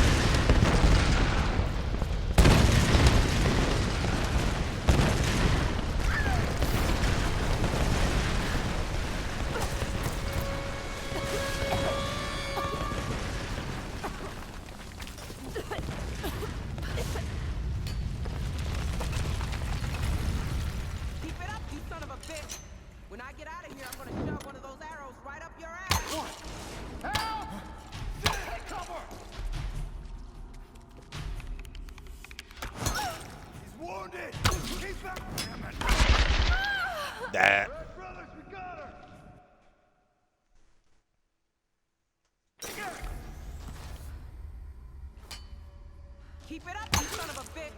When I get out of here, I'm gonna shove one of those arrows right up your ass! Help me out here! Watch out! She's armed!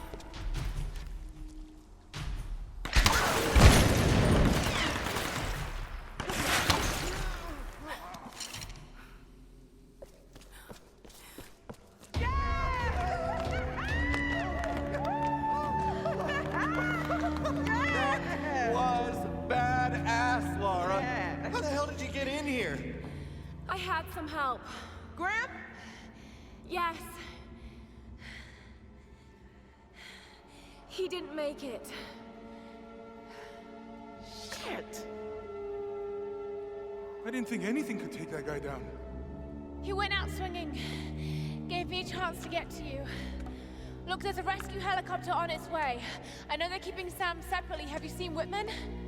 Guess he didn't make it to the guest rooms. Mr. Showbiz probably weaseled an upgrade. We'll find him. And Sam too. But we're not gonna do anything from up here. I'll find a way to get you out. All right, let's try to loosen this thing up. Come on, guys, again. Okay, ready? Jump! No use, Reyes. Ready? Jump! God damn. Lara, there's some weird shit going on here. We heard them talking about a sun spirit. Sun Queen, the ancient ruler of Yamatai. You gotta be kidding me. You mean this is Yamatai? Yes, it would appear so. Well, ain't that something? We found the damn place after all. Just wasn't what we expected, eh? Understatement of the year. Sam's involved somehow. Their leader thinks she's some kind of key. Oh, great. They have their own Charles Manson, too. His name's Matthias. Oh, poor Sam. I hope we can find her. One thing at a time. First, let's get the hell out of this cage.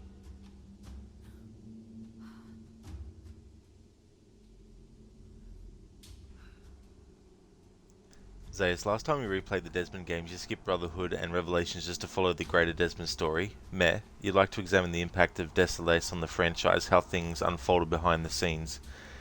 Yeah, I think for him it's a very, very sore spot. You know, because he had such passion with, you know, Assassin's Creed 1 and 2. And... Lara, you gotta dislodge that counterweight. Yeah, Alex, I know. I've played the game before. Hey, what about that old gaslight?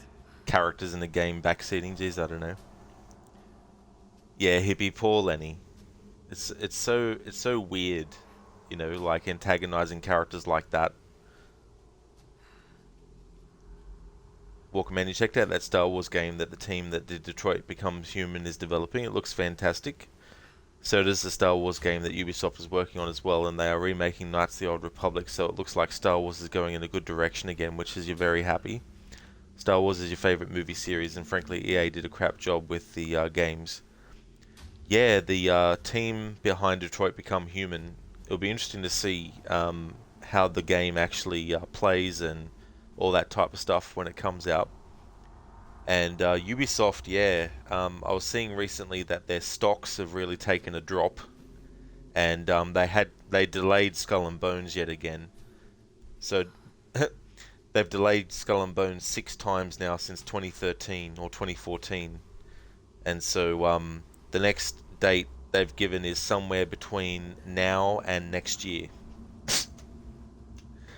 So yeah, they've also cancelled 3 unannounced projects as well in recent times. So I think eventually they'll be bought out by Tencent or something like that, and then we'll just get mobile Assassin's Creed games for the rest of the time.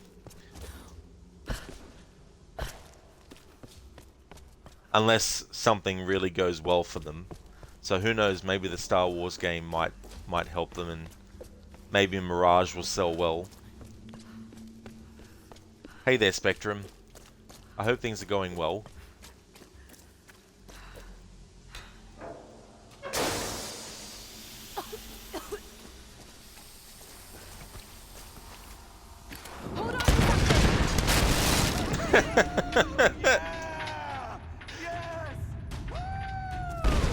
I like how the dead body flew towards the screen there. This place is becoming unstable. The floor is starting to buckle. Don't worry about it, Lara. Just get us out of here. You're doing great. Zays, did they kick him out or just tell him his auteurishness was unnecessary in a global gaming corporation? Yeah, I don't remember the ins and outs, but he was fired and then they hired him again, then they fired him again. So yeah, I'm not 100% sure on that, but there's probably videos about it. But yeah, it was a shame because he was very passionate about the series, and he also did a great job with Prince of Persia: The Sands of Time as well.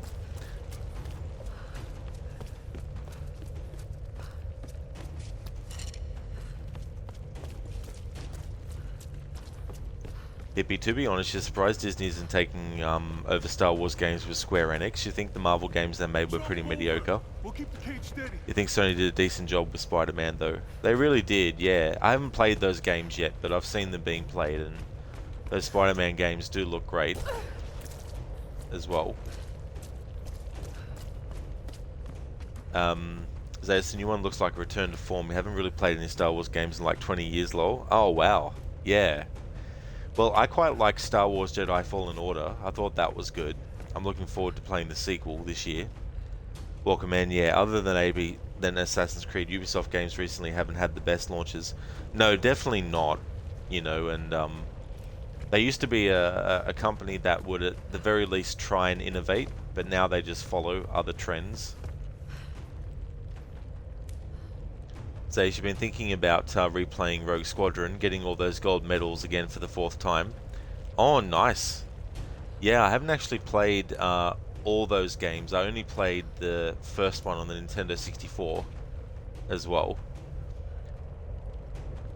Lucinda, okay, Roger, heading out to get your day started. I hope you have a lovely rest of your stream. Thank you so much for joining, Lucinda. I really do appreciate that. And thank you so much for the lurking also. Want to highly recommend people check out Lucinda's channel if you haven't before. Lucinda's doing a playthrough of Kingdom Come Deliverance. It's her first time playing the game. She's really enjoying it a lot. And she's also a big fan of the Resident Evil series. In fact, she'll be doing her annual Resident Evil marathon soonish. And she'll also be incorporating the Resident Evil 4 remake into that as well. She's also a fan of Dishonored series. So if you're a fan of those kinds of games, highly recommend checking out Lucinda's channel for that. As well as those games and those style of games, she's also a Stream Raider captain. So if you like that game and you want to find some more streamers who are Stream Raider captains, highly recommend checking out Lucinda's channel for that content as well. Zayas, Prince of Persia Sands of Time was amazing replay. Oh yeah. Yeah, there's some niggling things here and there, I feel, but overall it's still a great experience, and it'll be celebrating its 20th anniversary this year, which is crazy to think. Hey there, YSL. I hope things are going well. Welcome. Welcome, man. Mirage needs to be pretty much flawless when it comes out with a strong story, which they have delayed Mirage as well. Yeah, well, that's true too. You know, I'm holding back on that. When it comes out, I'm not going to be buying it straight away. I'm actually going to be watching spoiler reviews so I can find out what happens in the story, and if I like what I hear and what I see in gameplay, because I'm going to watch, you know, people play through the game as well, then I'll actually buy it and give it a chance. But having said that though, I am, you know, hoping that it does well and that it actually is good, but we'll have to wait and see, because there's no gameplay footage yet, which is very important, especially given what they're hyping it up to be gameplay wise. Kind of need gameplay footage to back that up with. Hippie Mirage launches in March, right? No, it'll probably be October, somewhere around there in this year. I think they said it was going to be early 2023, but now it's going to be towards the end of the year. So Star Wars Dark Forces is how they got the Death Star plans, and there is no other way it happened. Lol. Yeah, I haven't actually played those old school Star Wars games. Only the Super Nintendo Star Wars games, Star Wars Episode 1 Racer, Jedi Power Battles, and the Lego Star Wars games. They're the only ones that I've played. And Star Wars Jedi Fallen Order as well. Just finally getting to Chapter 5 and Plague Tale Requiem. Can't wait to get the crossbow max opportunism for the achievement and then murder everyone for the aggressive skill. That's cool, Harbinger, that you're up to that in Requiem as well. And yeah, getting max opportunism will be good too, as well. YSL Tomb Raider is cool, you have this game. Oh nice, that's awesome. Yeah, this is one of those games in the series that I always like to replay. I like to do different types of playthroughs as well to kind of keep it fresh. Lucinda, absolutely no trouble for the shout out. More than happy to give you one as always, and I hope you have a great start to your stream too. Welcome, man. You did read that Ubisoft is remaking Prince of Persia and updating the story and dialogue of the game with new mechanics. Yeah, they actually announced in 2019 that they were doing the remake of Sands of Time, but now it's been delayed a couple of times, or 3 or 4 now. And then they changed teams. Montreal is now heading the project, which is a good sign because they did the original version. But at the same time, though, it's already been, you know, delayed multiple times as well. The Splinter Cell remake, from what they've said and how they're approaching it, might actually be an underdog type of remake for Ubisoft, potentially.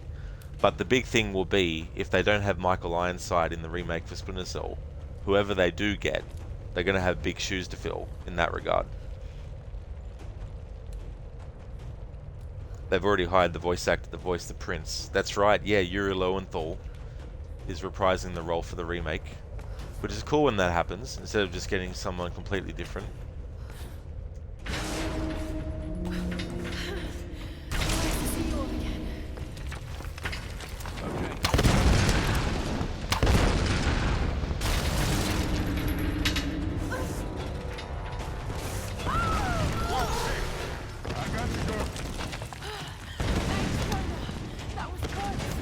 Oh shit, we have a problem. Grab hold of something. We lost the king's floor! But down, man, we lost all the fucking floors. We gotta get out of this thing. This is bad. Laura.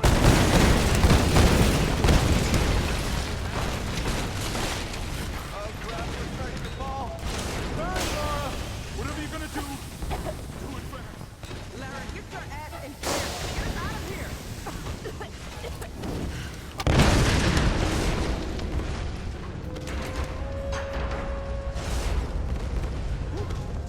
Thanks. Holy shit. Lara, it looks like there's a way out on this side. Okay, then go. I'm going in to get Sam and Whitman.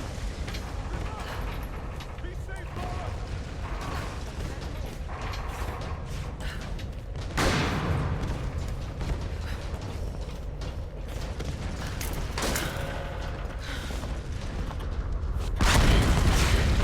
We're out, but this place is falling apart. I've set the rendezvous point back across the bridge. The chopper's gonna be here. Laura's still looking for Sam and Whitman.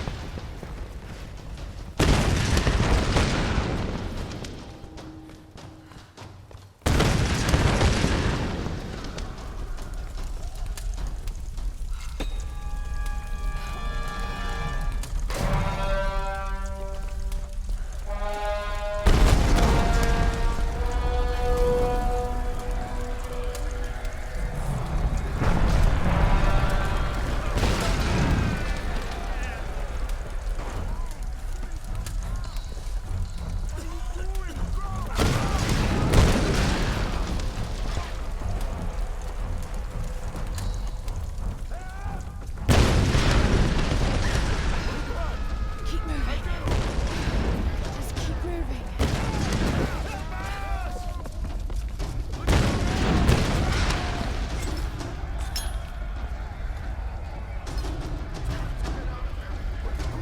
She's in the shrine.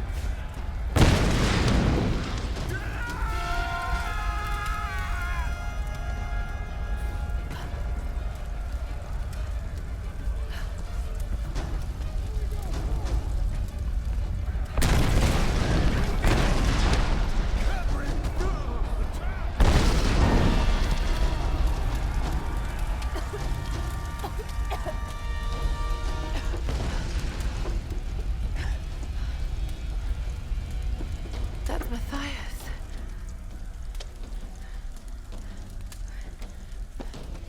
No one leaves. That's what I heard in Japanese before the plane crashed. The ritual from Himiko's tomb. Why is Matthias so interested in it?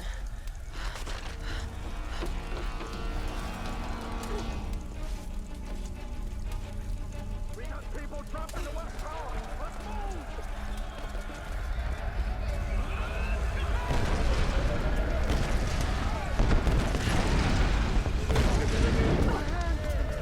It's the outsider. Take her out.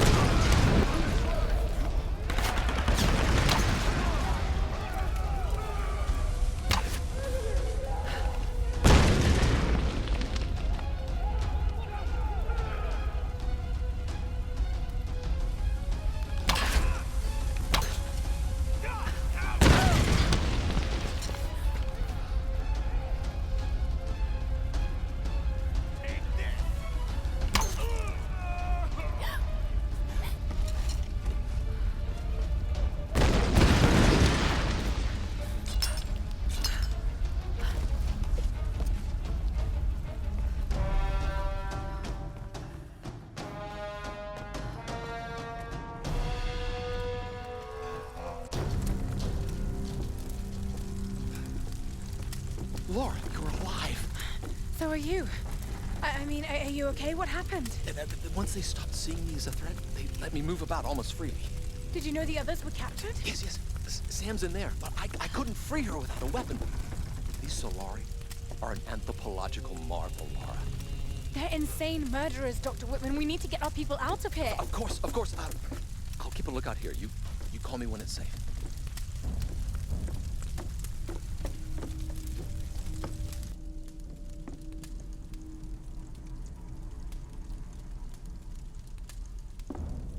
I don't think you understand.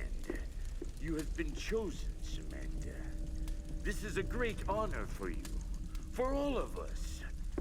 Some were beginning to doubt we'd ever find you. But here you are.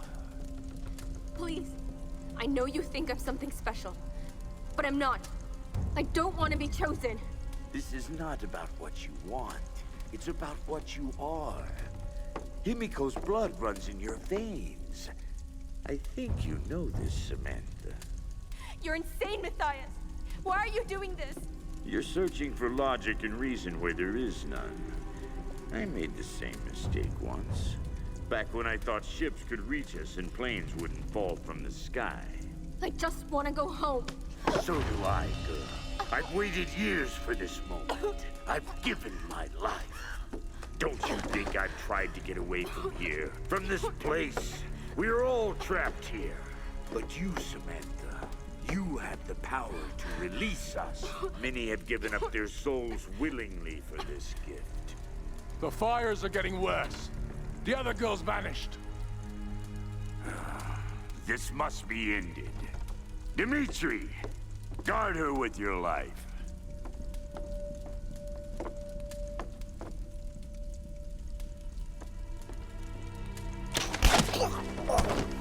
Laura! Oh my god, you're here! I was beginning to think I was going crazy. It's okay. It's okay. It's gonna be okay. My weapons. How are we ever going to get out of here? We need to leave before he comes back. Whitman! Whitman! Where the hell is he?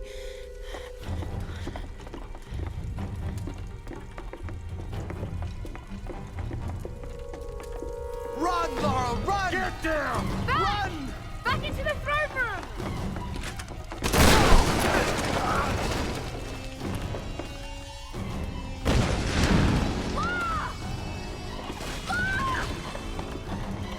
Keep going, Sam! I'll find another way out! There!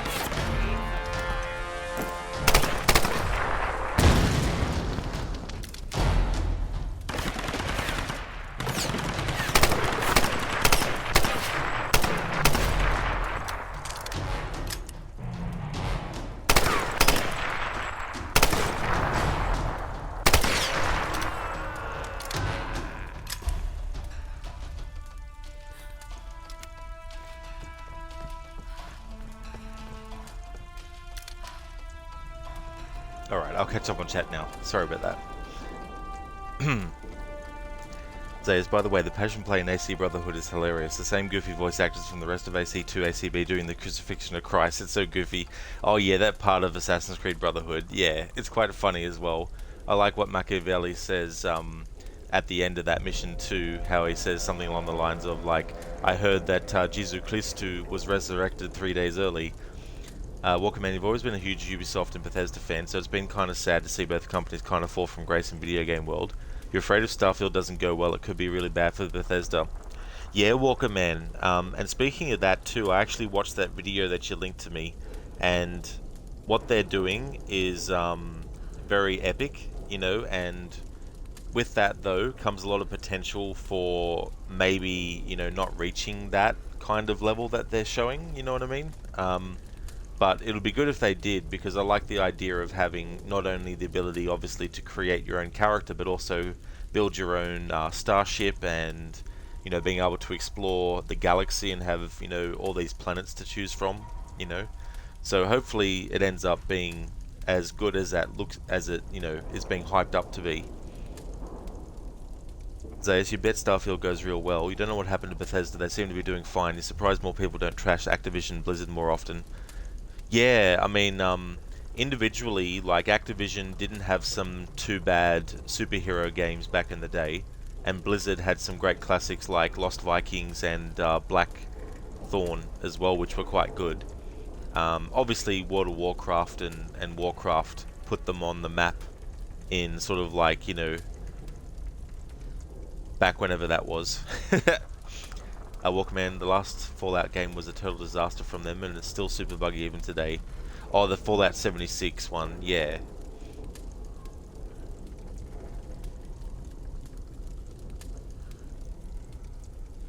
So as you see all these people being like, let Microsoft buy Activision, but you don't know why people don't want Activision to go out of business. It would be better if they were forced to sell their assets and liquidated. No fixing that place.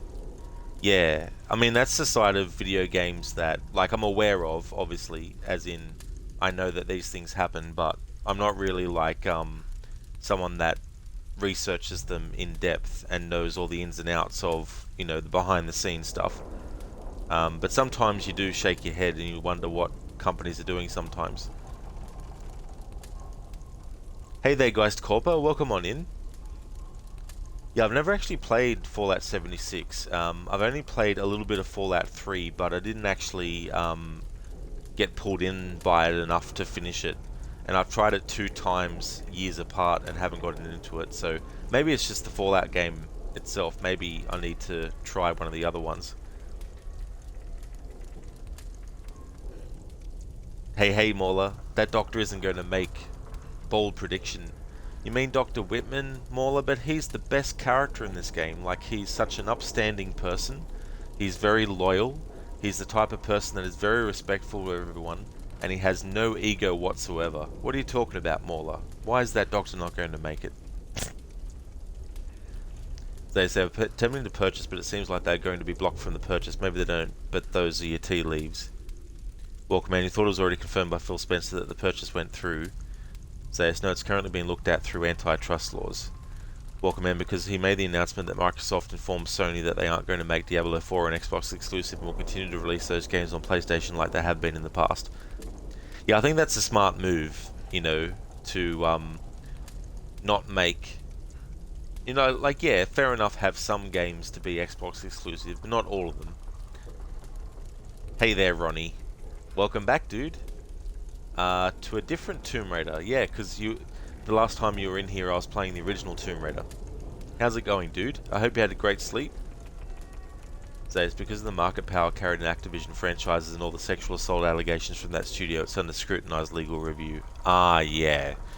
Yeah, I mean, that's definitely a big issue that needs to be resolved as well, with all those assault allegations, you know. And those who are proven to be guilty really do need to be punished accordingly. Welcome, man. Fallout New Vegas is your favourite. Yeah, I've heard that one is pretty good. Maybe if I tried that one, I might actually get into it. Maybe it's just Fallout 3 itself that, for some reason, I haven't really gotten into. Well, he seems like the kind of guy that will experiment with a patient even though every patient dies. Yeah, and blame something else. He wouldn't blame his own, fallacies as a doctor. Don't worry, Dr. Ronnie. We're talking about a different doctor. Ronnie, it's always strange for you. You were here just minutes ago as far as your brain knows. Oh, were you? It's so funny. I stream so long sometimes that I forget how long it's been since someone was in chat last time when I was actually streaming something else sometimes too.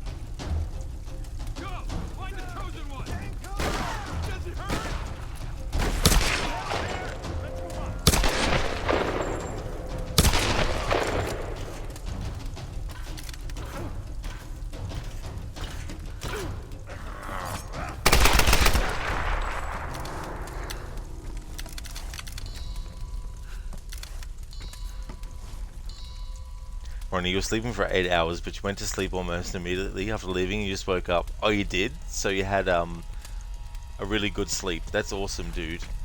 It's good to get that amount of time of sleep, but also not take long to actually fall asleep as well. And I don't blame you for needing coffee, dude. I hope you enjoy your coffee.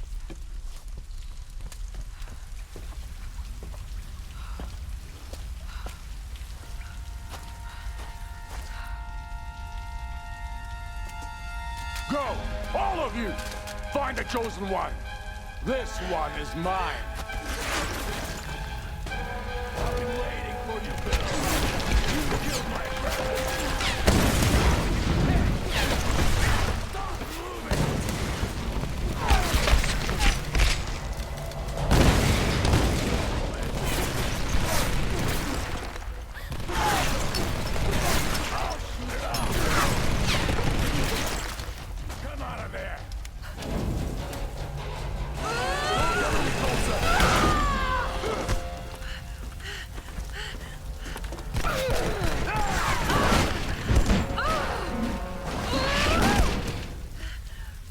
No hiding now.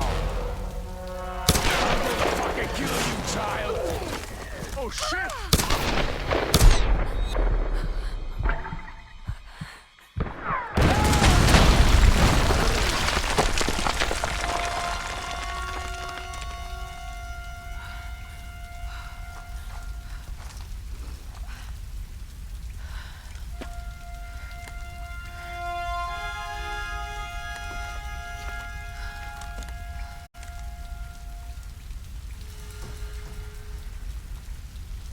Easy, unfortunately you must run, but I'll see you soon. Thank you so much for the awesome stream. You're the greatest, my brother. I truly appreciate it. Have a great weekend. I'll see you soon for sure.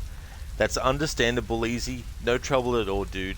Thank you so much for being here and for lurking and chatting as well. I really do appreciate it. And thank you so much for the kind words as well. I'm glad that you've enjoyed. Thank you so much. And you have a great weekend as well. I certainly will. Mauler, he was tired. He stayed in your voice chat last night all night, lol. Cool. That's awesome. Ronnie, you never remember how to get out of those voice chat channels. I know what it's like though sometimes. Like even though you have to go somewhere or you might need to go to sleep, you know, sometimes you just still want to, you know, interact and you know that you're having a great time when that happens.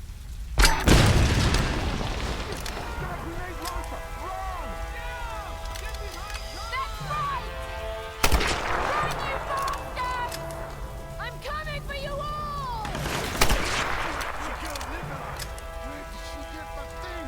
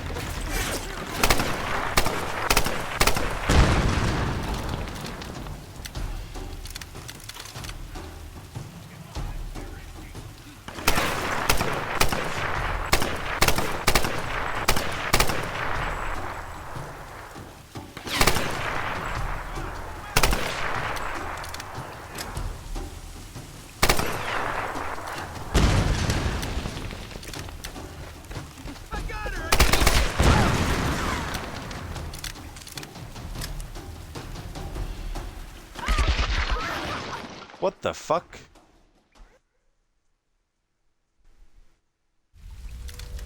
That's bullshit. I was behind cover enough. What did his bullets bend on a curve, did they?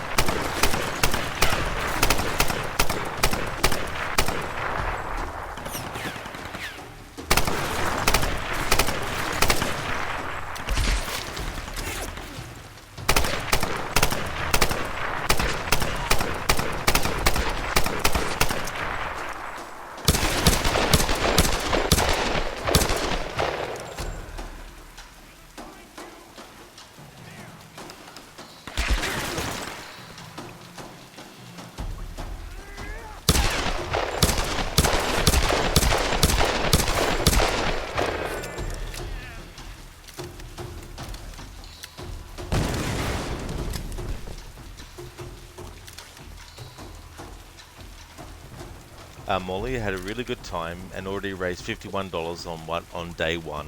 That is so great, Morla, that you're able to get that accomplished. That's awesome. And it's good to have it running, you know, for so many weeks as well.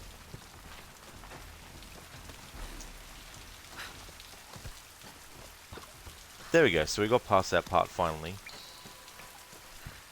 Some people may wonder, how come you're having so much trouble at this part? Well, when you're doing a no abilities and no upgrade challenge, what it basically means is you can't upgrade your weapons to be stronger, and you can't get the ability where you take less damage. So it definitely adds a layer of challenge on top.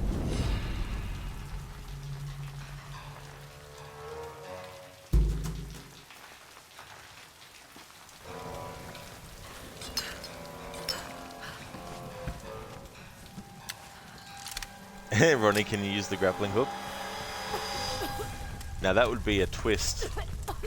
Playing this game for all these years and not knowing that there was a grapple hook in it.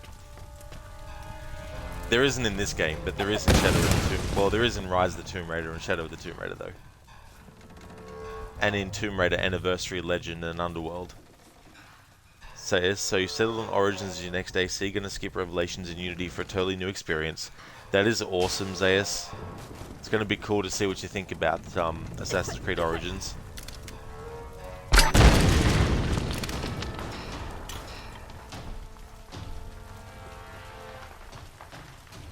Stay away from me! Come with us. We won't hurt you. Stay back! Sam! Run!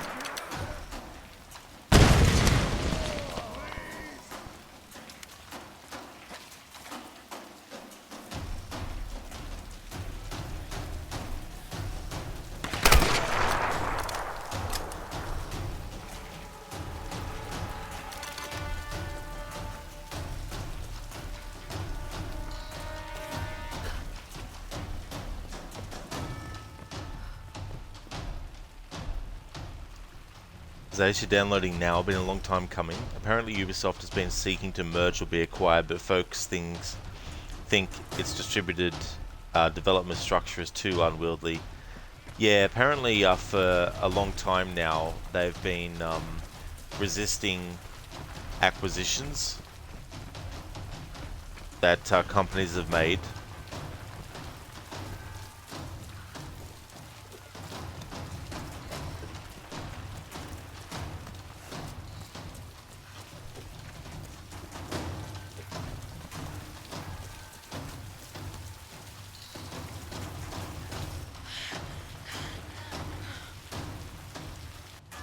She's down there. See if you can get a shot. Get me some light. There she is. Take her out. Shoot now.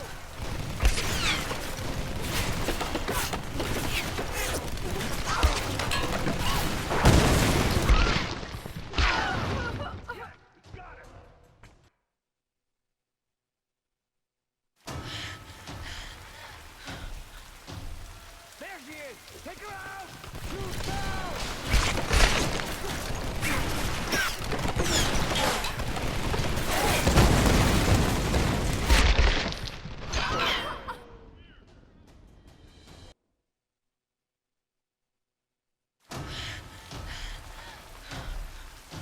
There she is. Take her out. Shoot now.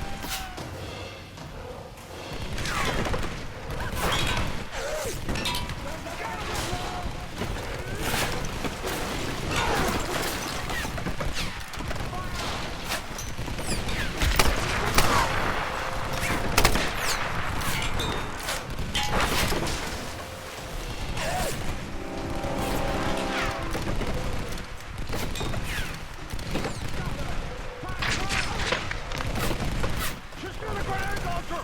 Take her out before she gets too close!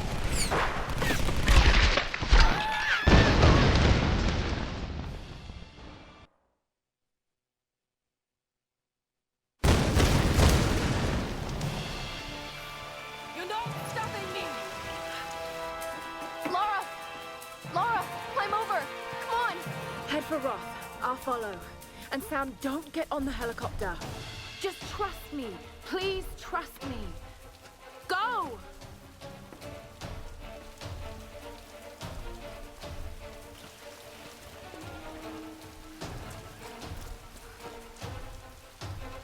So it's when you viewed the Assassin's Creed Brotherhood credits, it seemed like a big international project as opposed to a purely Montreal-based development.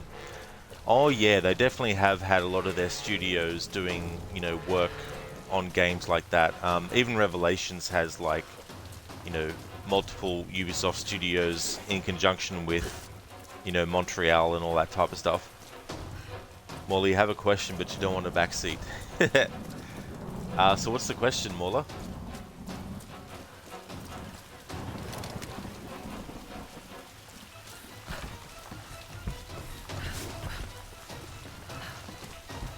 Can you shoot the spotlight? You can, yeah. But that doesn't really change how much damage they can give you when they shoot you, though.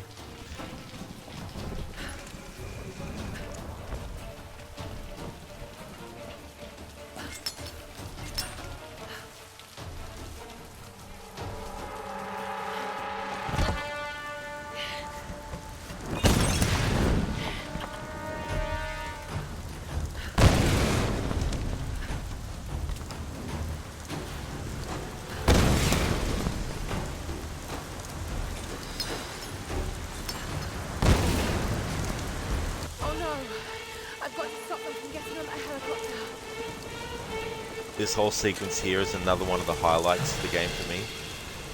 And it also has Roth this time actually catching Lara and pulling her up. the opening cutscene, he accidentally let her slip into the water.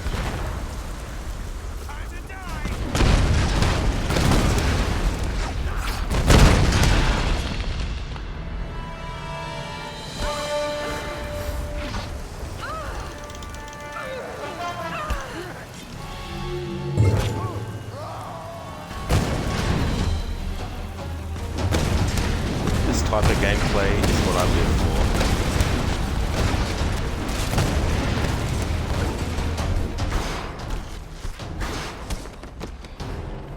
We're taking fire! Everybody get to higher ground! Wait! The storms! It's too dangerous! Roth! Damn it! Run! Get to the chopper!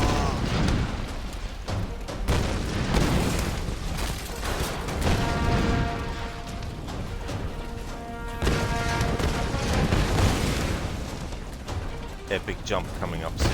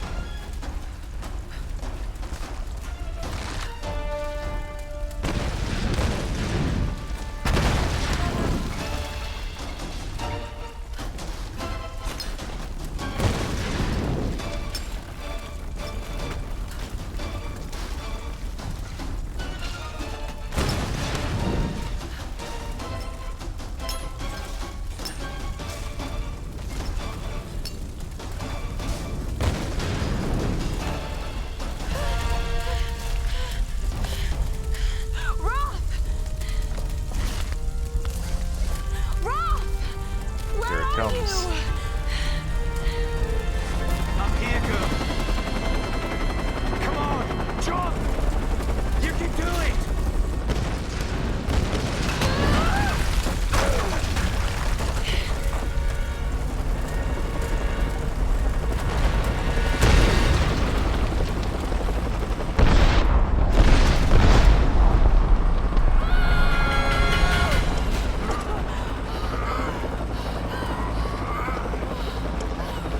Fucking epic.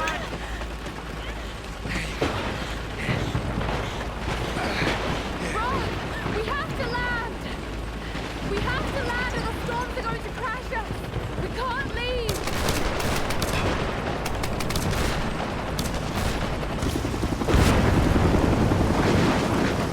We can't leave them behind. We have to land! No way! Not in this weather! We can't leave them behind! I barely made it here in one piece! Do it! She'll pull apart! No! Fuck! You're crazy!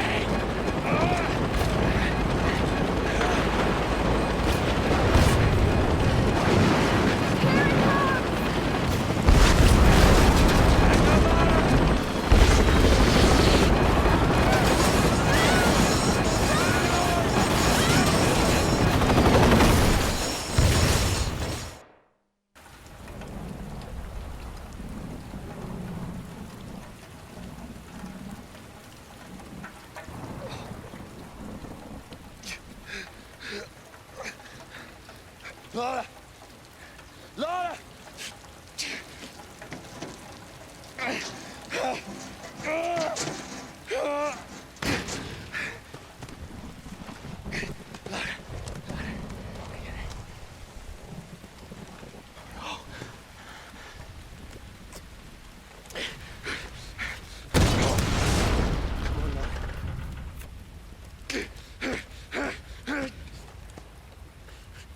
Come on! That's it, Gary. Come on! Ah!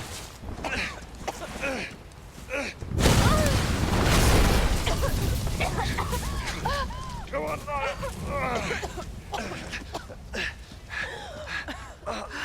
It's them.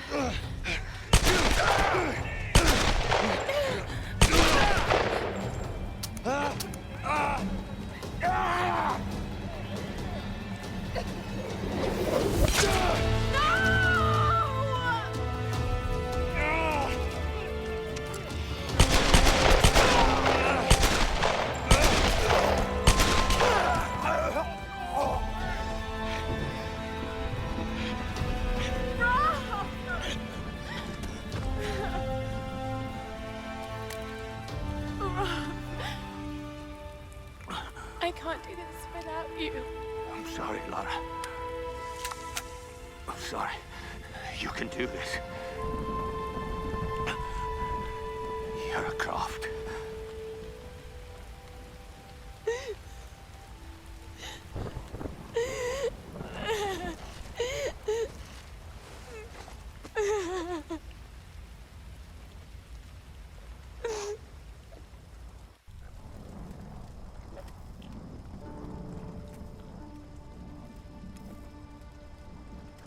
No. No. Are you okay, Lara? Is she okay? Because it's all about Lara, isn't it? Have you forgotten that she's the reason we're here? That's not fair, Reyes. You're right. I shouldn't have said that. It's just... Roth. I don't know what we're gonna do without him. Let's just find someplace safe and make preparations. He died as a warrior. We'll send him on as one.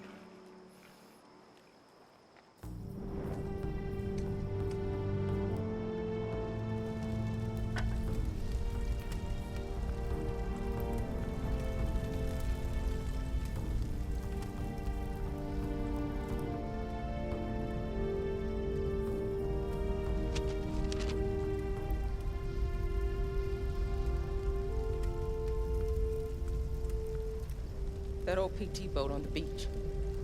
I should be able to fix it up. It's worth a shot. It doesn't matter. We're not getting off this island. Come on, Laura. Don't talk like that. We just gotta regroup. Come up with a plan, you know? You just don't get it. Any of you. Something won't let us leave. Something? Lara, you need sleep. Look, I'll be the first to admit that I usually go in for the weird stuff, but this place is off the charts. I'm not dying here. I'm fixing that boat and we're leaving. You know this island isn't right, Jonah. I know you do. All I know is that we can't use logic to understand this place. I know you think your instincts are a weakness, but they're a strength. Trust them. We need you, Lara. The big man's right. I can't leave him yet. I need time.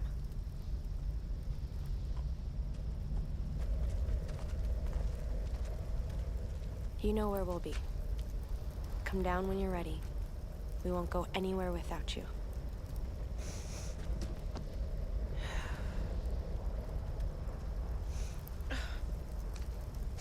Keep us close.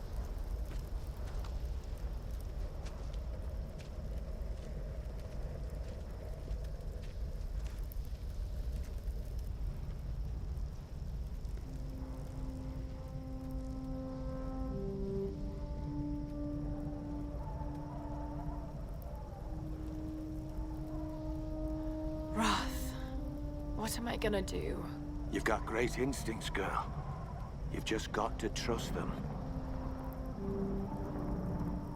No one leaves. The storms. They're linked to the power of the Sun Queen. That's what's stopping us leaving. The monastery has a ritual chamber. If that's what the Storm Guard are protecting, the answer to stopping the storms must be in there.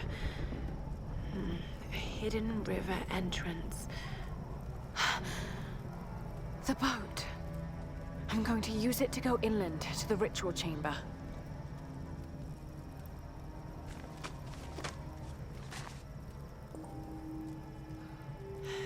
Jonah!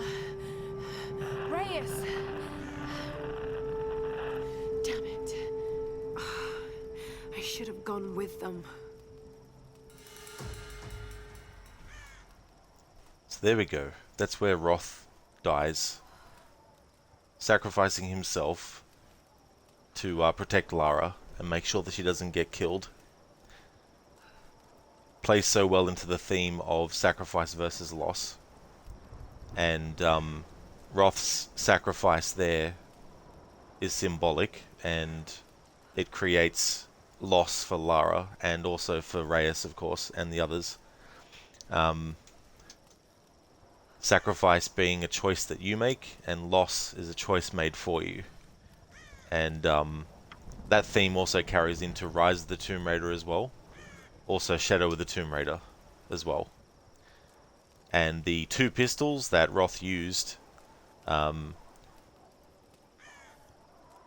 Rise of the Tomb Raider, it's confirmed in the Blood Ties DLC that Lara still has those dual pistols. But for some reason, they never put it into gameplay in the reboot series. So that's been a sore spot for classic fans with the reboot trilogy not including dual pistols.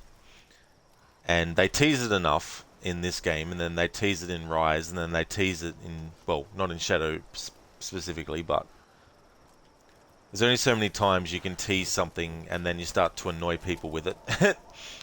But hopefully in the next game they bring back dual pistols.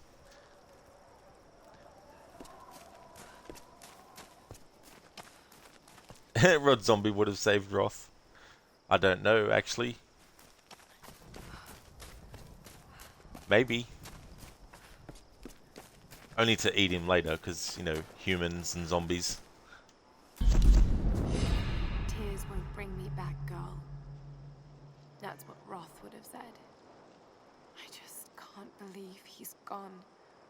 No more stories about my parents. No more mountain climbs. God, I wish they killed me instead. But they didn't. I'm here. I'm alive, and I'm certain that no boat or plane is going to get us off this island. At least not yet. I know the answer has something to do with Himiko and that monastery. I have to do something. I have to stop this. And this is where I'm going to call it a stream.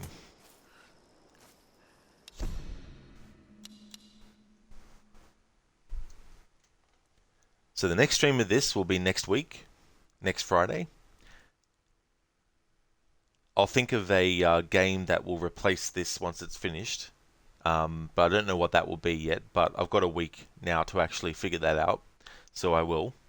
And the next stream you'll see from me will be Assassin's Creed 2. So if you see me streaming that, then you know it's become the weekend for me here in Australia. And that's my weekend game. Monday I'll be jumping back into Control for Monday, Tuesday and Wednesday, and then Thursday next week I'll be jumping back into Red Dead 2, and then of course we'll get back to this on Friday next week to finish off the playthrough. I just want to thank everyone so much for watching this stream. I really do appreciate it.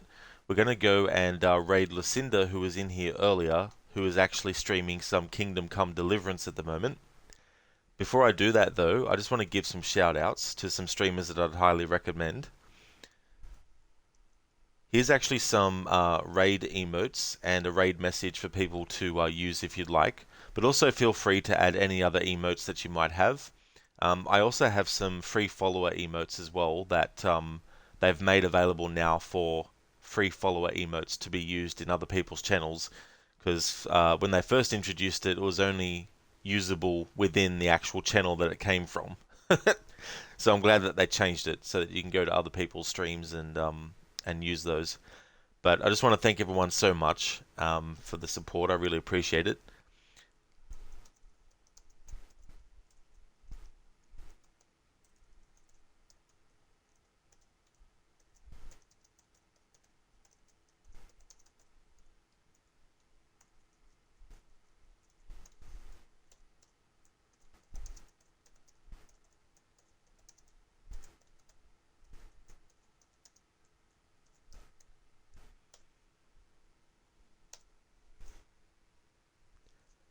So I really highly recommend people check out Mauler, who was doing a charity stream playing Fall Guys in conjunction with Dr. Ronnie to raise money in the fight against MS. So a great cause. They still have the campaign running. And Mauler, if you'd like, or Ronnie, feel free to put like a link in chat to that if you'd like. Mauler is also playing through Assassin's Creed 4 Black Flag, and he's playing through all the games in the series, so that's the one that he's up to at the moment.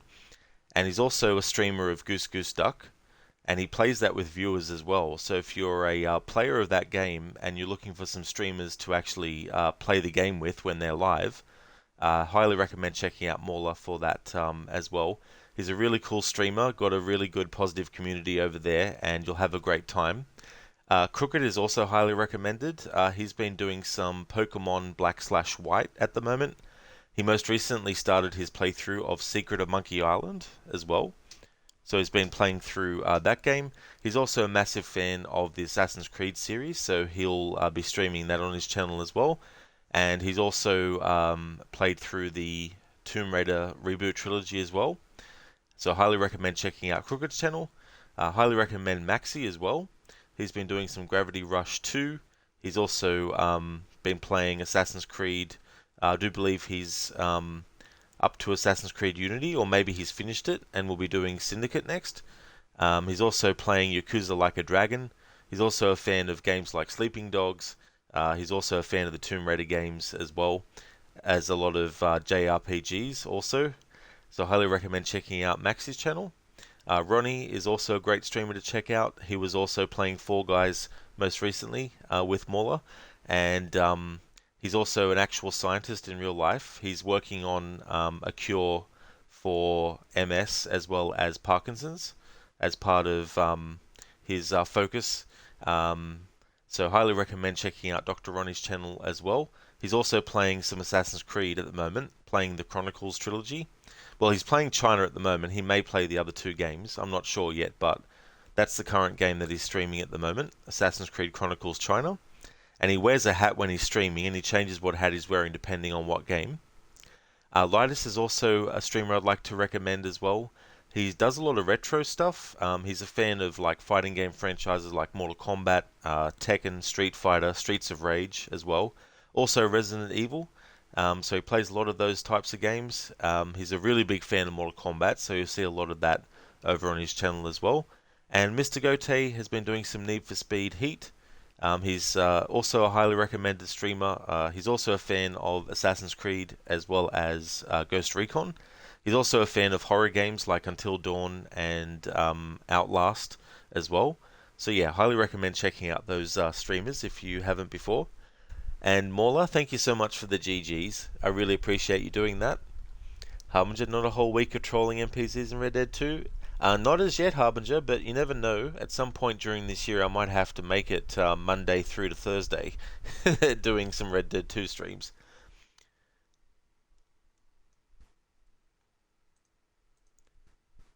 Ah, damn, it didn't let the link go through? What the hell?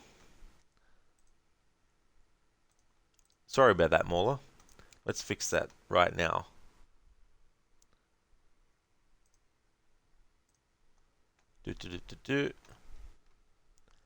And I could have sworn that I had you as a VIP as well. So what we'll do is we'll sort that out.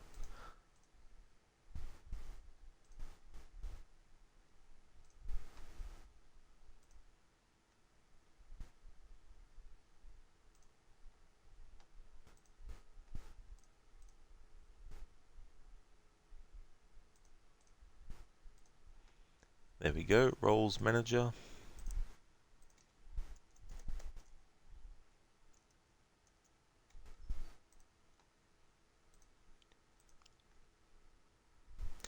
Yeah, so Mauler, it actually came through as asterisks in chat, but I've put you as VIP, which is long overdue. That's for sure. So you should be able to post that link, and it should actually go through this time.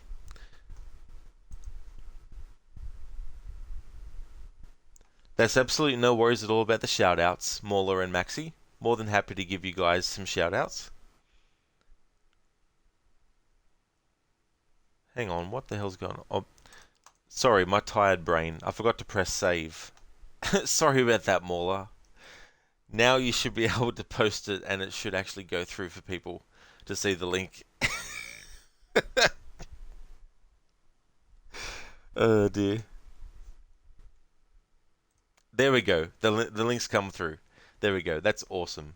So highly recommend if you'd like to give some support to follow that link to help join the fight against MS.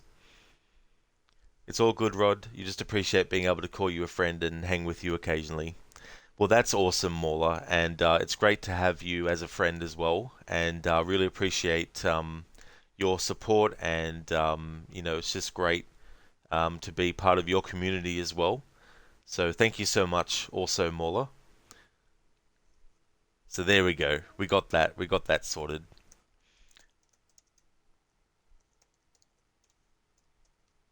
Here we go, and we'll set up the raid to see how Lucinda's doing with Kingdom Come Deliverance. Exit to main menu.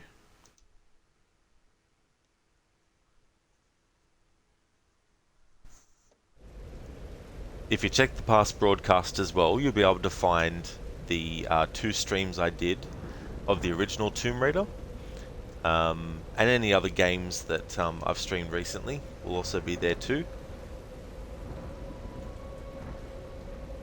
And that's the current schedule. Monday, Tuesday, Wednesday is Control. I actually finished the main game, so I'll be doing the Foundation DLC as well as Alan Wake.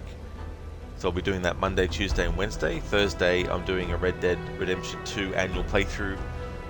Heavy dialogue focus, getting as much, if not all, dialogue in camp at every point in the game.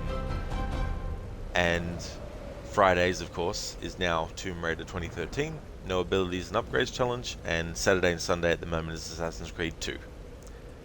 Thank you for posting the raid message as well, Maxi. I appreciate that, dude. Thank you everyone for watching. I hope everyone has a great one, and catch you next time.